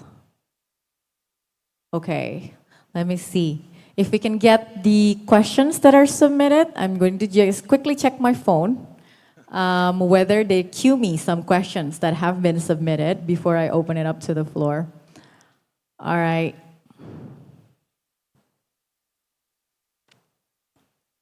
No? No? All right. Let's open it up to the floor then. Yes? Any of you wants to ask to the panelists? Please raise your hand and maybe a microphone is going to come and get you there. Yeah, raise of hand. No? I think it's a bit of an intimidating room also, right? Everyone is very scared. It's a large room, so you don't want to kind of chime in. Also, I think we didn't get enough coffee after the lunch. So yeah, it was a good lunch. But just checking to the committee as well. Are we going to get the questions up on the screen? Yes? Yes? No? No answer? All right. If there's nobody that wants to ask from the audience directly, I have some more questions actually. Let's just wait until maybe 5-10 more seconds just to ensure that I get a right cue. Yes? Okay.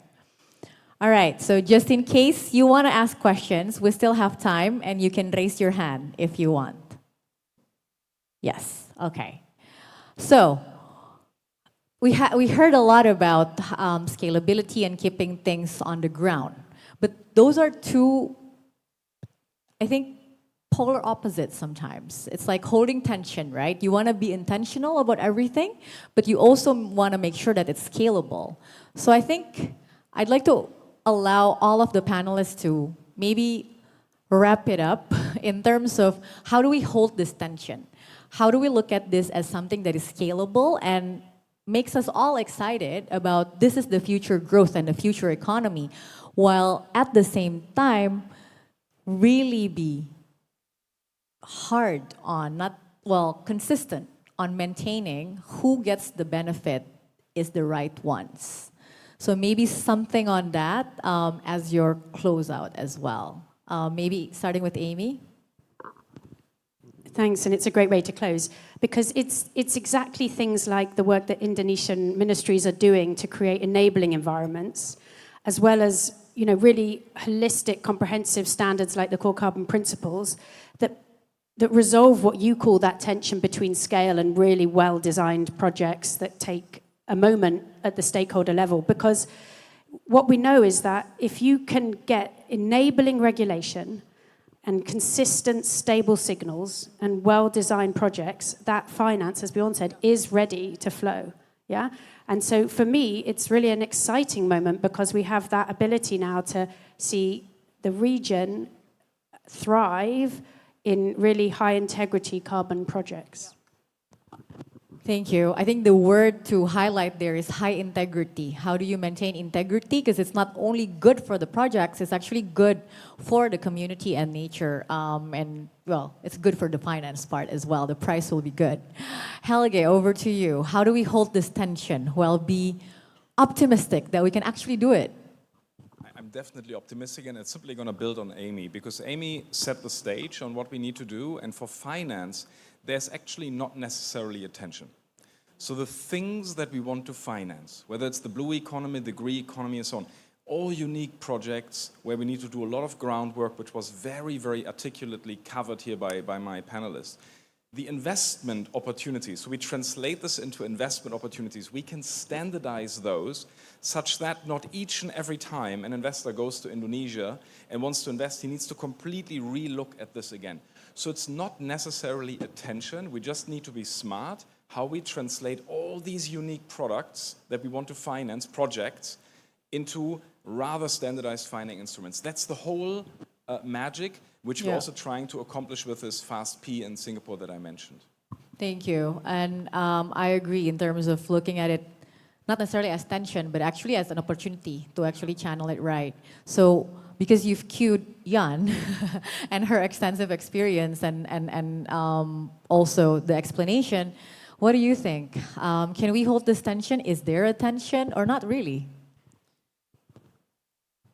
I don't think that there's a tension between the two themes, but there's certainly some work that needs to be done to bridge that gap, right? And so, with all of our work focused on, working with startups, obviously a lot of the financial sector, particularly in the venture capital stage, really wants to promote that scaling growth. But I think I would also come back to Amy, because I think we've seen, some issues with certain companies, particularly in sectors like aquaculture, where, at the expense of, or at the, with this overemphasis maybe on what scalability looks like, we've forgotten what it means to build with integrity and to really focus on sort of the kind of impact, both financial and environmental and social, that we can actually validate, right? And so I think more transparency, better frameworks, and yes, the standardization that incorporates that kind of trust and integrity, I think are really those key ingredients to scale, whether we're talking about carbon or other aspects of the real economy.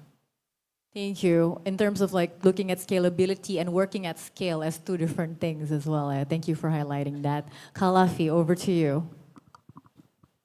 I think I'll just build on what Jan said. So, and also linking to my opening remarks about aligning policies. So clear, consistent, integrated policy frameworks, which will make it easier for businesses to develop transition plans, strategies, and invest more confidently and effectively in long-term climate, nature, and land use goals.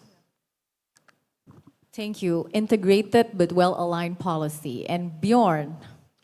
Yeah, I think we have to move from carbon credits being like art pieces, where someone chooses, I like a Monet or a Van Gogh with different types of co-benefits and certain types of projects, towards actually becoming more of a standardized and commodity market for it to scale up and provide the financing that we know it can deliver. And I think Article 6 helps with that. ICVCM and the core carbon principles help with that. And I hope and I believe that the government of Indonesia is going to help with that as well. So we look forward to it. Thank you. Thank you so much. It was such a rich panel. Maybe a big round of applause for all of the panelists. I just got 2 questions in my phone that was submitted, so maybe you can answer it in writing later. But thank you so much for joining us in this panel. I usually close out a panel with doing a little limerick or a little poem based on the word of choice. Something that was calling me when hearing you guys is the word now.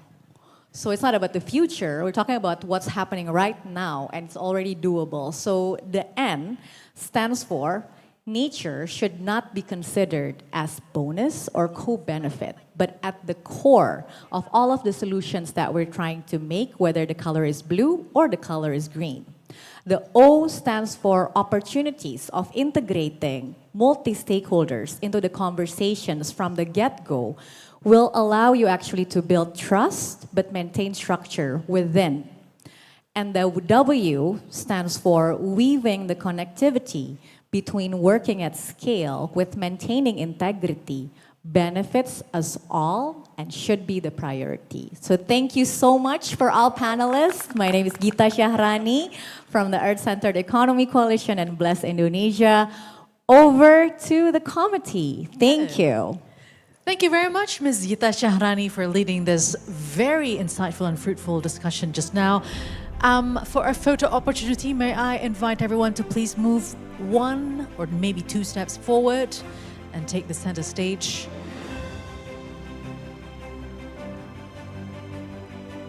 Very nice key takeaways. Hopefully we'll remember all that and try to do that into actions as well. We found out about the emerging trends, innovations on how to leverage nature-based solution and the success factors as well.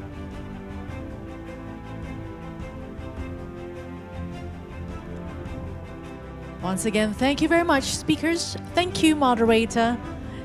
Thank you for that fun discussion indeed. And you may all return to your seats.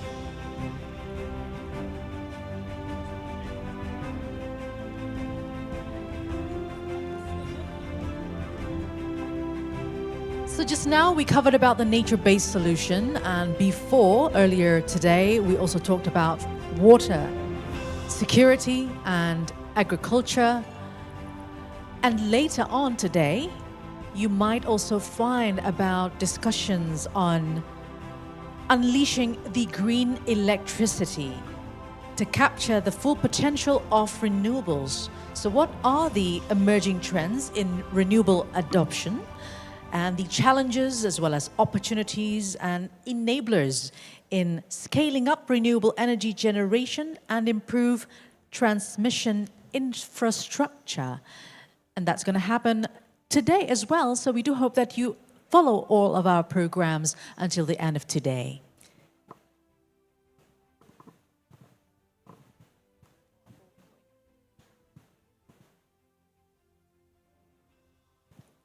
And ladies and gentlemen, before we continue, we would like to present to you a video about Indonesia International Sustainability Forum 2025.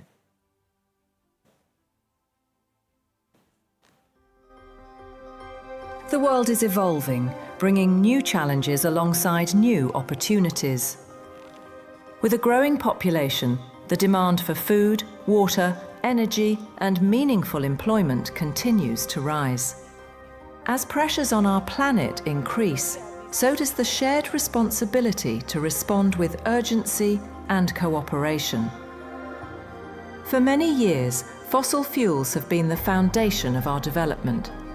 Yet the consequences are clear: increasing emissions, urban pollution, deforestation, and impacts on communities. The climate crisis is no longer a distant concern. It is a present reality, demanding immediate attention. We recognize the need for change while also striving for growth that is inclusive, equitable, and sustainable. Across the archipelago, Indonesia is undergoing transformation. With strong determination, the nation is embracing a new era of sustainable development. President Prabowo reaffirmed Indonesia's commitment to building a sustainable, inclusive, and resilient future. We are committed to meeting our 2015 Paris Agreement obligations. We aim to achieve net zero emission by 2060, and we are very confident we can achieve net zero emission much earlier. We aim to reforest more than 12 million hectares of degraded forest, to reduce forest degradation, to empower local communities with quality green jobs for the future. Indonesia is shifting decisively from fossil fuel-based development towards renewable-based development. From next year, most of our additional power generation capacity will come from renewables. Our goal is clear: to lift all of our citizens out of poverty and make Indonesia a hub for solutions to food, energy, and water security.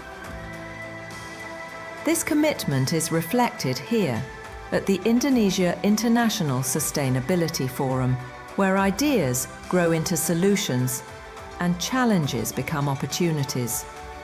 Together, communities, innovators, and leaders are planting seeds of hope for a better tomorrow. Every seed we plant today is a promise for tomorrow, because the future is something we build together for the next generation.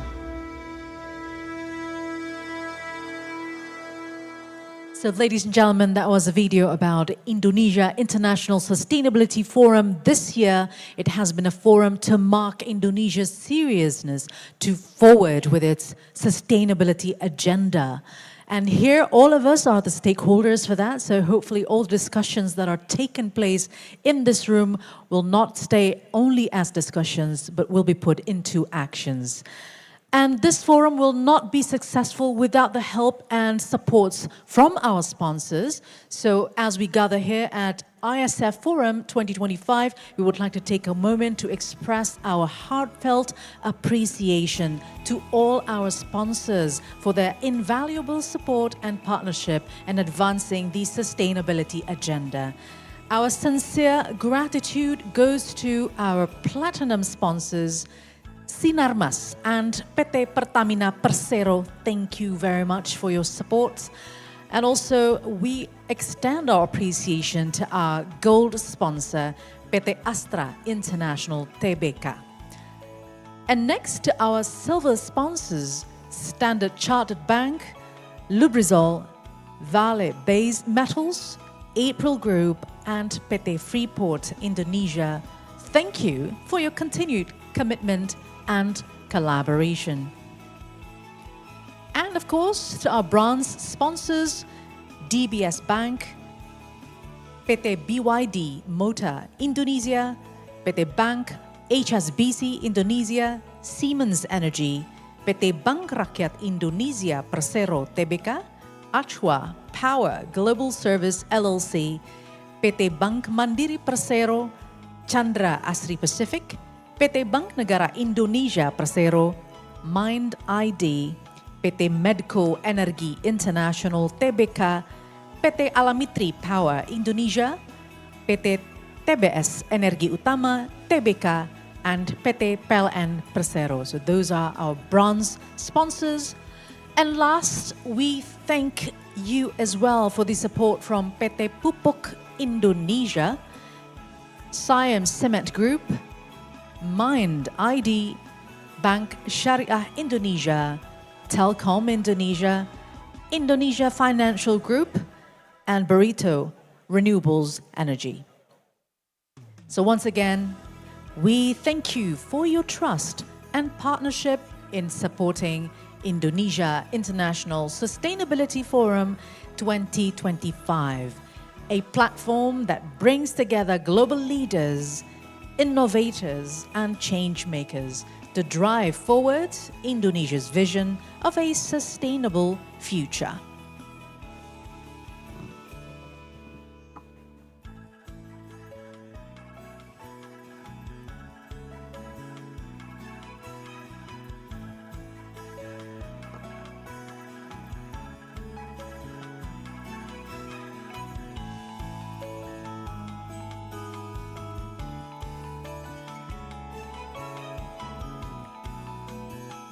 ISF 2025 serves as a platform to bring together all stakeholders. So from the discussions that we have today and tomorrow, may we can connect the dots of what to do in terms of sustainability efforts. And other than panel discussions, we'll also have keynote speeches that are also very, very inspiring. So we do hope that everyone enjoy today's and tomorrow's program.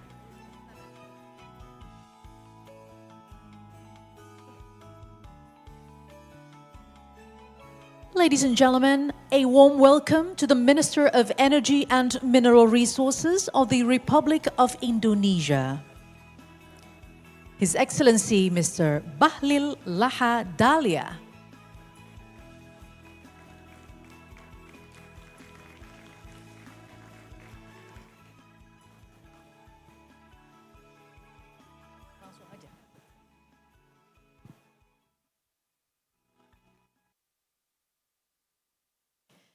Once again, Bapak Bahlil Lahadalia, thank you very much for attending. We know that you have just arrived, but then, ladies and gentlemen, allow me to invite the Minister. So without further ado, here is a keynote speech from the Minister of Energy and Mineral Resources of the Republic of Indonesia, His Excellency Mr. Bahlil Lahadalia.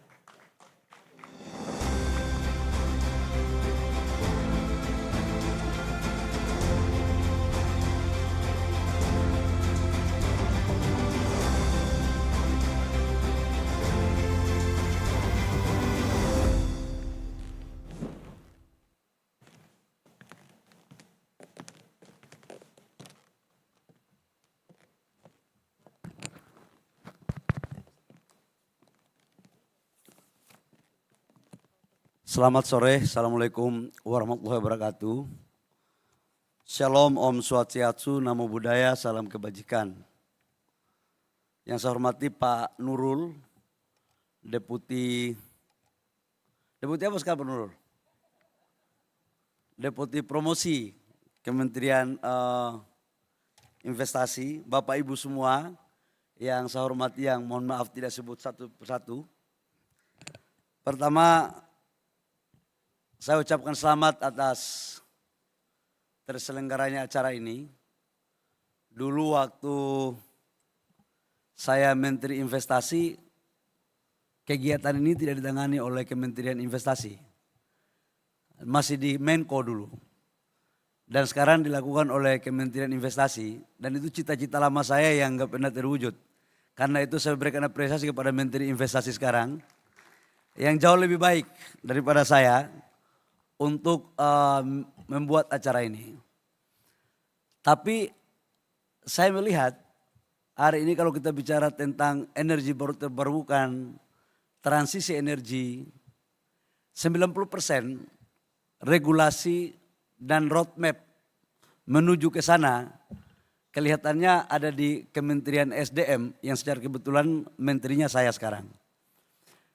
Jadi saya ternyata Pak Nurul tidak ditakdirkan untuk membuat acara ini, tapi saya ditakdirkan untuk mewarnai isi, substansi daripada acara ini. Karena itu izinkan saya untuk mencoba sharing dengan teman-teman pelaku terkait dengan apa yang akan Indonesia lakukan ke depan.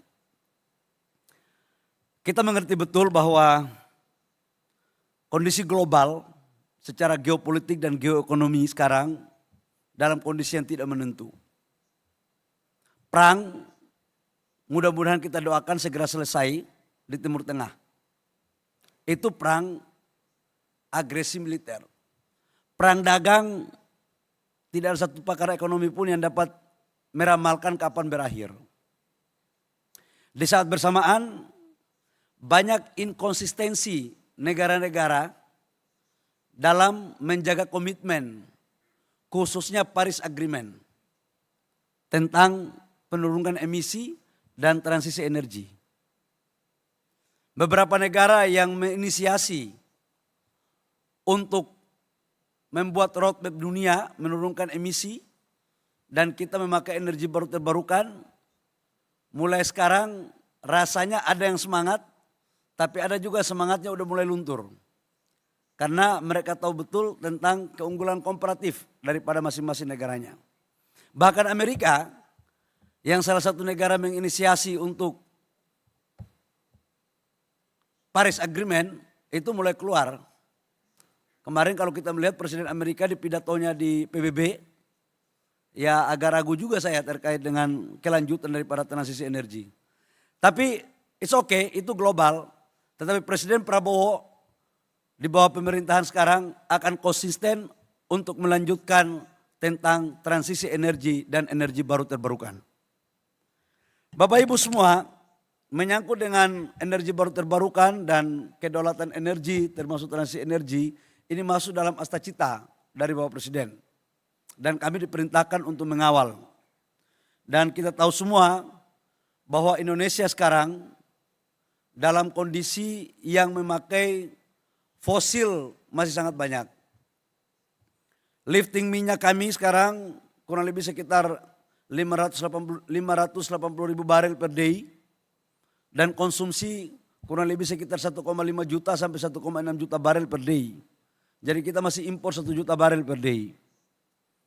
Berbeda dengan tahun 96-97, di saat negara kami masih masuk dalam OPEC, lifting kami kurang lebih sekitar 1,5-1,6 juta barel per day, dan konsumsinya baru 500 ribu barel per day. Nah, ini sebuah tantangan di mana impor kita setiap tahun untuk BBM dan crude kurang lebih sekitar 776 triliun atau hampir kurang lebih sekitar 50 miliar US dollar. Ini angka yang cukup luar biasa sekali. Tidak ada cara lain bagi Indonesia untuk bisa survive agar tidak terlalu banyak impor adalah bagaimana caranya kita meningkatkan lifting dengan 3 pendekatan. Memanfaatkan sumur-sumur yang sudah ada dengan teknologi. Yang kedua itu adalah bagaimana mempercepat wilayah kerja yang sudah selesai eksplorasi untuk produksi. Dan yang ketiga adalah segera kita melakukan lelang terhadap cekungan ada sekitar 75. Selain itu adalah bagaimana kita mengoptimalkan potensi sumber daya alam kita dalam memenuhi kebutuhan energi. Saya ingin menyampaikan bahwa Indonesia salah satu negara yang mempunyai kekayaan sumber daya alam energi baru terbarukan yang tidak kalah dengan negara lain. Panas bumi contoh, kita nomor 2 di dunia. Nomor pertama Amerika. Target kami 2027, kami akan menghasilkan kurang lebih sekitar 500 megawatt daripada panas bumi ke depan, penambahannya. Dan untuk energi baru terbarukan selain panas bumi, kami punya matahari, angin, air, laut, dan berbagai macam potensi yang saya pikir harus kita gali untuk bisa kita mengoptimalkan dan memanfaatkan. Di mana potensi itu? Hari ini kami di dalam pemakaian energi sampai dengan 2025 itu sudah mencapai 14-15% itu energi baru terbarukan dari total listrik yang ada. Total listrik yang ada sekarang sudah mencapai 100 gigawatt atau 100.000 megawatt. Nah, ke depan RUPTL tahun 2025 sampai dengan 2034 kita mengalokasikan 69,5 gigawatt untuk energi baru terbarukan. Dan saya pikir teman-teman negara sahabat atau investor dari luar tidak perlu meragukan konsistensi Indonesia dalam mendorong energi baru terbarukan. Dan ini RUPTL kita sudah sahkan. Silakan sekarang ikut mengambil bagian. Kita mengundang investor untuk masuk. Kita mendorong karena energi baru terbarukan ini lokasinya di daerah-daerah yang memang jaringannya belum ada. Salah satu problemnya itu adalah jaringan listriknya. Kita juga mendorong di dalam RUPTL 2025-2035 itu membangun kurang lebih sekitar 47.000 kiloliter sekian. 47.758 kilometer sirkuit. Atau setara dengan 8.000, kurang lebih 8.000 kilometer. Kita bangun jaringan. Supaya pusat-pusat di mana adanya energi baru terbarukan itu bisa disalurkan ke konsumen dengan jaringan ini. Punya tantangan sendiri energi baru terbarukan. Di satu sisi adalah energi ini dibutuhkan, tapi di sisi lain teknologinya masih sangat mahal. Dibandingkan dengan batu bara, memang batu bara biayanya lebih murah. Jadi kita diperhadapkan pada sebuah pilihan. Di satu sisi energi bersih adalah kebutuhan dan konsensus global. Tapi secara ekonomi, batu bara lebih murah. Saya sedang berpikir bahwa Indonesia salah satu negara yang mempunyai cadangan batu bara terbesar. Dan saya tidak setuju kalau kemudian dipersepsikan bahwa seolah-olah batu bara itu enggak bersih. Sekarang sudah ada teknologi untuk menangkap carbon capture CO2 untuk kita masukkan ke tempat X daripada sumur-sumur minyak dan gas ataupun fasilitas lain. Jadi selain memang kita mendorong energi baru terbarukan, kita lagi mencari teknologi agar bisa menangkap CO2-nya untuk bisa ditekan. Agar listrik yang dihasilkan itu juga adalah listrik yang bersih. Ini sekarang kita lagi di SDM lagi mendorong ini secara baik. Bapak Ibu semua, terlepas daripada itu, sekarang kita lagi merencanakan dalam menindaklanjuti arahan Bapak Presiden Prabowo, tapi ini masih dalam perhitungan, sekali lagi, ini masih dalam perhitungan. Kita pingin setiap desa itu punya 1 megawatt solar panel. Dan ini akan masif, lagi dihitung betul ini. Kalau 1 megawatt solar panel di setiap desa, desa kita ada sekitar 80.000. Berarti ada 80.000 megawatt atau 80 gigawatt. Bahkan dalam arahan Bapak Presiden dibutuhkan kurang lebih sekitar 80 sampai 100 gigawatt. Ini potensi juga. Ini saya bantu Pak Nurul untuk jualan investasi ini. Ini. Nah, potensi ini akan kita lakukan dengan berkolaborasi dengan teman-teman investor, baik yang dari dalam negeri maupun luar negeri. Tahap hitungannya udah hampir final. Sekarang masih di angka 6, 7 sampai 8 sen. Tapi di India, saya baca salah satu media, ini ada pembangunan PLTS 220 megawatt dengan biaya hanya 3 sen. Kalau itu bisa diterapkan di Indonesia, katakanlah kalau itu benar, saya lagi mengirim tim untuk mengecek di sana. Kalau itu benar, maka saya pikir ini sebuah hal yang juga bisa kita elaborasi untuk bisa kita lakukan. Nah, untuk menuju ke sana, Bapak Ibu semua, dibutuhkan satu langkah-langkah terukur, komprehensif, dan betul-betul menukik. Salah satu problem kita itu adalah regulasi. Nah, kita sekarang sedang melakukan regulasi yang cepat, yang ramah investasi, yang bisa kita eksekusi, dan tidak membuat berbelit-belit. Panas bumi itu izinnya itu bisa sampai 1 tahun gak selesai-selesai. Tapi sekarang kita sudah mulai rubah, cukup 3 bulan udah selesai. Tendernya pun gak pakai lama-lama lagi.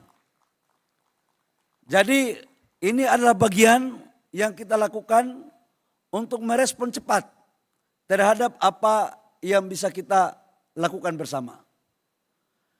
Tidak bisa lagi kita menunggu lama karena global sekarang hampir semua forum di hampir semua negara isunya itu setiap produk yang dilahirkan dengan dua isu, green energy dan green industry.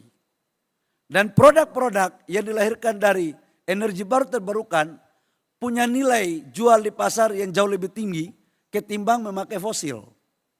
Dan fosil ini tidak akan bertahan lama.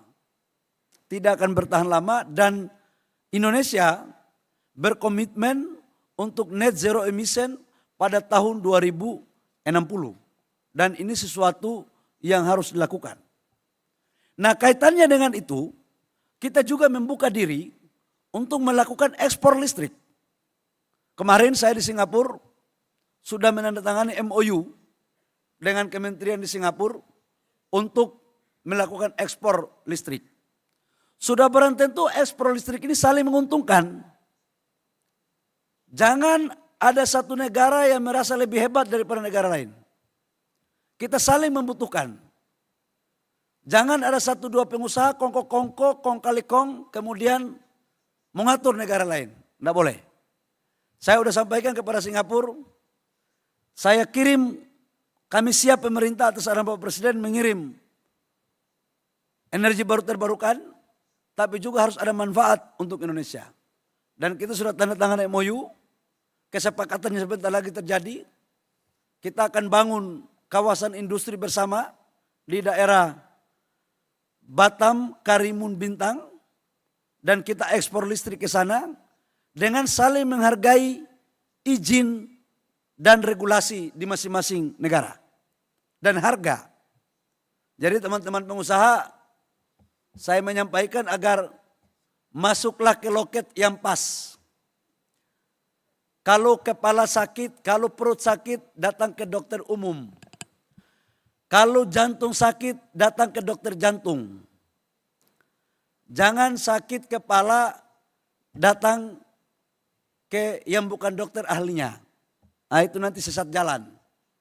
Dan ini saya sedang rapikan. Cara-cara lama saya pikir sudah harus kita akhiri. Kita masuk babak baru untuk perbaikan internal Indonesia dan global pada umumnya. Ini penting saya sampaikan, jangan sampai ada kesan Menteri SDM enggak terbuka. Saya terbuka tapi tertib pada aturan main yang ada di negara kami.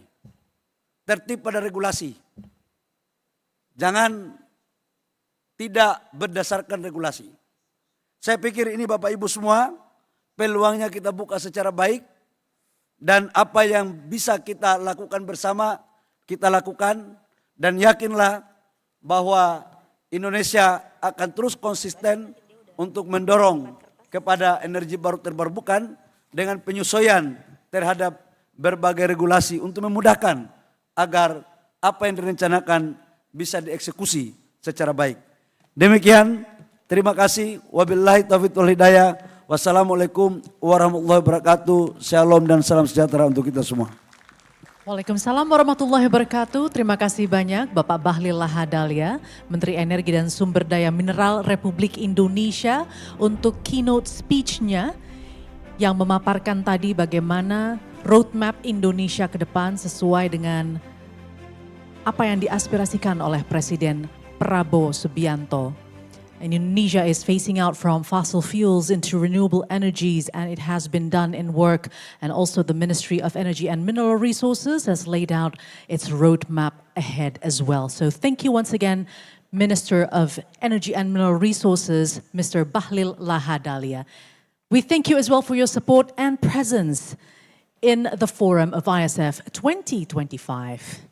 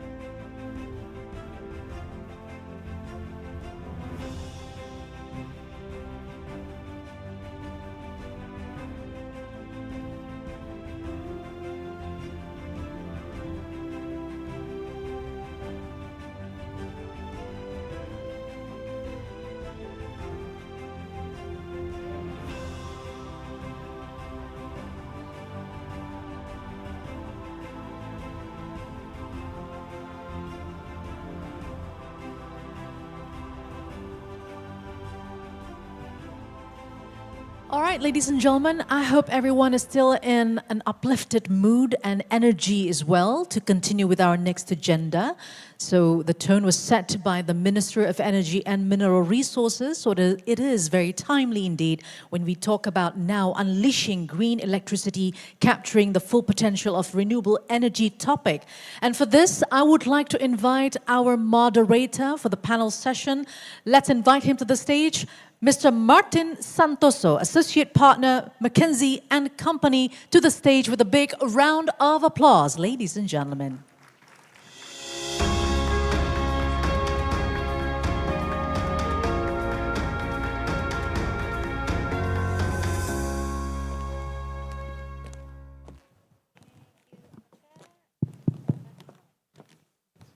Good afternoon, distinguished guests, ladies and gentlemen.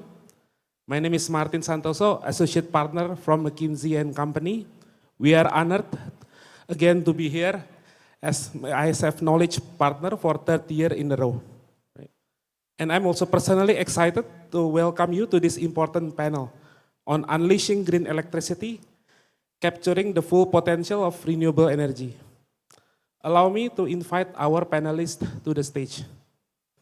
First, I'd like to invite Bapak Bobby Gafur Umar to the stage. Pak Bobby, please join me to the stage.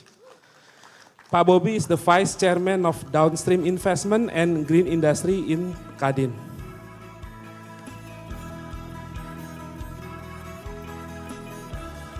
Thank you, Pak Bobby. Second, would like to invite Toru Yoshioka. Toru, please join us in the stage. Toru is President Director of Mitsubishi Heavy Industries in Indonesia. Thank you.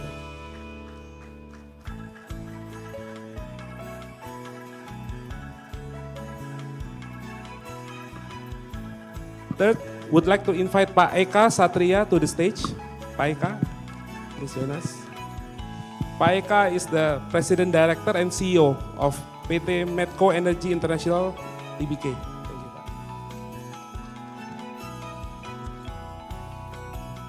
Next, would like to invite Haimeng to the stage.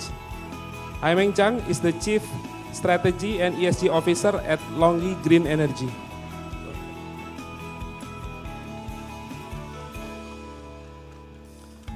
Next, would like to invite Tim Anderson to the stage.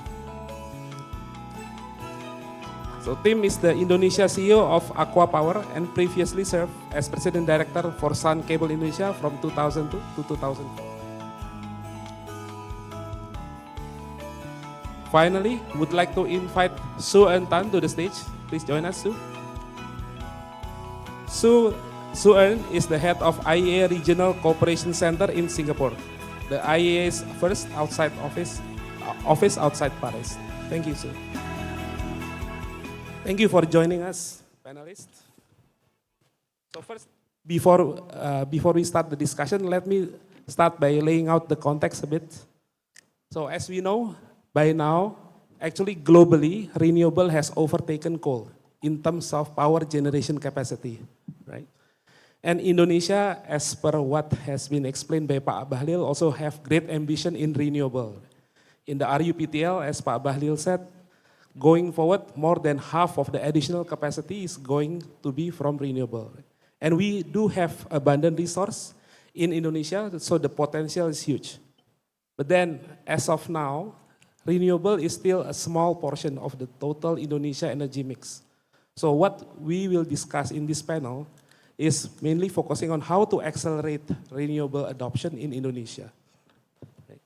So with that context, right, let me kick us off with first question to Pak Bobby. So Pak Bobby, two questions, right?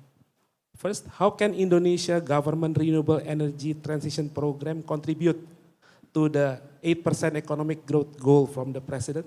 And second is, what is the investment prospect for renewable energy in Indonesia?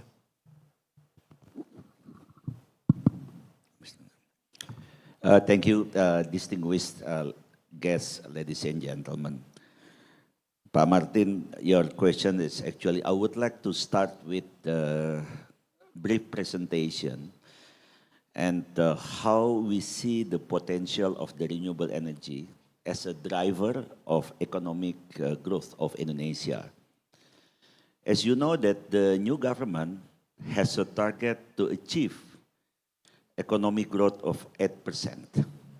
Despite of the global economic situation, I would like to give you the first slide, next. This is that we have. Indonesia has abundant resources. You know, the potential of we focus only and for the transition of energy program, we see the huge potential for the economic growth driver. You see that we have 3,687 gigawatt potential for renewable energy, mainly for solar, 3,294 gigawatt, wind, 155 gigawatt, hydro, bioenergy, and also geothermal and tidal. But you see the execution of the project of the renewable energy very small, less than 1%. This morning we see the presentation of Minister of Investment. This is actually a potential for us, potential for investment to Indonesia that can create 760,000 employment and also the huge of emission reduction. Why? Why Indonesia with a huge potential cannot deploy? Okay, we go to the next slide. Pak Bahlil, the Minister of Energy, just explained about the new program that already announced, the RUPTL, is Electricity Supply Business Plan for the next 10 years. This is actually breakthrough. From 69.5% gigawatt, 76% is related to renewable. 61% for electricity and the storage 15%. The total investment opportunities under the new RUPTL is about 2,133 trillion rupiah, huge. And 73% the private sector can get involved. Yeah, from the portion of the IPP, 1,566, the renewable portion is big, it's around 1,341 for the private sector and the PLN 340. So then with the huge potential like this, Indonesia needs a lot of breakthrough. This morning, Minister of Investment, Pak Rosan, also announced that the recent government plan is to accelerate the development of the waste to energy in Indonesia. Because currently Indonesia faces a big problem about waste, especially for the capital city and also the big cities in Indonesia. Almost 70 million ton waste per day. That actually can create a lot of investment that to transform from the problem of the environment become the green energy. Yeah, the program for 33 cities from before only 12 cities, and the total investment in the next 2 years will be $6.3 billion or 91 trillion. Just announced recently, then Pak Rosan said, November, the first 10 projects will be started. So then, looking at, next, I would like to start to open also later on discussion. Currently, Indonesia already almost there. Yeah, the global commitment for Indonesian and central government for energy transition plan also there. Yeah, for electricity already issued, and also the program already started since April this year. The latest RUPTL that already explained by the minister, including the other program for the renewable energy. And we know the global funding support for green energy all over the world also ready to support the development on that. And the technology currently become cheaper and cheaper. And the most important, the investment climate in Indonesia already lot of improvements. But we still have a lot of homeworks. First, the very important, how we can develop the economic viability for the investment. Investment in renewable energy is not cheap, but become more feasible and feasible. Yeah. Now, the renewable energy law already in the final discussion and also forming in the legislative. Hopefully, within 2 years, could be issued. This is very important, the umbrella policy. One, Indonesia still has a weakness. It's a domestic financing. Yeah, with the current structure of the local financing, it's difficult to support the renewable energy plan. We still need a lot of support from global financing, especially green financing, to develop renewable energy in Indonesia. Next is allocation for subsidy. This is also issue. From 100% subsidy program, only less than 10% allocated for renewable energy. Very small. And we have already had a lot of discussion, and the new government will shift the subsidy to reallocate more in renewable, like just the new program for the waste energy. Last but not least, the integration of the electricity grid. Yeah, all the challenges and also the solution already on the desk of the new government, and hopefully after this conference we can also cultivate that a lot of new programs. Yeah, so then this is my opening.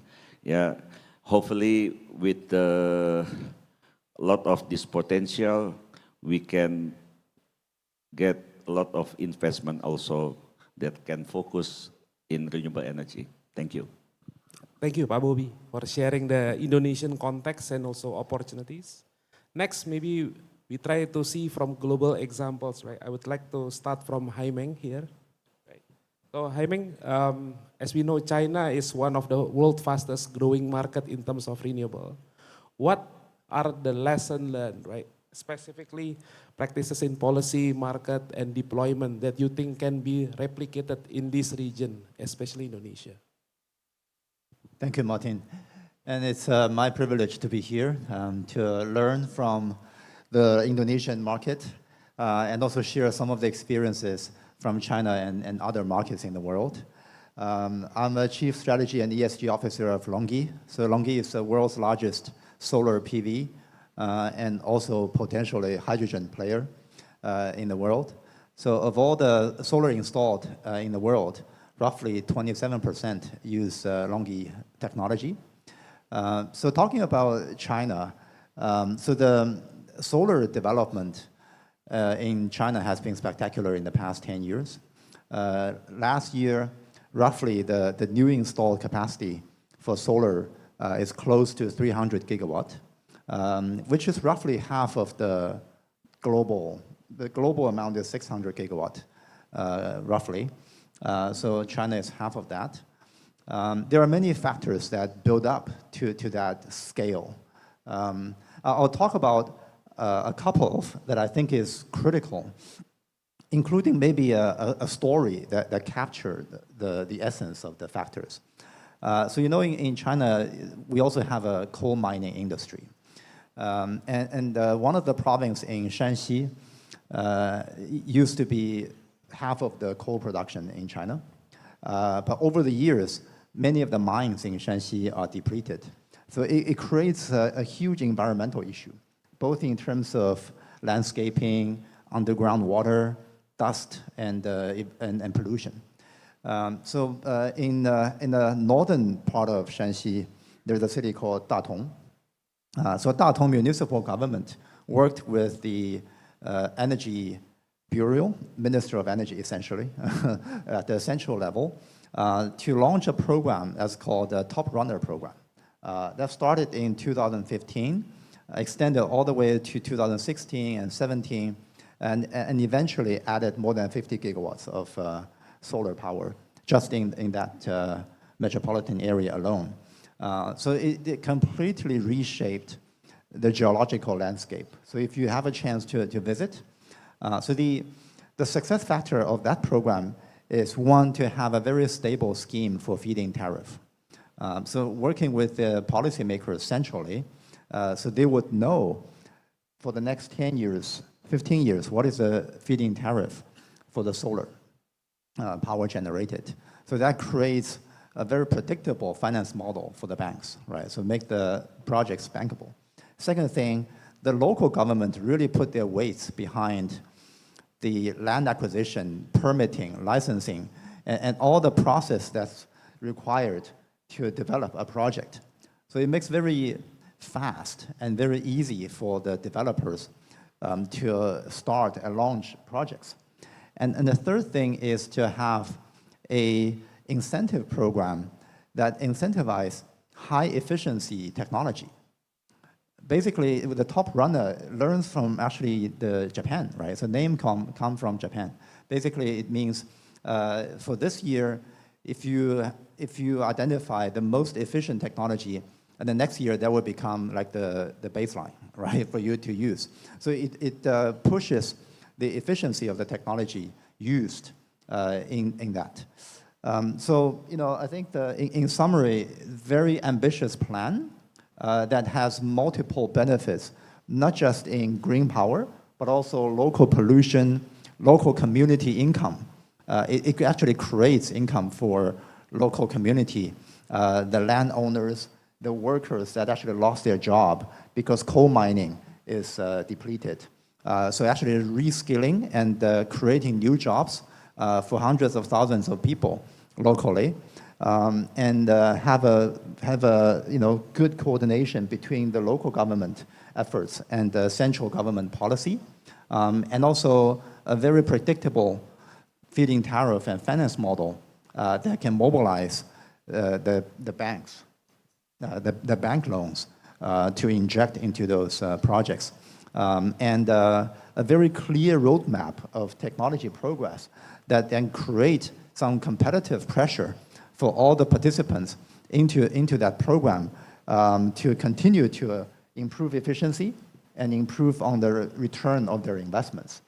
So those are the things that I think really created that at scale case example in the northern part of China.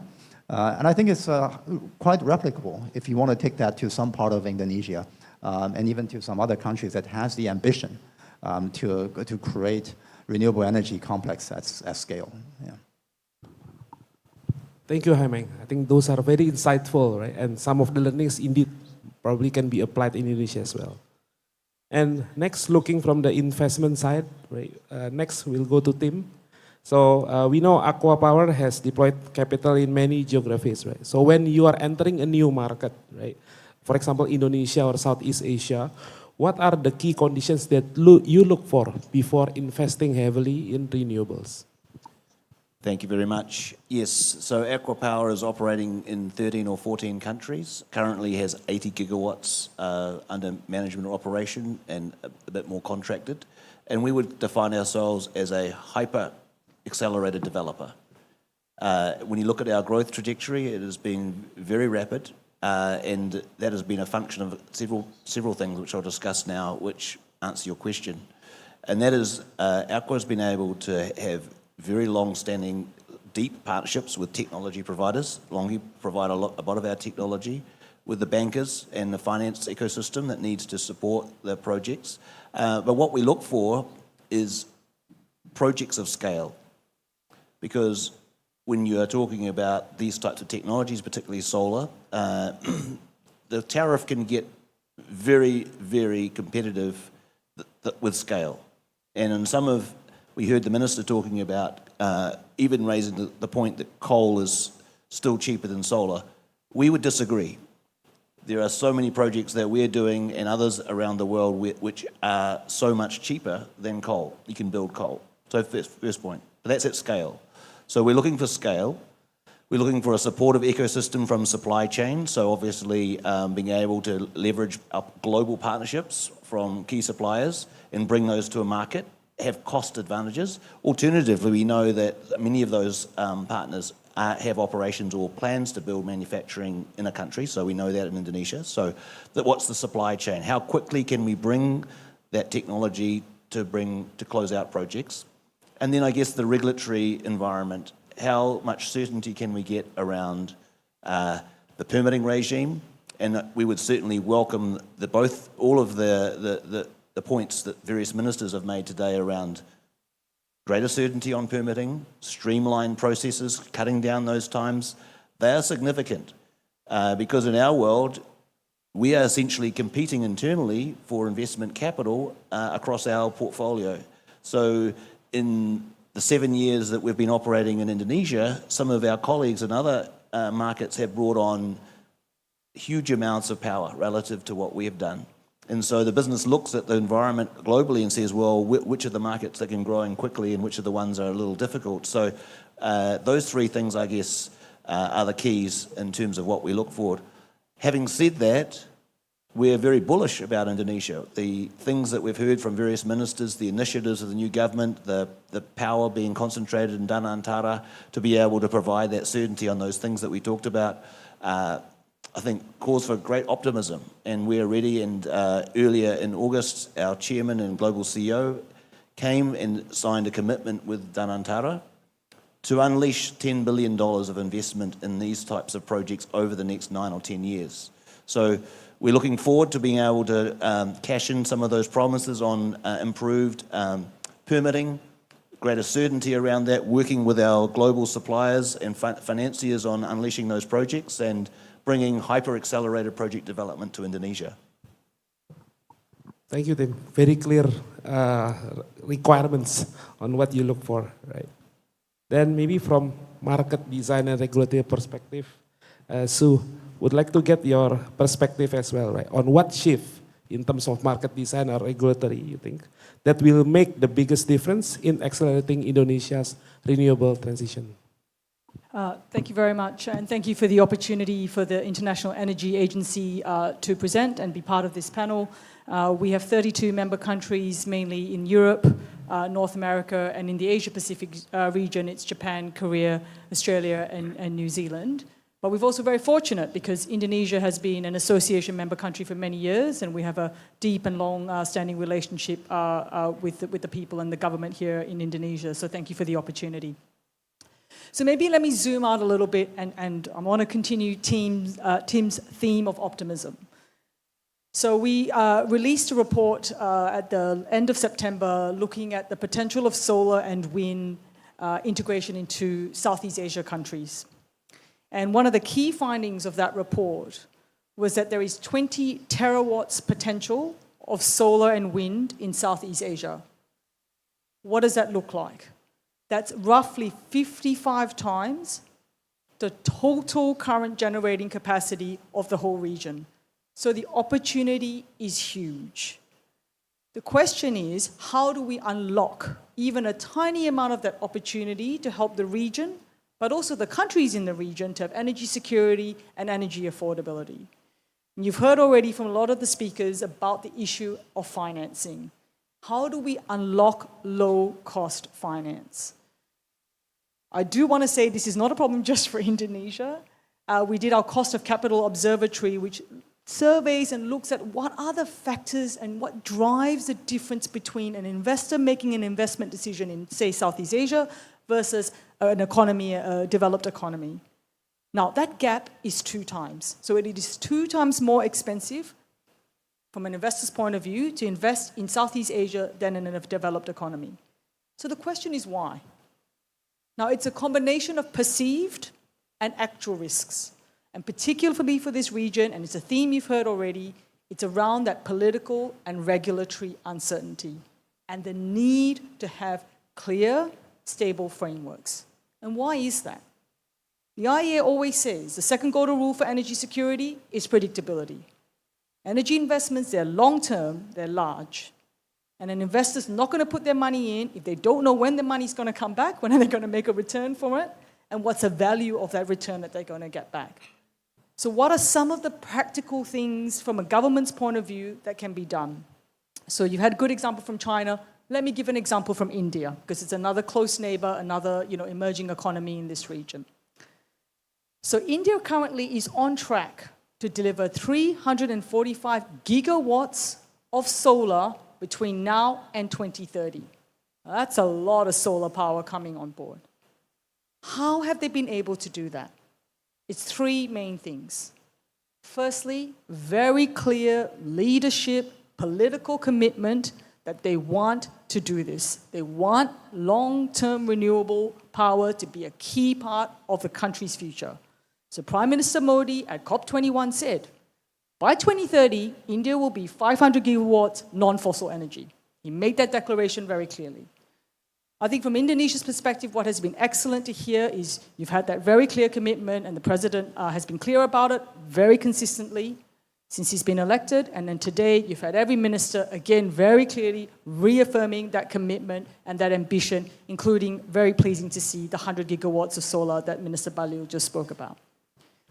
The second thing is actually around what is the policy system that you can put in place to attract the project development. So we had an example in China of the feed-in tariff. In India, they use an auction scheme, right? And it's very clear. It's a fixed-term, 25-year contract. And really importantly, it is backed by a government guarantee. Now, that was a lesson that India learned as it was running through its auction scheme, because what it was starting initially to find was actually not many people were participating in the auction. They're thinking, what's the problem here? And it was because the financiers were very worried about the late payment from very financially constrained utilities. So the government stepped in and said, okay, we're going to have a centralized agency who's got to run this auction system.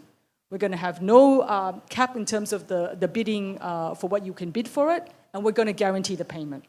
And from that, we saw this massive inflow into participants into the auction scheme, which is really positive.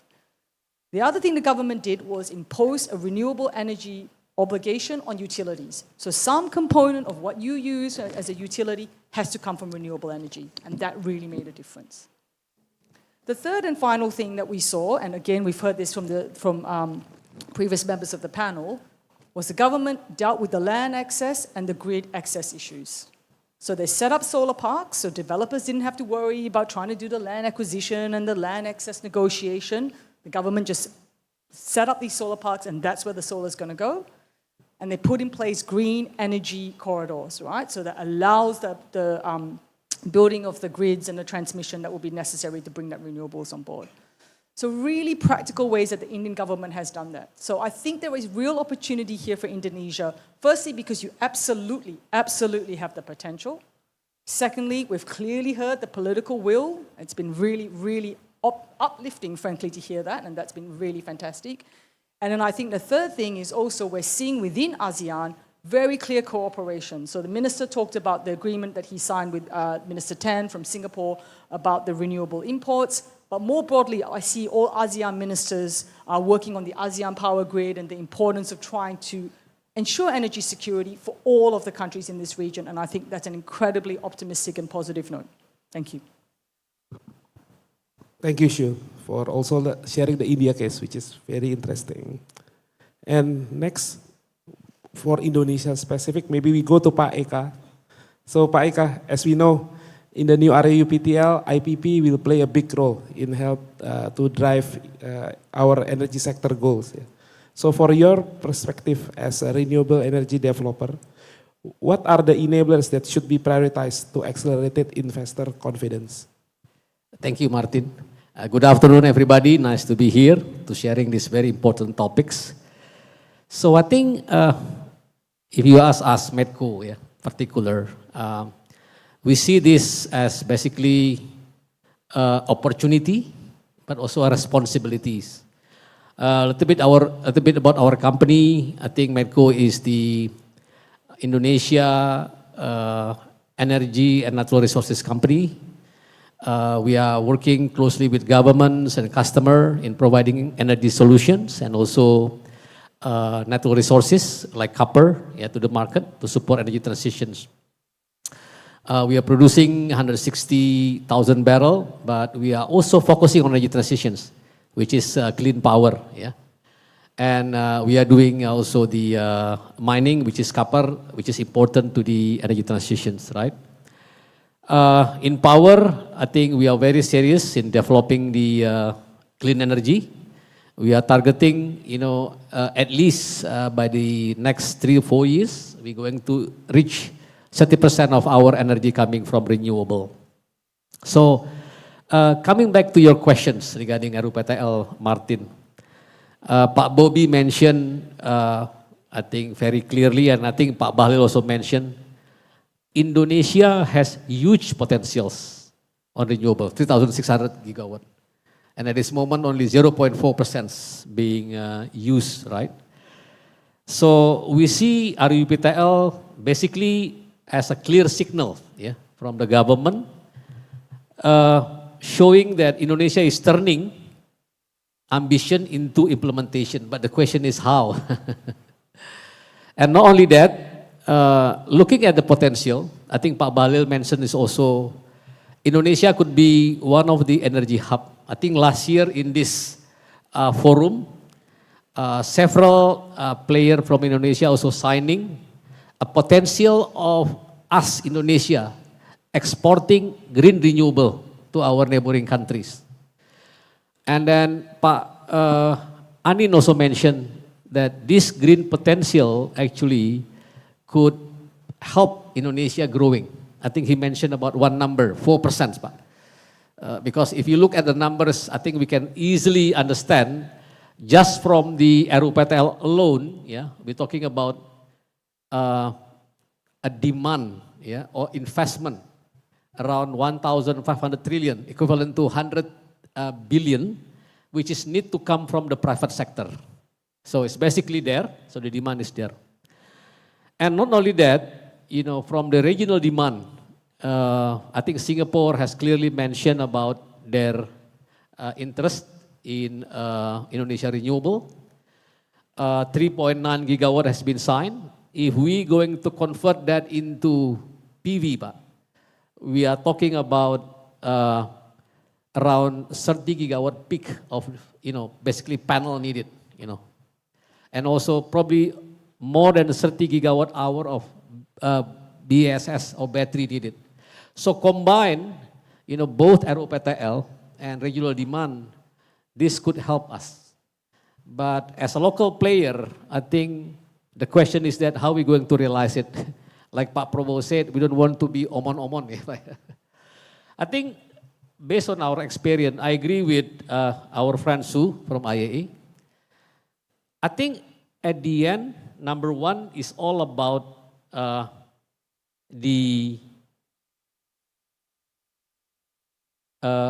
it's all about regulations, right? I think policy is a key. Yeah, without right policies, I think it's very important for us to realize. And probably I'm going to add market reform. Yeah, market reform is also important. Give me one of examples. I think Pak Bahlil said that let's make sure that we are doing it correct. I think we have signed G2G MOU already. And then the government also releasing PP 40 2025. But what we need now is the implementing regulation. I think the question here is that how are we going to sit down and produce this implementing regulation so we can basically use that potentials, renewables that we have. And on RUPTL, I think yesterday, me and my fellow association of IPP came to PLN, Pak. I think what we're saying here is that good, RUPTL mentioned a lot of renewable, but I think we need to adopt a competitive auction process. Yeah, otherwise it's very difficult to implement, and it will confuse also, our friend, our foreign friends that are going to invest. And the other thing here is that if you look at Indonesia energy at this moment, I think the question is that how are we going to operationalize carbon pricings?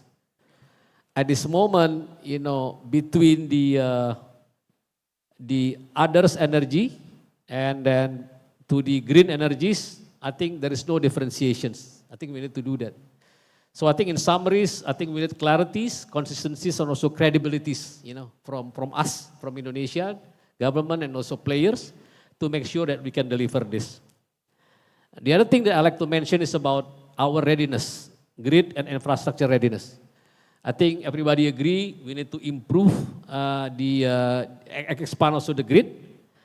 And another thing also I like to keep mentioning here is that, we need to also enabling an open access, Pak. Why? Because renewable need basically a grid to basically supply the power. So probably we need to ensure that we have a proper discussion on how we're going to have open access of power billing into the system to enabling us supplying the grid. And then the other thing here is that it's all about investment in industry technology. So we need to also open our policies, for the technology that will be coming. I think we heard from Lonji and others that we need that. We need to also have some pragmatic local contents, but in the other hand, we need to promote also technology transfers. At the end, I think I like to close this with collaboration and execution, because without collaboration and execution, I think the number that we are seeing is only on the dream. So we hope that Indonesia could be one of the, major players on the green, and all of us, especially us as a local player, can play a big role in delivering these very important things for our nation. Thank you. Thank you, Pak Ika, for sharing your perspective. So moving on to the last but not least, Toru, right? So as we know, scaling renewables, right, at the scale that Indonesia is aiming to will require overcoming bottlenecks in infrastructure, both in generation and also in transmission. Right? Where do you see the biggest challenge, and also what opportunities or enablers that can help to overcome this? Okay, thank you. Good evening, everyone. Indonesia's energy transition needs a just and a phased approach to balance the energy security and the decarbonization together. To do this, we need a range of technical solutions, including renewable and alternative fuels. I'd like to focus on an area that we see the great potential in Indonesia, that geothermal energy. Indonesia is one of the world's largest geothermal reserves. 24 gigawatt of potential is there. And it is also that the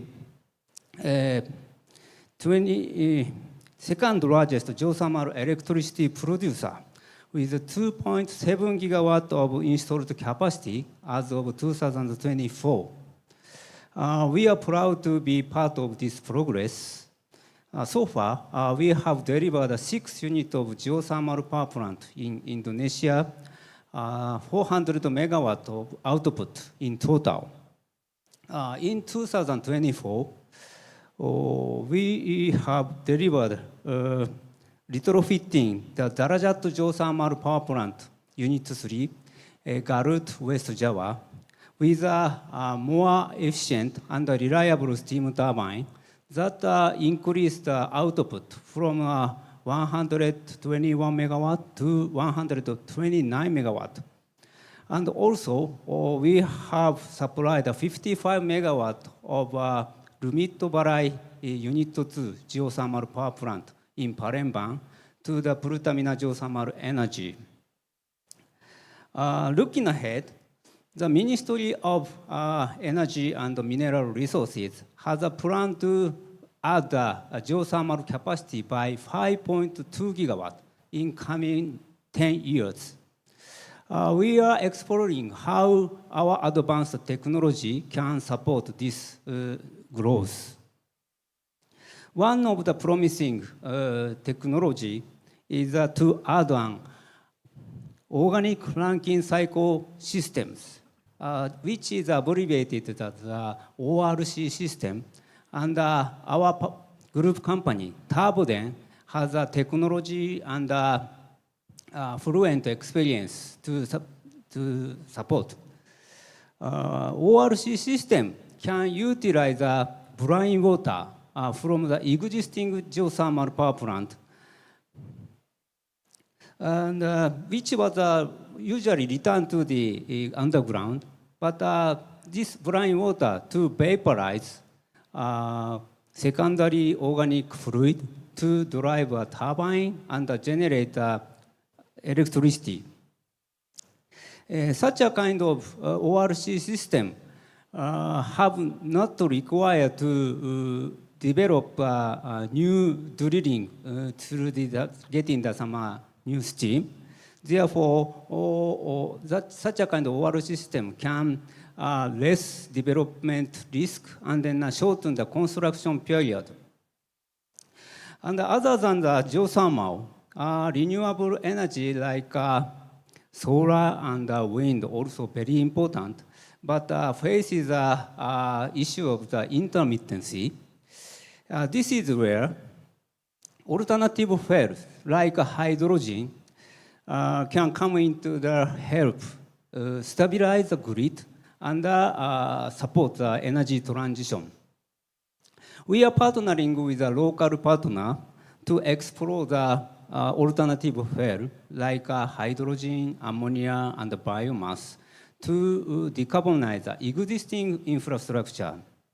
For example, our hydrogen-ready gas turbine can be used at the existing gas turbine combined cycle power plant in Indonesia. And also, our ammonia mixed coal-fired boilers can help decarbonize the existing coal-fired power plant. We are collaborating with Nusantara Power to study hydrogen and ammonia co-firing at Muarakaran power plant. And also, we are making some biomass co-firing at a Python coal-fired power plant.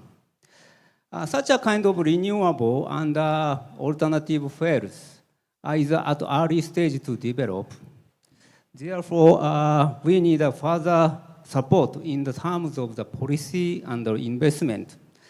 Therefore, cross-sector collaboration is a key to accelerating the development and the deployment. At MHI, we'll continue to leverage our technical expertise and the global experience to help realize the support the Indonesia's net zero goals, which is that is a way into the some practical, reliable, and inclusive. Thank you. Thank you, Toru. I think with that, we have come to the end of the session. Right. Before we end, let me try to share also my reflections from the discussion. I think there are 3 points.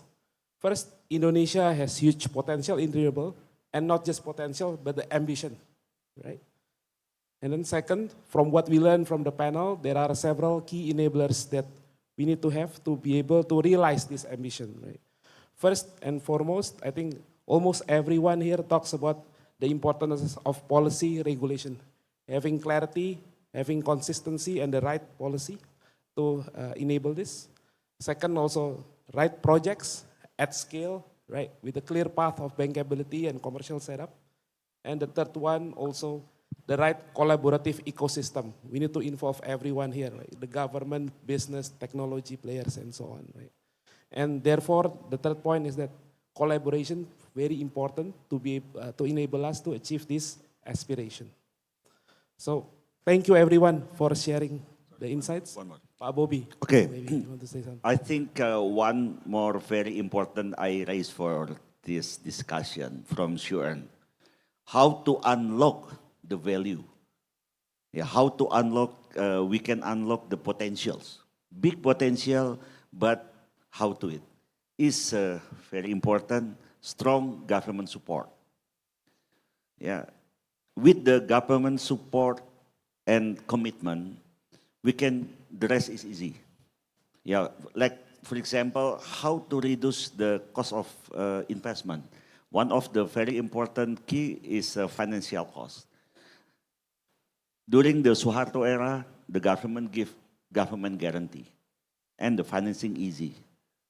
If the Indonesia government can do the government guarantee, then we can invite financing come in. And also one of them is how to minimize the risk. The most important and very difficult one is the land acquisition. Provide the land, easy.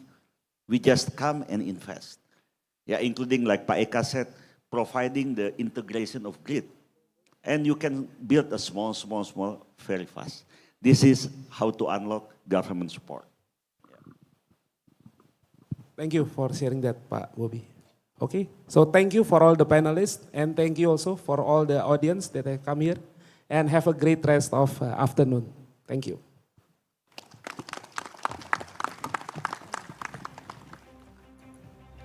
Thank you very much. Moderator and speakers would like to invite everyone for a photo opportunity. So please make 1 or 2 steps forward and pose to the camera.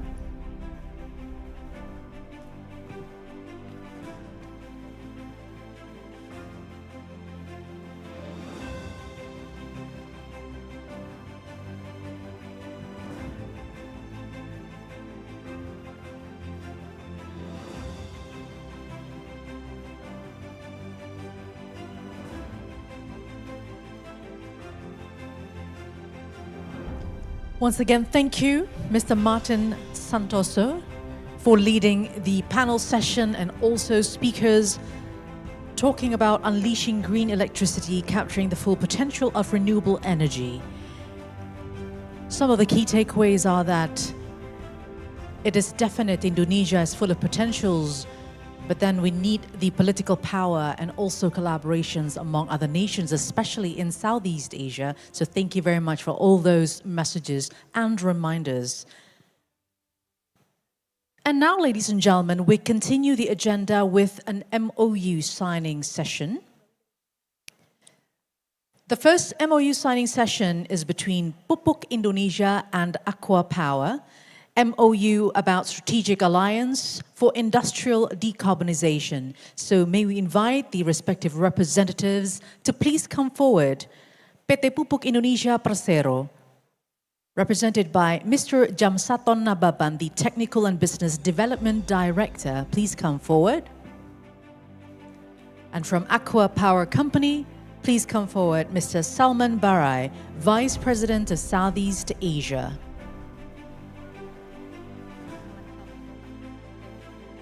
And to witness the signing, would like to invite Mr. Rahmat Kaimuddin, Deputy Minister for Basic Infrastructure, Coordinating Ministry for Infrastructure and Regional Development of Indonesia.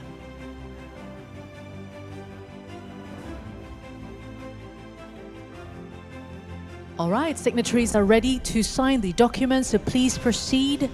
Gentlemen, go ahead. Pupuk Indonesia and Aqua Power for Industrial Decarbonization Strategic Alliance, MOU.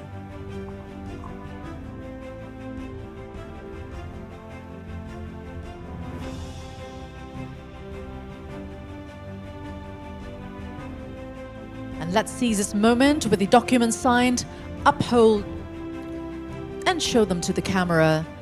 Don't forget to smile, gentlemen.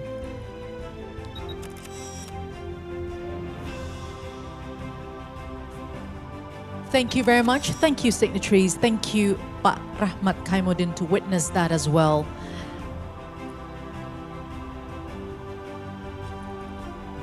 And the next MOU, Cooperation Agreement on Green Hydrogen Potential for Decarbonization of Maritime Transportation in Small Island Context between GIZ, HDF Energy and Newman and Essa. We may invite the respective representatives to come forward now. Please come forward from GIZ, Mrs. Lisa Tinshert, Director Energy Program Indonesia, and from HDF Energy, Mr. Matthew Giz. From Newman and Essa, they will sign the document after this event. So from GIZ, we have Ms. Lisa Tinschert, Director of Energy Program Indonesia, and Mr. Matthew Giz as the President Director of HDF Energy Asia Pacific, signing the MOU on cooperation agreement on green hydrogen potential for decarbonization of maritime transportation in small island context.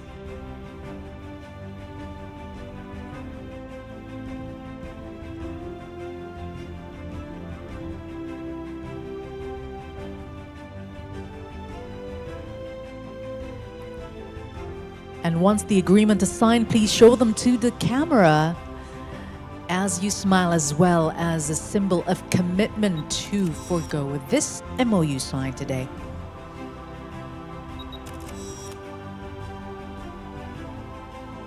Thank you, signatories. Thank you very much. You may return to your seats.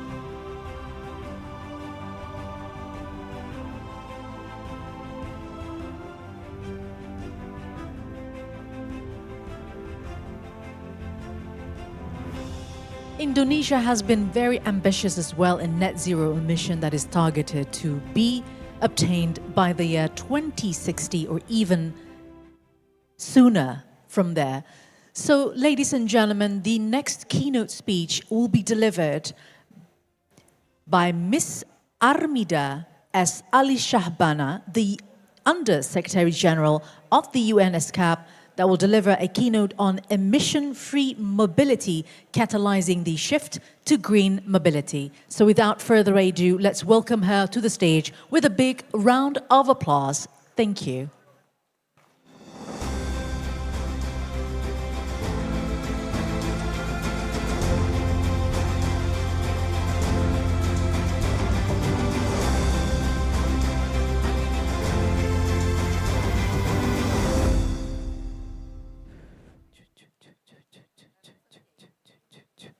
And before we start, ladies and gentlemen, allow me to invite you back to please be seated and follow the keynote speech that will be delivered now by Ms. Armida Ali Sjahbana. So to you, the floor is yours now, Ms. Ali Sjahbana.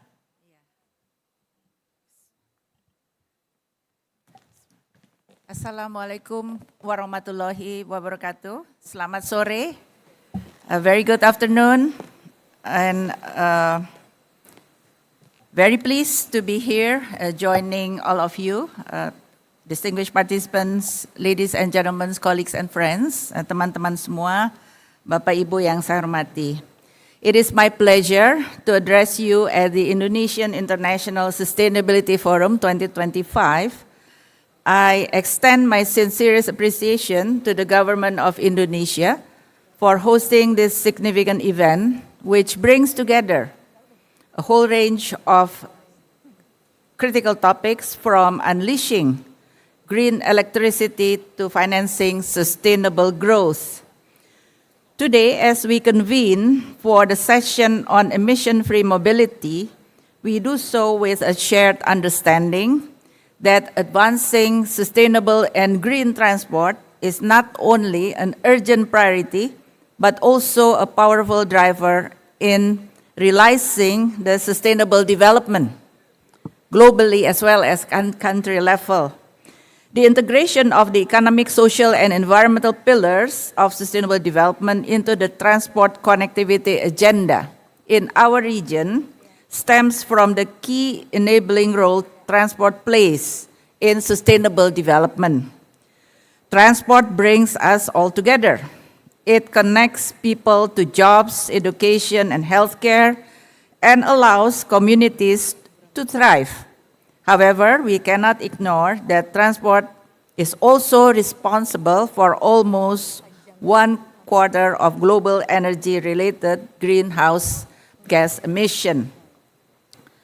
That is why ESCAP is my organization, Economic Social Commission Asia Pacific, based in Bangkok, Thailand, but covering the whole region, is very much committed to supporting the green transition in the transport sector. It is one of the most powerful opportunities we have to mitigate climate change. Our member states, meaning countries in our region, have recognized the importance of transport decarbonization. Low carbon transport and mobility is one of the 7 thematic areas of the ongoing regional program for sustainable transport development in Asia Pacific, covering the period 2022 until 2026. May I take this opportunity to introduce one pillar of the regional program, which is the Asia Pacific Initiative on Electric Mobility. The objectives of this initiative are several, namely, accelerate the transition, meaning to support and speed up the shift to electric mobility or e-mobility across the region. Also to enhance regional cooperation, that is to deepen collaboration and provide opportunities for peer learning and experience sharing among both private as well as public sector stakeholders. And also to strengthen capacity, that is to build the capacity of countries to formulate national policies and strategies for accelerating the transition to e-mobility with a specific focus on public transport. For example, electric buses. And also to enhance multi-sectoral collaboration, that is to improve coordination among key sectors, including energy, transport, and finance, which are all crucial for a successful transition. The initiative focuses on scaling successful models, particularly for public transport, such as buses, to maximize benefits for air quality and emission. We support countries in establishing the complete electric mobility ecosystem. To deliver on these objectives, we have built a network of knowledge partners to share their best practices or their success stories. To give you one concrete example, the city of Shenzhen in China, I'm sure all of you are familiar with Shenzhen, is frequently highlighted as a successful case study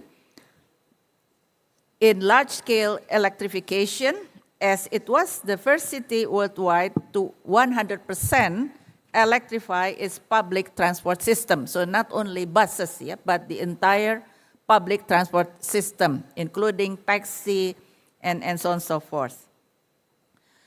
We are, in this regard, partnering with the city's bus operator, one of the largest and most experienced operators of electric public bus fleets globally, to provide capacity building for bus operators from other ESCAP member countries, focusing on practical skills in EV operation and fleet management. This is just to give you a concrete example, how we support our member countries in shifting to this electric mobility by using the example that is the best practice from Shenzhen. Another related initiative is in decarbonizing shipping and maritime connectivity.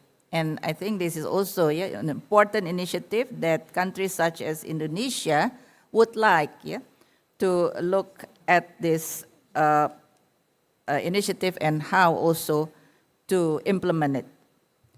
Its focus is on the crucial mitigation component, targeting the maritime transport sector, which is a major source of global greenhouse gas emission. The initiative promotes the transition to zero emission fuels, For example, green methanol, green ammonia, and energy-efficient operations for ships and port infrastructure. In conclusion, our initiatives represent vital and interconnected pathways to a resilient, green, and prosperous future for the Asia-Pacific. And in this context, in the transport sector, joining this framework is not merely a gesture of cooperation, it is a strategic national investment in sustainable growth. We urge all member states, our member countries, supported by all stakeholders, to fully embrace and effectively participate in this initiative. We can then collectively leverage the region's resources, knowledge, as well as innovative spirit to transform this strategic initiative on electric mobility into tangible, on-the-ground change, securing a sustainable future for all. Thank you very much. Terima kasih atas perhatiannya. Wassalamualaikum warahmatullahi wabarakatuh. Thank you very much for the keynote speech. Ms. Armida Ali Sjahbana, very inspiring indeed.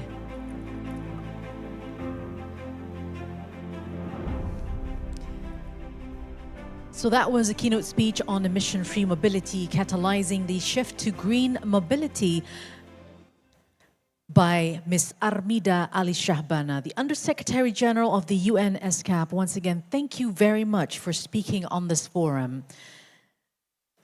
And now, ladies and gentlemen, we'll continue right away with the next agenda, which is a panel discussion with the theme Emission-Free Mobility, Catalyzing the Shift to Green Mobility. And it is now time for me to introduce the moderator for the session. Please welcome to the stage Mr. Ashwin Balasubramanian, partner co-leader McKinsey.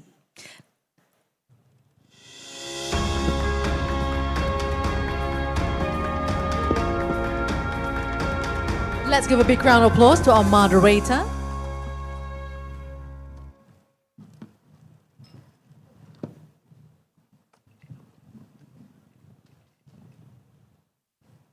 Thank you. Good afternoon, everyone. My name is Ashwin. I'm a partner with McKinsey & Company's Singapore office. It's my privilege to be here hosting this session on green mobility. I lead our energy transition and sustainability work across Southeast Asia. And green mobility is a topic that I follow quite keenly. Also, of course, for McKinsey, it's our privilege to be knowledge partners for Indonesia International Sustainability Forum for the third year in a row. So again, our thanks to the organizers for allowing us to be knowledge partners and make a contribution. As you heard also from our speaker just before this panel, the theme for today's session is on emission-free mobility, catalyzing the shift to green mobility. With that, I first want to introduce and invite our fellow panelists on stage. And so maybe I will start with Pak Rahmat Kaimuddin.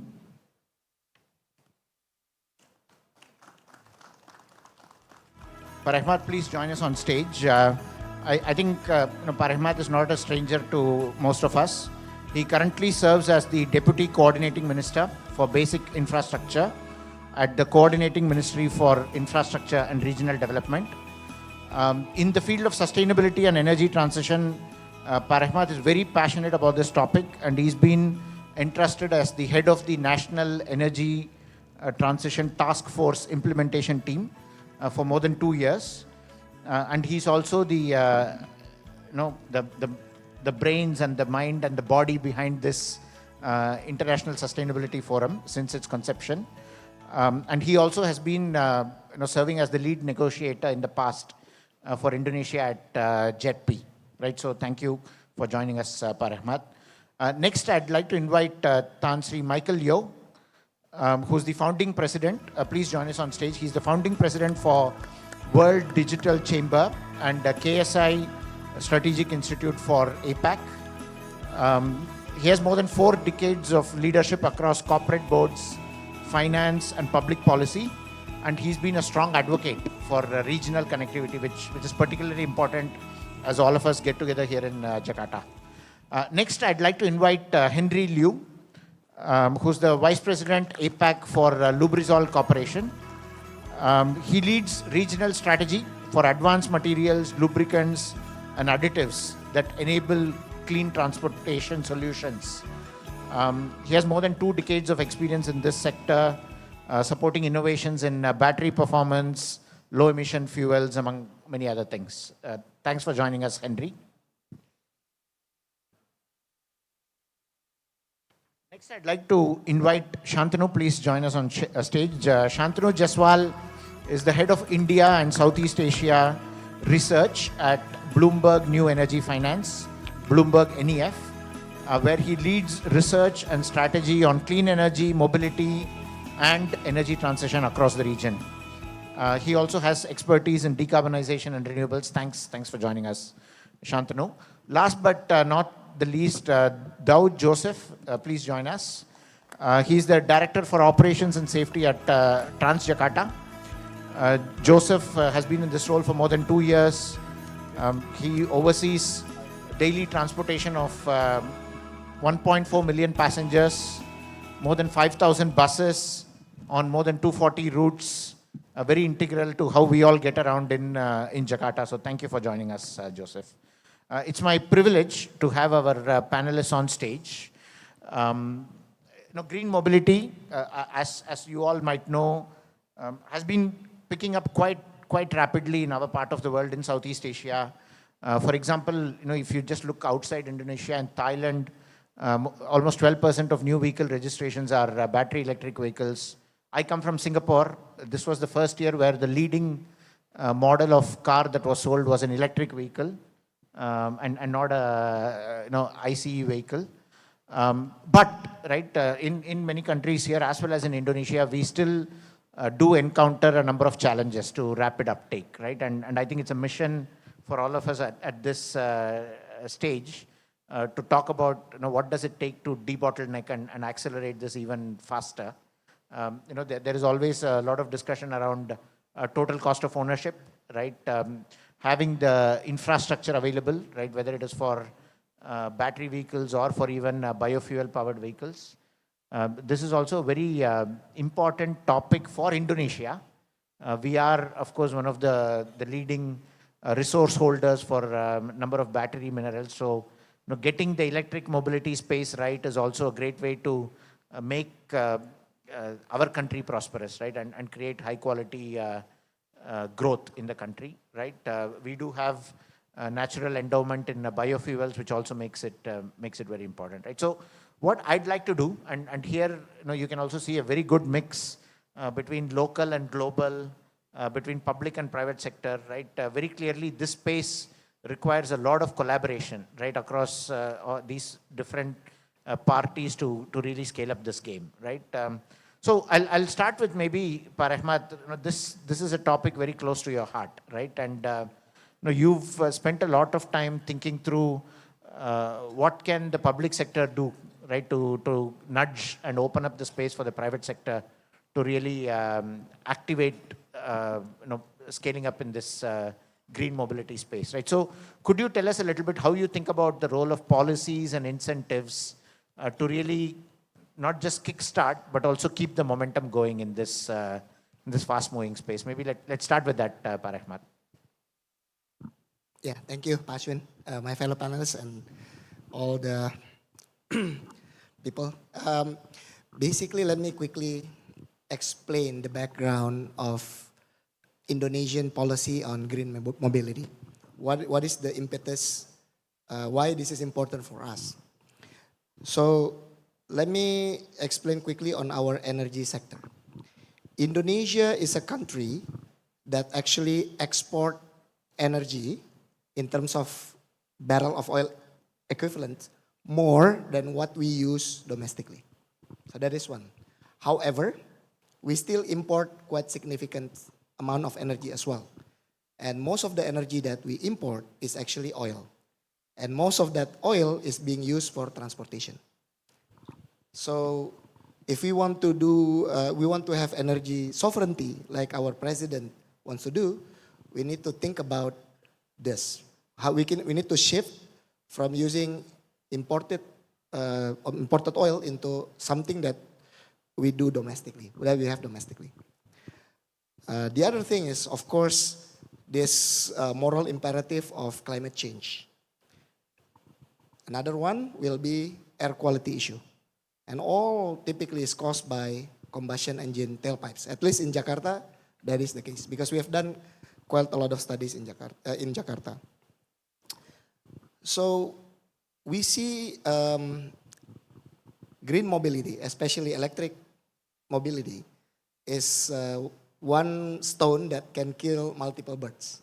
So if you shift from, let's say, combustion engine into EV car, roughly my own calculation using Indonesian mobility, you will save about 10 barrel of oil per year product, or about 15 barrel of oil crude.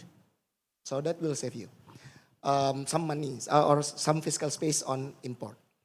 The other thing is about oil subsidy.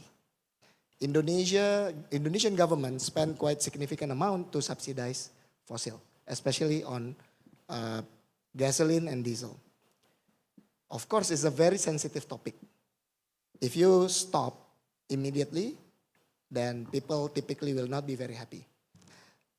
So again, shifting from combustion into electric mobility will make this subsidy irrelevant. And therefore, if we want to do something about it, then it's easier if it's no longer important or relevant for the people.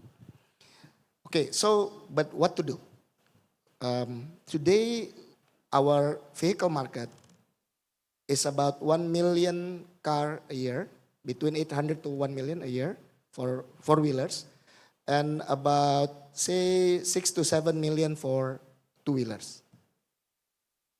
We accumulate today, population is about 150 million vehicles, 20 million cars, 130 million motorbikes. So this is very big population on the road. You can't change that immediately, right? So our strategy initially is this. Okay, let's create the market. Let's entice the buyer. So we give incentive for the buyers. 10% VAT discount for car buyers, and at the time, last year and the year before, we give 7 million rupiah if you want to buy EV two-wheelers. That helps increase the market. And then the other strategy that we use is, it's not enough to have people buying if there is not enough product that is affordable to be bought. So what we need to do is to open up the market, create options for our people. So 2 years ago, we issued this regulation that allows manufacturers to come. They can import from last year and until the end of the year as much as they think is suitable, but they have to commit to invest and produce the same amount of cars that they import, and they have to give bank guarantee. And that has been quite successful in increasing our market share from, say, 1% before the 10% discount, become 1.7%. And once we introduce this manufacturing discount and give options to people, by August, roughly year to date about 10%, but the quarter alone about 14-15%. So it's actually quite significant change. And this, I keep mentioning, is probably higher than a couple of G7 countries, right? So in 3 years, Indonesia has been actually doing some leapfrog on this. What to do moving forward? We need to make sure that they keep continue with their commitment to produce some more options. We see that the portfolio is starting to be more options, variety, but not yet the same with the combustion engine options. So we need to create more options. And of course, most importantly is infrastructure, charging station. And maybe not in terms of the need, because actually electricity is everywhere in Indonesia. We have 99.9% electrification ratio. we don't have oil wells that many. A lot of people ask me like, oh, Pak Rahmat, what about the charging infrastructure? And I told them, you know how many gas pumping stations in Indonesia?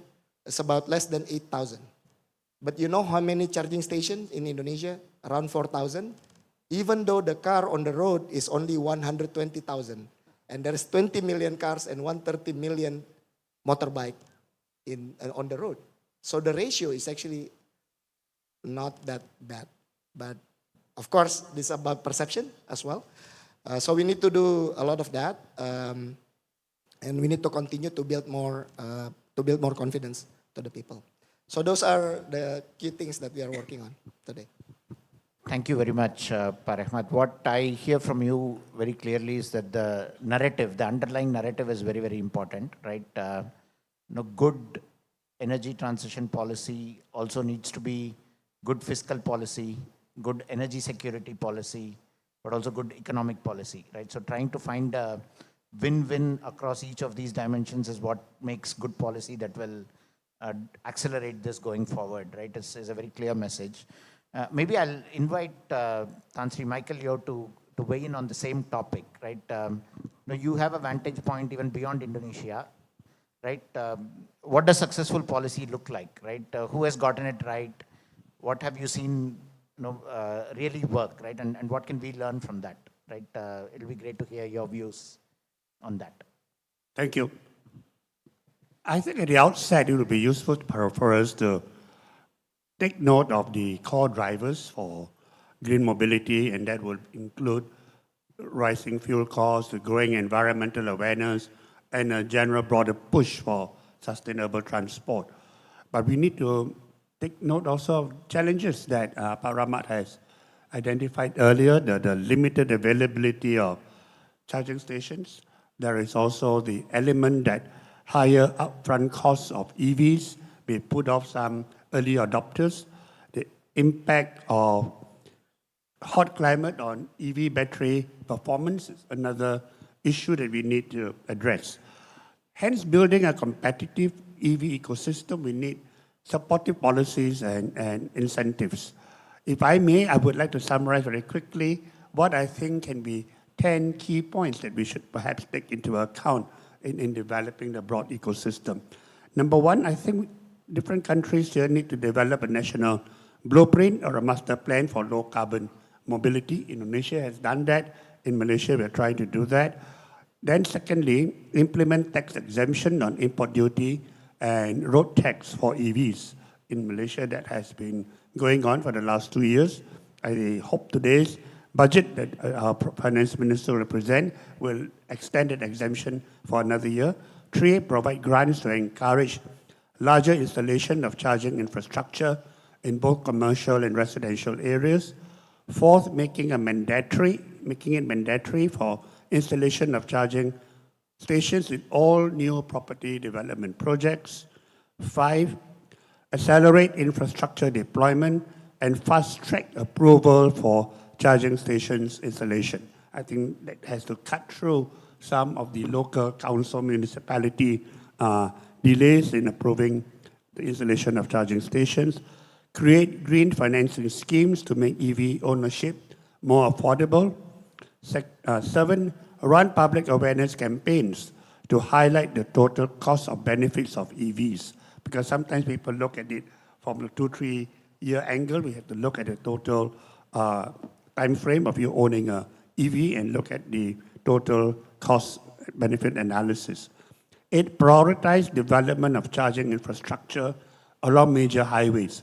One of the impediments to EV usage in Malaysia is people worried that long highways, there are so few charging stations. And although the EV mobility now can go on for a few hundred miles up to 1,000 kilometers, but that need to have more charging stations on highways need to be accelerated. Number 9, which I think is a very, very critical area for many of us, is addressing the rural-urban divide. Singapore don't have that problem, but in many of our countries, Indonesia, Malaysia, Singapore, even Philippines, to make available EV infrastructure in rural areas so that that divide is addressed. And my final point is, ASEAN as a whole need to adopt harmonized standards on EV charging to facilitate greater cross-border mobility. And if I may end by saying that from estimates, the ASEAN EV market is now valued at US 498 billion in 2021 and is projected to reach over US 2,600 million by 2027, representing a CAGR of 32%. I'll end here. Thank you. Thank you, Michael. What I'm hearing is the design of these policies and incentives is particularly important, right? It's definitely not a one-size-fits-all. There will need to be quite a bit of customization, right? We need to think about what will drive the consumer, but also the producer. And we need to think about the holistic ecosystem, right? It's not just the vehicles, but how do you incentivize or encourage the buildup of the infrastructure, right? And also maybe these are not just initiatives which encourage some behaviors, but also you need to remove some barriers, right? I think that becomes quite important as well. And also you have different types of consumers, right? You have the city dwellers, but you also have the rural areas where again the drivers and the incentives are quite important and quite different, right? So I think that's very helpful to keep in mind. Maybe we shift gears a little bit. I want to get some views from Henry, right? Henry, you've been looking at this landscape evolve across APAC from your vantage point. One challenge we've always been talking about is, getting started is easy, but scaling up is not easy, right? So how do you see countries successfully scaling from the early stage adoption, right, to really get into mass market adoption of green mobility, right? What do you see working, and what can you share with us? Okay, that's a great point. Thank you. First of all, so really, thanks for the opportunity to be on this stage talking about the future mobility and the green solutions. And Nubrizo, as a global company, we operate over 100 countries, and we not only observe all these learnings in Asia Pacific, but also globally. We see, all the countries, energy transition at the different rates. As a technology company, I think, you're talking about scale up, and technology is the key behind, so how we can get technology robust and ready. And we talk about EV, people tend to think about EV as electric, version of ICE, but actually it's not.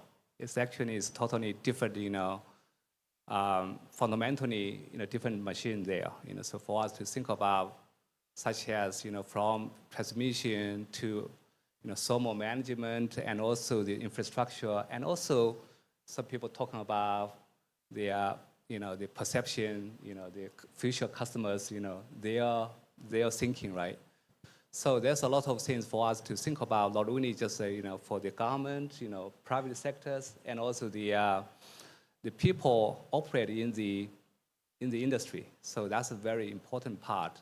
So I would say, to be a successful roadmap for the future, you have to think about the people side to make sure we need to help the people in the industry now today, how we can rescale them, or help them to retool all these things, especially in the aftermarket, because the whole customer experience is so critical, right? We're talking about the charging station, and that's a part of the customer experience. In future, the drivers, they need to find the places to get the right time, right place, get charged. That's the one thing. And also safety definitely is another key concern. We need to address. There's a lot of key challenges there as we are moving to supercharger, and also thermal management is another, challenging areas. And because we are the key solution provider behind of the technology, we see how challenging that could be. So overall, I would say, there's a few things, we can collaborate as actually just talking about this, have to be collaborator and innovation constantly by the industry. Yeah. Thank you very much, Henry. Maybe what I want to do next is, Joseph, going to you, right? You have a very unique situation, right? Where you live and breathe the urban mobility problem, right? And we all know, the future of the world is urban. Actually, maybe the present is already urban, right? And especially in Asia, right? The future of Asia is also urban. And particularly, green mobility lends itself very well in an urban environment, right? Just from the point of view of infrastructure requirements and so on, right? So how can we properly integrate green mobility and mobility innovation into urban planning strategy, right? What are your views from where you are sitting? How do you see that? Yeah, so in Transjakarta, we are operating 5,000 buses, and we already convert 420 of them becoming electric. So there are three types of buses that we operate: the big bus, the medium bus, and the micro bus, which use as a first mile and last mile service. And we are seeing a very clear road in converting the big bus, but not for the medium bus and the small bus. The main problem for the medium bus and the small bus is the availability of the charging facility. For the big bus, we do build our own charging station at the depots, but for the medium bus and the small bus, we cannot build the depot far away from the central of the town. It should be at the heart of the city, but then the price of the land at the center of the city is so expensive, makes it impossible for us to own a depot in the center of the city. So, how to integrate this urban mobility with the EV acceleration is how we can provide the lands and the areas for the public transportation needs. Not only for the charging facility, but also for the depot, for their garage at night, and also for the terminal points. And this is not the conventional terminal points that is used before with the ICE, but this is with using the EV. You cannot have empty kilometers again.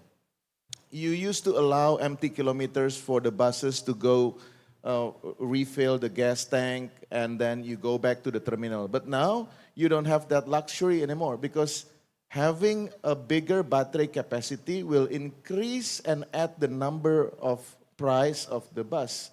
So now what you have to integrate with the city planning is you have to provide the location for the bus to own the garage, or to provide them to rent the location for the garage, for the charging station, and also for the terminal points. And I think this is very aligned with the policy of Jakarta, Indonesia's capital, to do the transit-oriented development. So making it easier for people that stays in one place also to reach the public transportation facility by putting them in the nearby location. And I think there will be a very important keys that will make a success of the EV conversion in Jakarta, especially for the buses. Yeah, no, thank you very much, Joseph. I read somewhere long ago this quip that the sign that you've become a rich country is not that everybody has a car, but that everybody takes public transport. And I can see that you have this vision that everybody takes electric public transport. But I think you also emphasize the need for systems thinking, right? Many of our cities, our communities, they have been designed around an internal combustion engine, right? So designing this for electric mobility or low carbon mobility requires quite a different way of thinking about this. And I think that is what our city planners and policy makers and even the private sector needs to think about very actively, right? Maybe with that, Shantanu, moving to you, right? You've been working in this topic in India, right, across Asia. Many people talk about India, for example, as one of the poster children, right, for accelerating green mobility, right? So what are some success stories, right? If you think about particular cities or even countries that are leading in green mobility, right? What do you see happening in those examples? So from the e-buses perspective, or generally, right, when you talk about electric mobility, yeah. Okay. I think, first of all, what everybody has mentioned, that it's still a very policy-dominated sector, so you do need a lot of policy support initially. What we find is that the total cost of ownership of various electric vehicle buses, various categories of buses, whether it's, it's a small bus or a big bus, they will start becoming competitive on a TCO basis somewhere around 2030 onwards, unless we see further drop in prices of batteries, which is a significant component of the overall electric bus. Which means that there is some subsidy which is still needed for the initial few years. So subsidies, and it's very easy to say, like we should get subsidies, but obviously not all the governments have the financial heft to provide unlimited subsidies. So it can be very targeted subsidies for the first few segments, which can help develop these buses. And Delhi is a good example. Over the India, there are subsidies being provided. Other good example from all major countries is that targets, whether it is for reducing urban pollution targets, whether it is having more electric vehicle target, like Transjakarta has a certain number of buses that they want to have.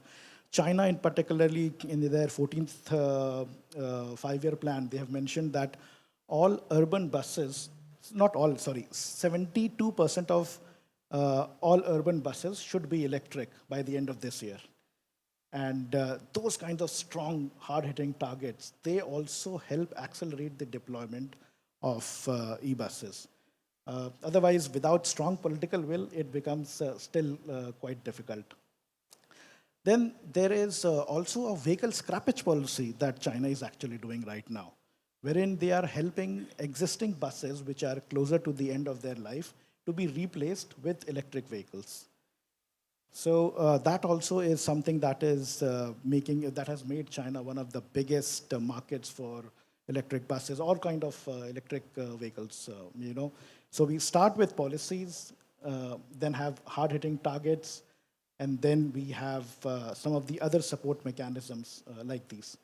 Business models obviously also play an important role. That is where the private sector also comes in, because they bring in a lot of new ideas. They can adapt to the changes, market changes, consumer preferences much more quickly, rather than some of the transport authorities in the world. Thank you, Shantanu. Investors, project developers, manufacturers, they all love certainty, right, and clarity, right? Not just today, but also 5 years from now, 10 years from now.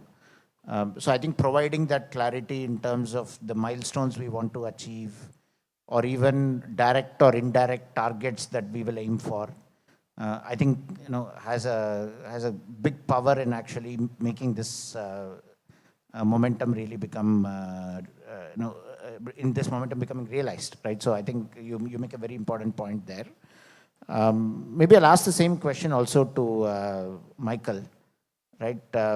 What do you see, right? What are some good examples of success stories, right? How others have, cities or countries have gotten this right? I think Singapore is one success story that we can cite. You built a very comprehensive charging network across the island. I think that stands out, that is interesting to look at. Maybe I could cite Thailand as another example for EV manufacturing. They have done very well in attracting global EV manufacturers into Thailand. So as a manufacturer, Thailand could be an example to look at. China, I would cite also because they have really focused on the affordable EVs and producing lower cost EVs that can have mass market penetration. So I think this could be examples to look at. And maybe Indonesia, using your vast EV battery ecosystem, I think can show you out as an example for leading the EV ecosystem. Thank you. Thank you, Michael. Maybe if I go back to you, Henry, right? We've discussed a little bit heavy-duty vehicles and heavy-duty transport, right? So how do we accelerate EV adoption in that segment of the market, right? What are your observations and some ideas for making this happen? Yeah, I think heavy-duty area definitely is a challenging area. It's not that easy to be electrified. Given the nature of the things they're doing, and because most time they are always on the road or remote areas, to get in there charging is not that easy, and also early adoption cost is also very high. So they are all individual owners. They are use that as to make the money. So support like they operate like a small business. So they care more about the return of the investment. So sustainability, definitely they have some concern there, but they're not their priority, right? So at the beginning. And also, I think having said that, there's opportunity there, and I think, probably they could think about alternative as a first, practical way, as a phase one, such as, the hybrid, or hydrogen as alternative as a first, option, and to reduce the emissions and also, boost the efficiency as well. And also create the path for the, get the infrastructure ready, for the future transformation. So I think, heavy-duty area definitely need more innovation, across the, upstream and, OEM and also aftermarket people working together. But also, obviously, the government will play a bigger role there. How can support that transformation? The heavy-duty area, is critical. Yeah, thank you for that, Henry. Right. So, what we also observe is, typically with heavy-duty vehicles, it is fleet owners, right? And then it's easier to scale, right? Because the decision making becomes a bit easier. Some of the challenges you were talking about, having common infrastructure, high utilization, and then the load management and so on, they all become very, very exciting, right, when you're talking about heavy-duty vehicles. So maybe those are some, even different fuel choices or technology choices come into play once you get into the space of heavy vehicles, right? I also want to leave some time for questions from the floor, from the audience. Is there a QR code that is going to be put up, which you can use to maybe send your questions to me? While we do that, maybe, Ahmad, I have one question for you, right? We are here at the Indonesia Sustainability Forum. If you think about the mobility journey that we are on, right? Where do you see, green mobility in Indonesia 5 years from now, or 10 years from now? What is the vision you want to leave us with? I'm a government official, so I have no vision. I have to execute my leader's vision, right? So one vision is about energy sovereignty. Today, we are importing a lot of oil. So the goal is at some point, maybe at least by 2045, we have to reduce that import, right?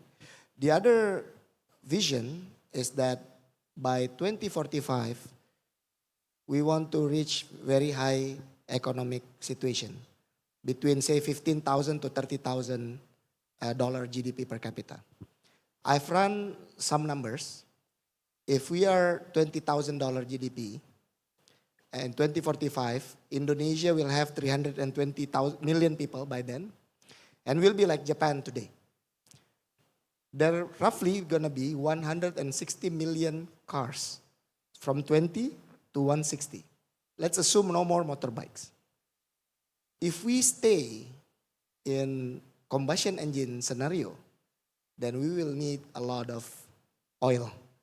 Even though if we produce biofuel, it still be challenging to fulfill that needs. So mobility is, green mobility, especially electric mobility, is quite clearly one way to reduce that burden or stress on the demand. The good thing about Indonesia is that we have plenty of electricity feedstock, both fossil as well as renewable. We have about 3,700 gigawatt worth of potential renewable when we only use, I think, 15 gigawatt. So we can create multiple, maybe like 40 or 50 times existing PLN. So we have plenty of green potential power. So again, our goal, how can we keep our economy growing? How can we ensure that our people can still have options to for mobility, public and private? But how can they, while they're like basically improving, they're buying cars and whatnot, they're not creating more stress on the fuel import. Maybe lastly, the shorter period of vision is that we want to have 2 million cars and about 13 million motorbikes on the road by 2030. So that is 5 years from now. And roughly, I believe, does it take? I'll need 50% market share by 2030. By end of the year, I'll be more than 10%. Jakarta, actually South Jakarta, in where we are, is already 26% market share. So it is possible. But of course, we need to make sure that this demand actually not only centered in Greater Jakarta area, but across the archipelago. Thank you. That's quite an inspiring vision, Pak Ahmad. Maybe a challenge for all of us here is, next year when you come to ISF, the vehicle you come in has to be an EV, at least a E2-wheeler, right? If that is your transportation of choice, right? Yeah, or an e-bus, yeah, of course. Yeah, so we are getting some questions also from the audience. Maybe we have time to take one or two of these.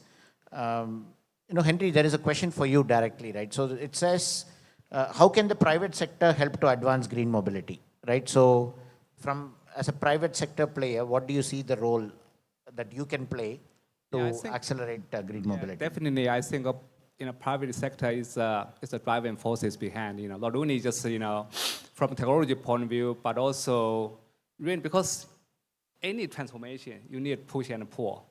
And I think the government have a lot of policy, almost like a push, but also you need a pull. Make the products really appealing to the future customers, right? So that's a really important fundamental part. How we can make the product not only from efficiency point of view, economy point of view, but also have to be, say, function, performance, safety, everything is better, right? You cannot say we move into the green mobility and we compromise all those things, right? So that have to be the technology play, and also make the product more affordable and also have a more function, for the people willing to buy, to spend.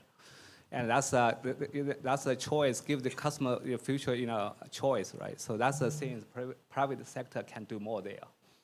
But obviously there's a lot of innovation, private sector should do getting together. I'm a call for action, so action is, EV is not traditional, as I mentioned before, ICE, they need technology, innovation and, collaboration together and make all this happening. Yeah, so innovation is the key word, right? Especially this is a very fast-moving space, and I think that's where the private sector can play a very important role. Maybe one last question for you, Shantanu, right? What does your research say in terms of really what are the biggest challenges in Indonesia, right? To more rapid uptake of electric vehicles, E2-wheelers, right? What's your sense? Well, on the E2-wheeler side, I think the lack of models, lack of available models is one of the big concerns. Like in most countries, if you see, the more models are made available, the more sales, the growth in sales you see. Because each model can cater to a certain category of consumers only. But having a wide set of models can, and not just two-wheeler, even for four-wheelers, there are people who want to buy vehicles priced at $12,000, for example. Some may want $15,000. Some may want certain features or certain size of the vehicle, certain load carrying capacity. All of that is very different from a person to person, differs from family to family.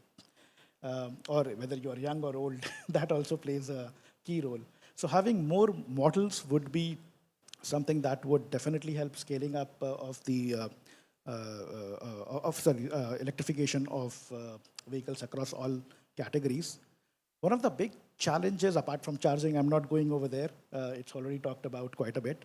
One of the other challenges is on the financing side. So it is still considered slightly risky from banks' perspective. And the lending rates or the insurance rates can actually be slightly higher than compared to ICE vehicles. So if there can be some sort of intervention from the government, some support from the government to bring that down, then that would help uptake of electric vehicles. And last thing is that there is a lot of uncertainty in the technology itself. So the future price of vehicle, the resale value of vehicles is a big concern in the minds of people.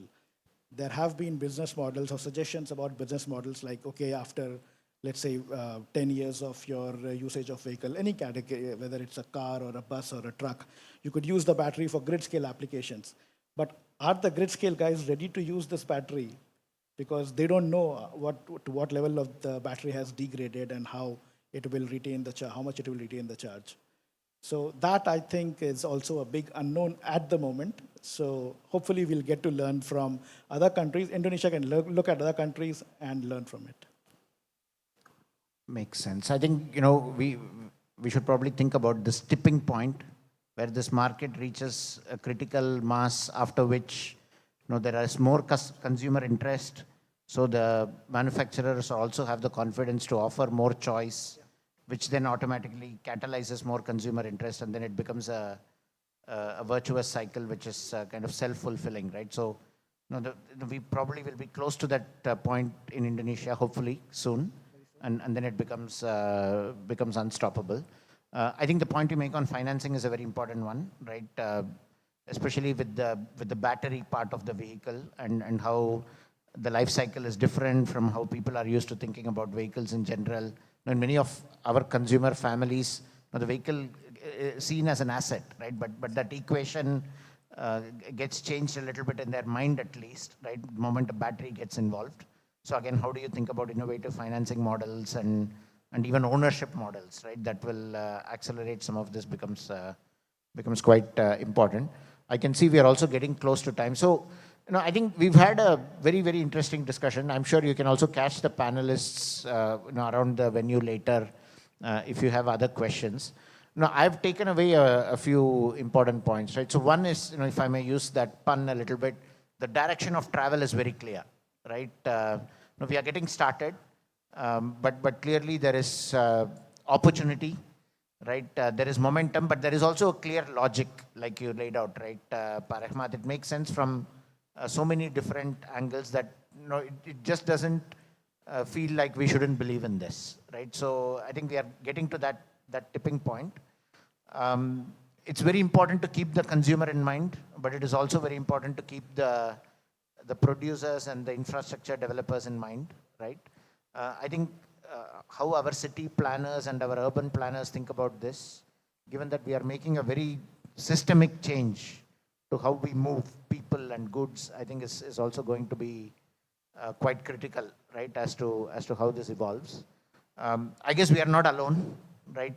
Indonesia, of course, will chart its own journey, but at different scales, other companies and countries have also figured out different paths. I think we should also be humble and learn from what has worked and what has not worked, right? But my takeaway is we are just getting started, but the promise is very, very clear, and the momentum is behind us, right? So thank you, I think, for each of your roles in making this happen, and also for sharing it with our audience today. Thank you very much. Maybe a round of applause for our panelists here for their valuable contributions, and also thank you for your questions.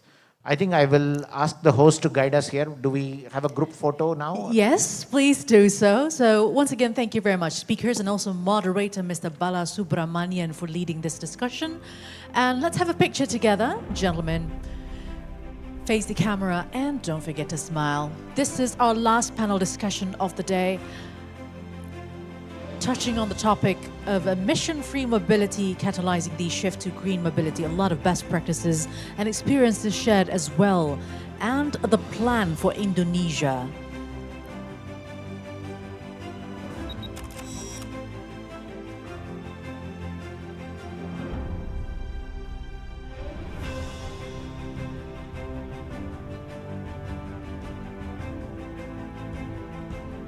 All right, thank you very much, speakers. Thank you, moderator. A very insightful discussion we just had this afternoon.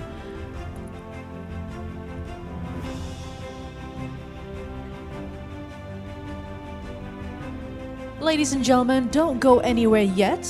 We are nearing the end of today's program, but we have some of the agendas at this very end of the program today. So please stay put in the plenary hall.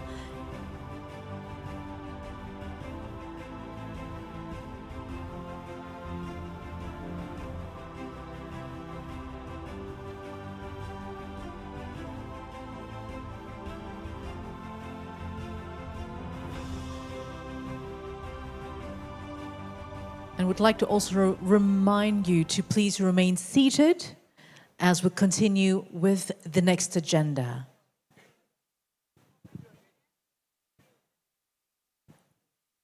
So, ladies and gentlemen, next is the launch of Indonesia Transition Fact Book. It is a joint initiative by Bloomberg Neff in collaboration with Kadin Indonesia.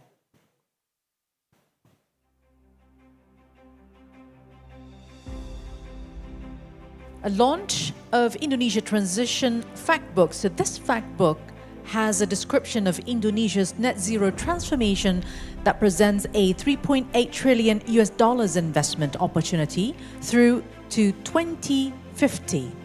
Bloomberg Neff, in collaboration with Kadin Indonesia, are pleased to launch the Indonesia Transition Fact Book. This fact book presents key data on Indonesia's energy transition, including the trends, challenges, and opportunities that are shaping it. Would like to invite to the stage for this launch of the fact book from Bloomberg Neff, Mr. Shantanu Jaiswal, Deputy CEO of Asia Pacific at Bloomberg Neff. Please come forward to the stage. And also from Kadin Indonesia, would like to invite Ms. Shinta Kamdani, Coordinating Vice Chairwoman for Human Development, Culture and Sustainable Development at Kadin Indonesia. So both parties bring their team to the stage right now.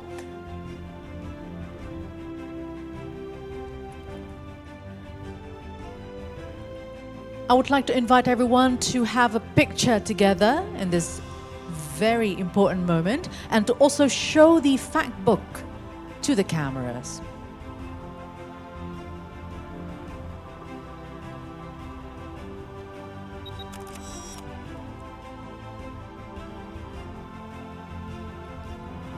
Thank you. And now I would like to continue with speeches from both. And for the first opportunity, would like to invite Mr. Shantanu from Bloomberg Neff for the speech.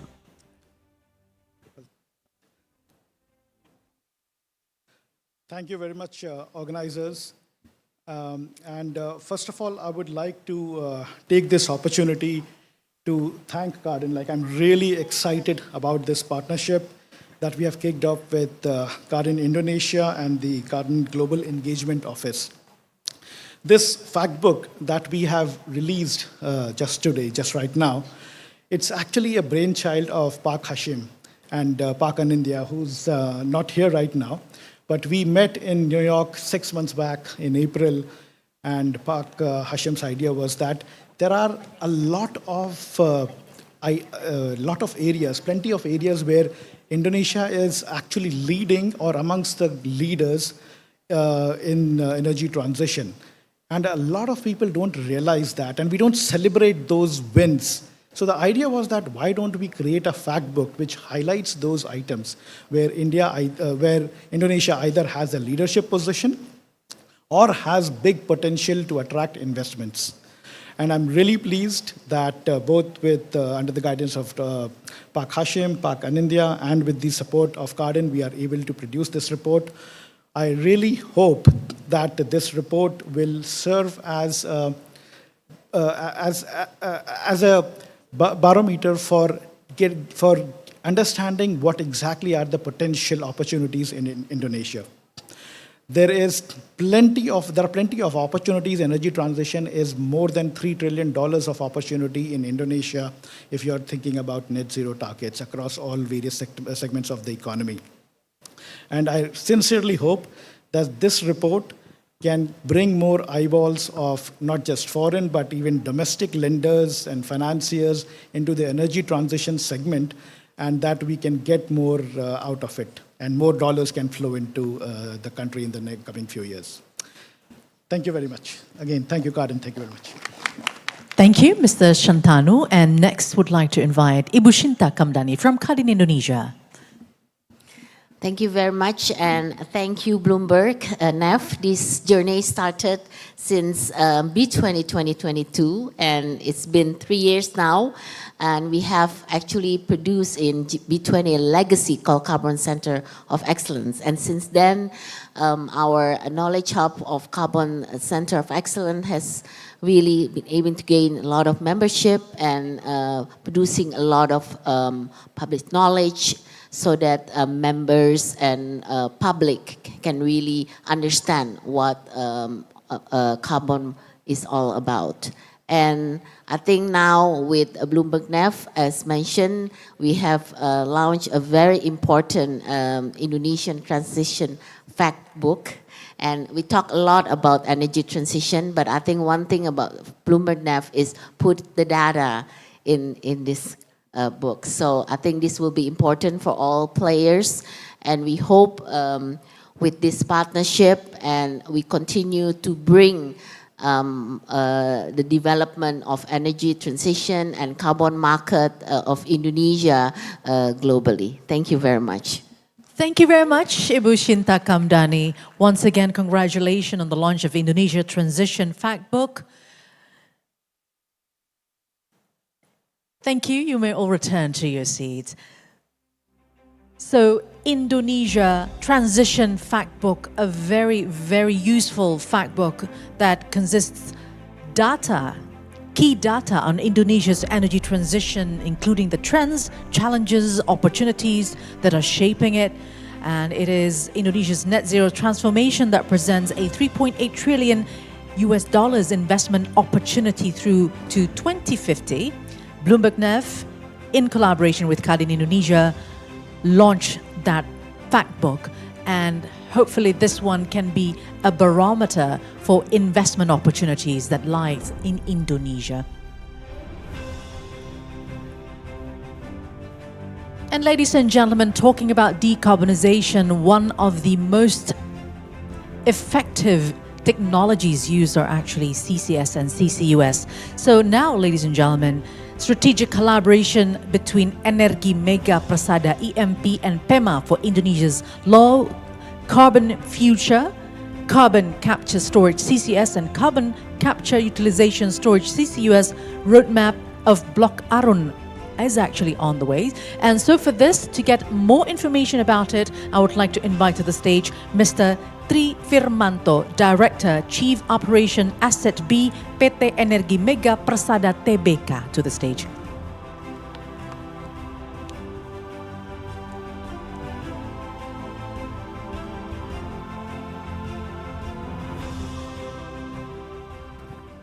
Honorable delegates of the Indonesian International Sustainable Forums, it's been my privilege here to be able to expose this very important project that Energi Mega Persada have with our distinguished partners, PT Pembangunan Aceh.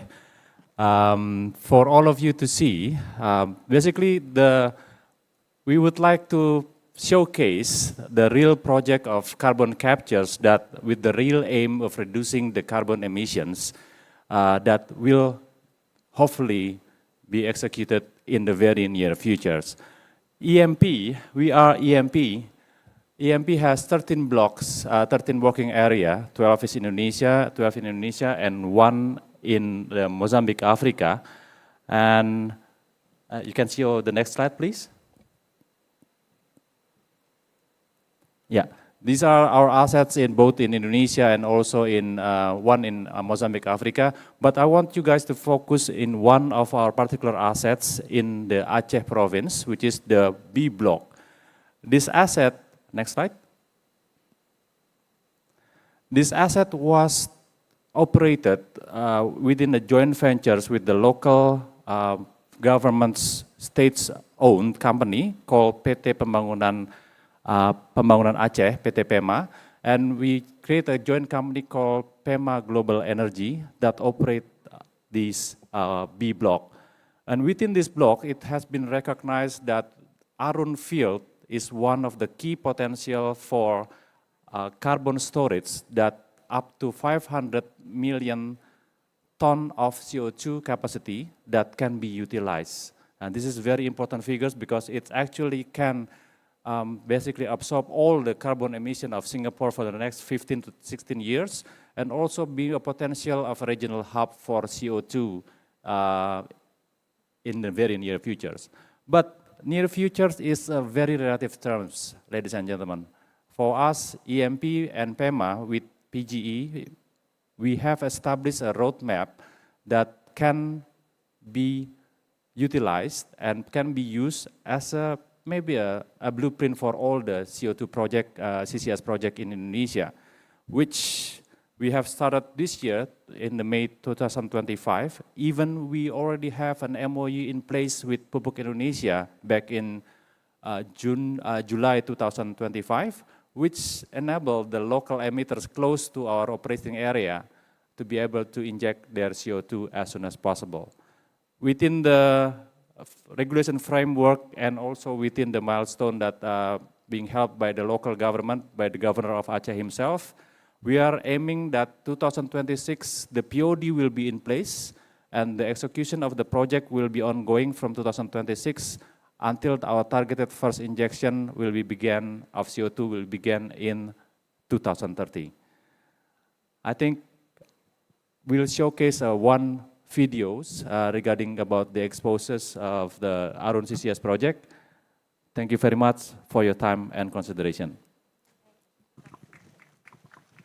Thank you very much, Mr. Tri Firmanto. Show the video.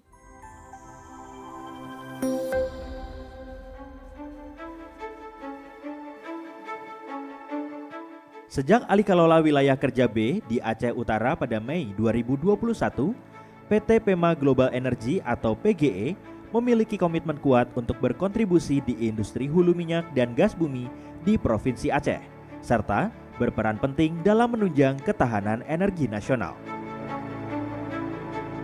Mengelola sumur-sumur yang sudah lama beroperasi, PGE terus berusaha agar wilayah kerja B bisa tetap bernilai ekonomi. Produksi gas ditingkatkan seiring dengan pengeboran sumur-sumur produksi baru yang ditemukan. Komitmen PGE tak hanya sebatas pada kegiatan operasi dan produksi yang aman dan andal, tapi juga mencakup komitmen untuk menjaga kelestarian lingkungan hidup dalam menciptakan net zero emission. Ini dibuktikan PGE bersama BPMA mencanangkan program Carbon Capture Storage dan Carbon Capture Storage and Utilization atau CCS CCUS di wilayah kerja B. CCS dan CCUS adalah teknologi yang bisa menangkap emisi karbon atau CO2 dari berbagai sumber industri dan menyimpannya di bawah permukaan bumi, sehingga secara signifikan mengurangi emisi CO2 dilepaskan ke atmosfer yang merupakan penyebab perubahan iklim. Bedanya, CCS hanya menangkap emisi CO2 dan menyimpannya, sementara CCUS mampu memanfaatkan emisi CO2 yang ditangkap menjadi berbagai keperluan, salah satunya peningkatan produksi minyak dan gas bumi. Studi Geologi, Geophysics and Reservoir atau GGR Arun SLS yang dilakukan PGE pada 2023 membuktikan bahwa lapangan Arun di wilayah kerja B sangat cocok untuk program CCS dan CCUS. Lapangan Arun memiliki reservoir batu gamping dengan seal rock atau batuan penutup yang baik sebagai penyimpanan CO2 dan dapat meminimalisir kebocoran CO2 ke lapisan di atasnya atau bahkan ke permukaan. Lokasi lapangan Arun juga sangat strategis karena berada di Selat Malaka yang sangat sibuk sehingga dapat menjadi hub dari berbagai sumber emitter CO2. Program CCUS akan menjadi tahap awal yang dilaksanakan di lapangan Arun. CO2 rencananya diinjeksikan ke reservoir melalui sumur-sumur injeksi untuk meningkatkan produksi. Emitter CO2 dari industri sekitar dan di tempat lain dapat juga menyalurkan CO2 melalui pipa yang terhubung ke sumur-sumur injeksi. Setelah produksi di lapangan Arun mencapai titik optimumnya atau facility limitation dan economic threshold menggunakan CCUS, barulah lapangan Arun masuk ke fase carbon capture storage atau CCS. Dengan kata lain, hanya melakukan injeksi CO2 ke dalam reservoir tanpa adanya pemanfaatan untuk peningkatan produksi. Secara total, program ini dapat menyimpan karbon dengan kapasitas hingga 10 triliun kaki kubik atau ekuivalen 504 juta metrik ton CO2. Artinya, PGE ikut berkontribusi signifikan dalam mendukung net zero emission pada 2060 yang sudah dicanangkan pemerintah Republik Indonesia. PT Pema Global Energy, for the brighter Aceh. Thank you very much for your attention and kind considerations. Mr. Tri Firmanto, thank you very much for showing us the update on CCS project at Project Arun or Block Arun.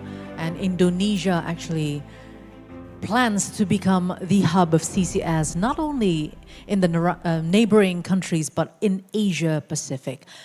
And finally, ladies and gentlemen, we have come to the end of the first day of Indonesia International Sustainability Forum 2025. We thank you, all speakers, organizers, participants, for your active contributions today. And definitely we'll look forward to see you again tomorrow for the second day of ISF 2025.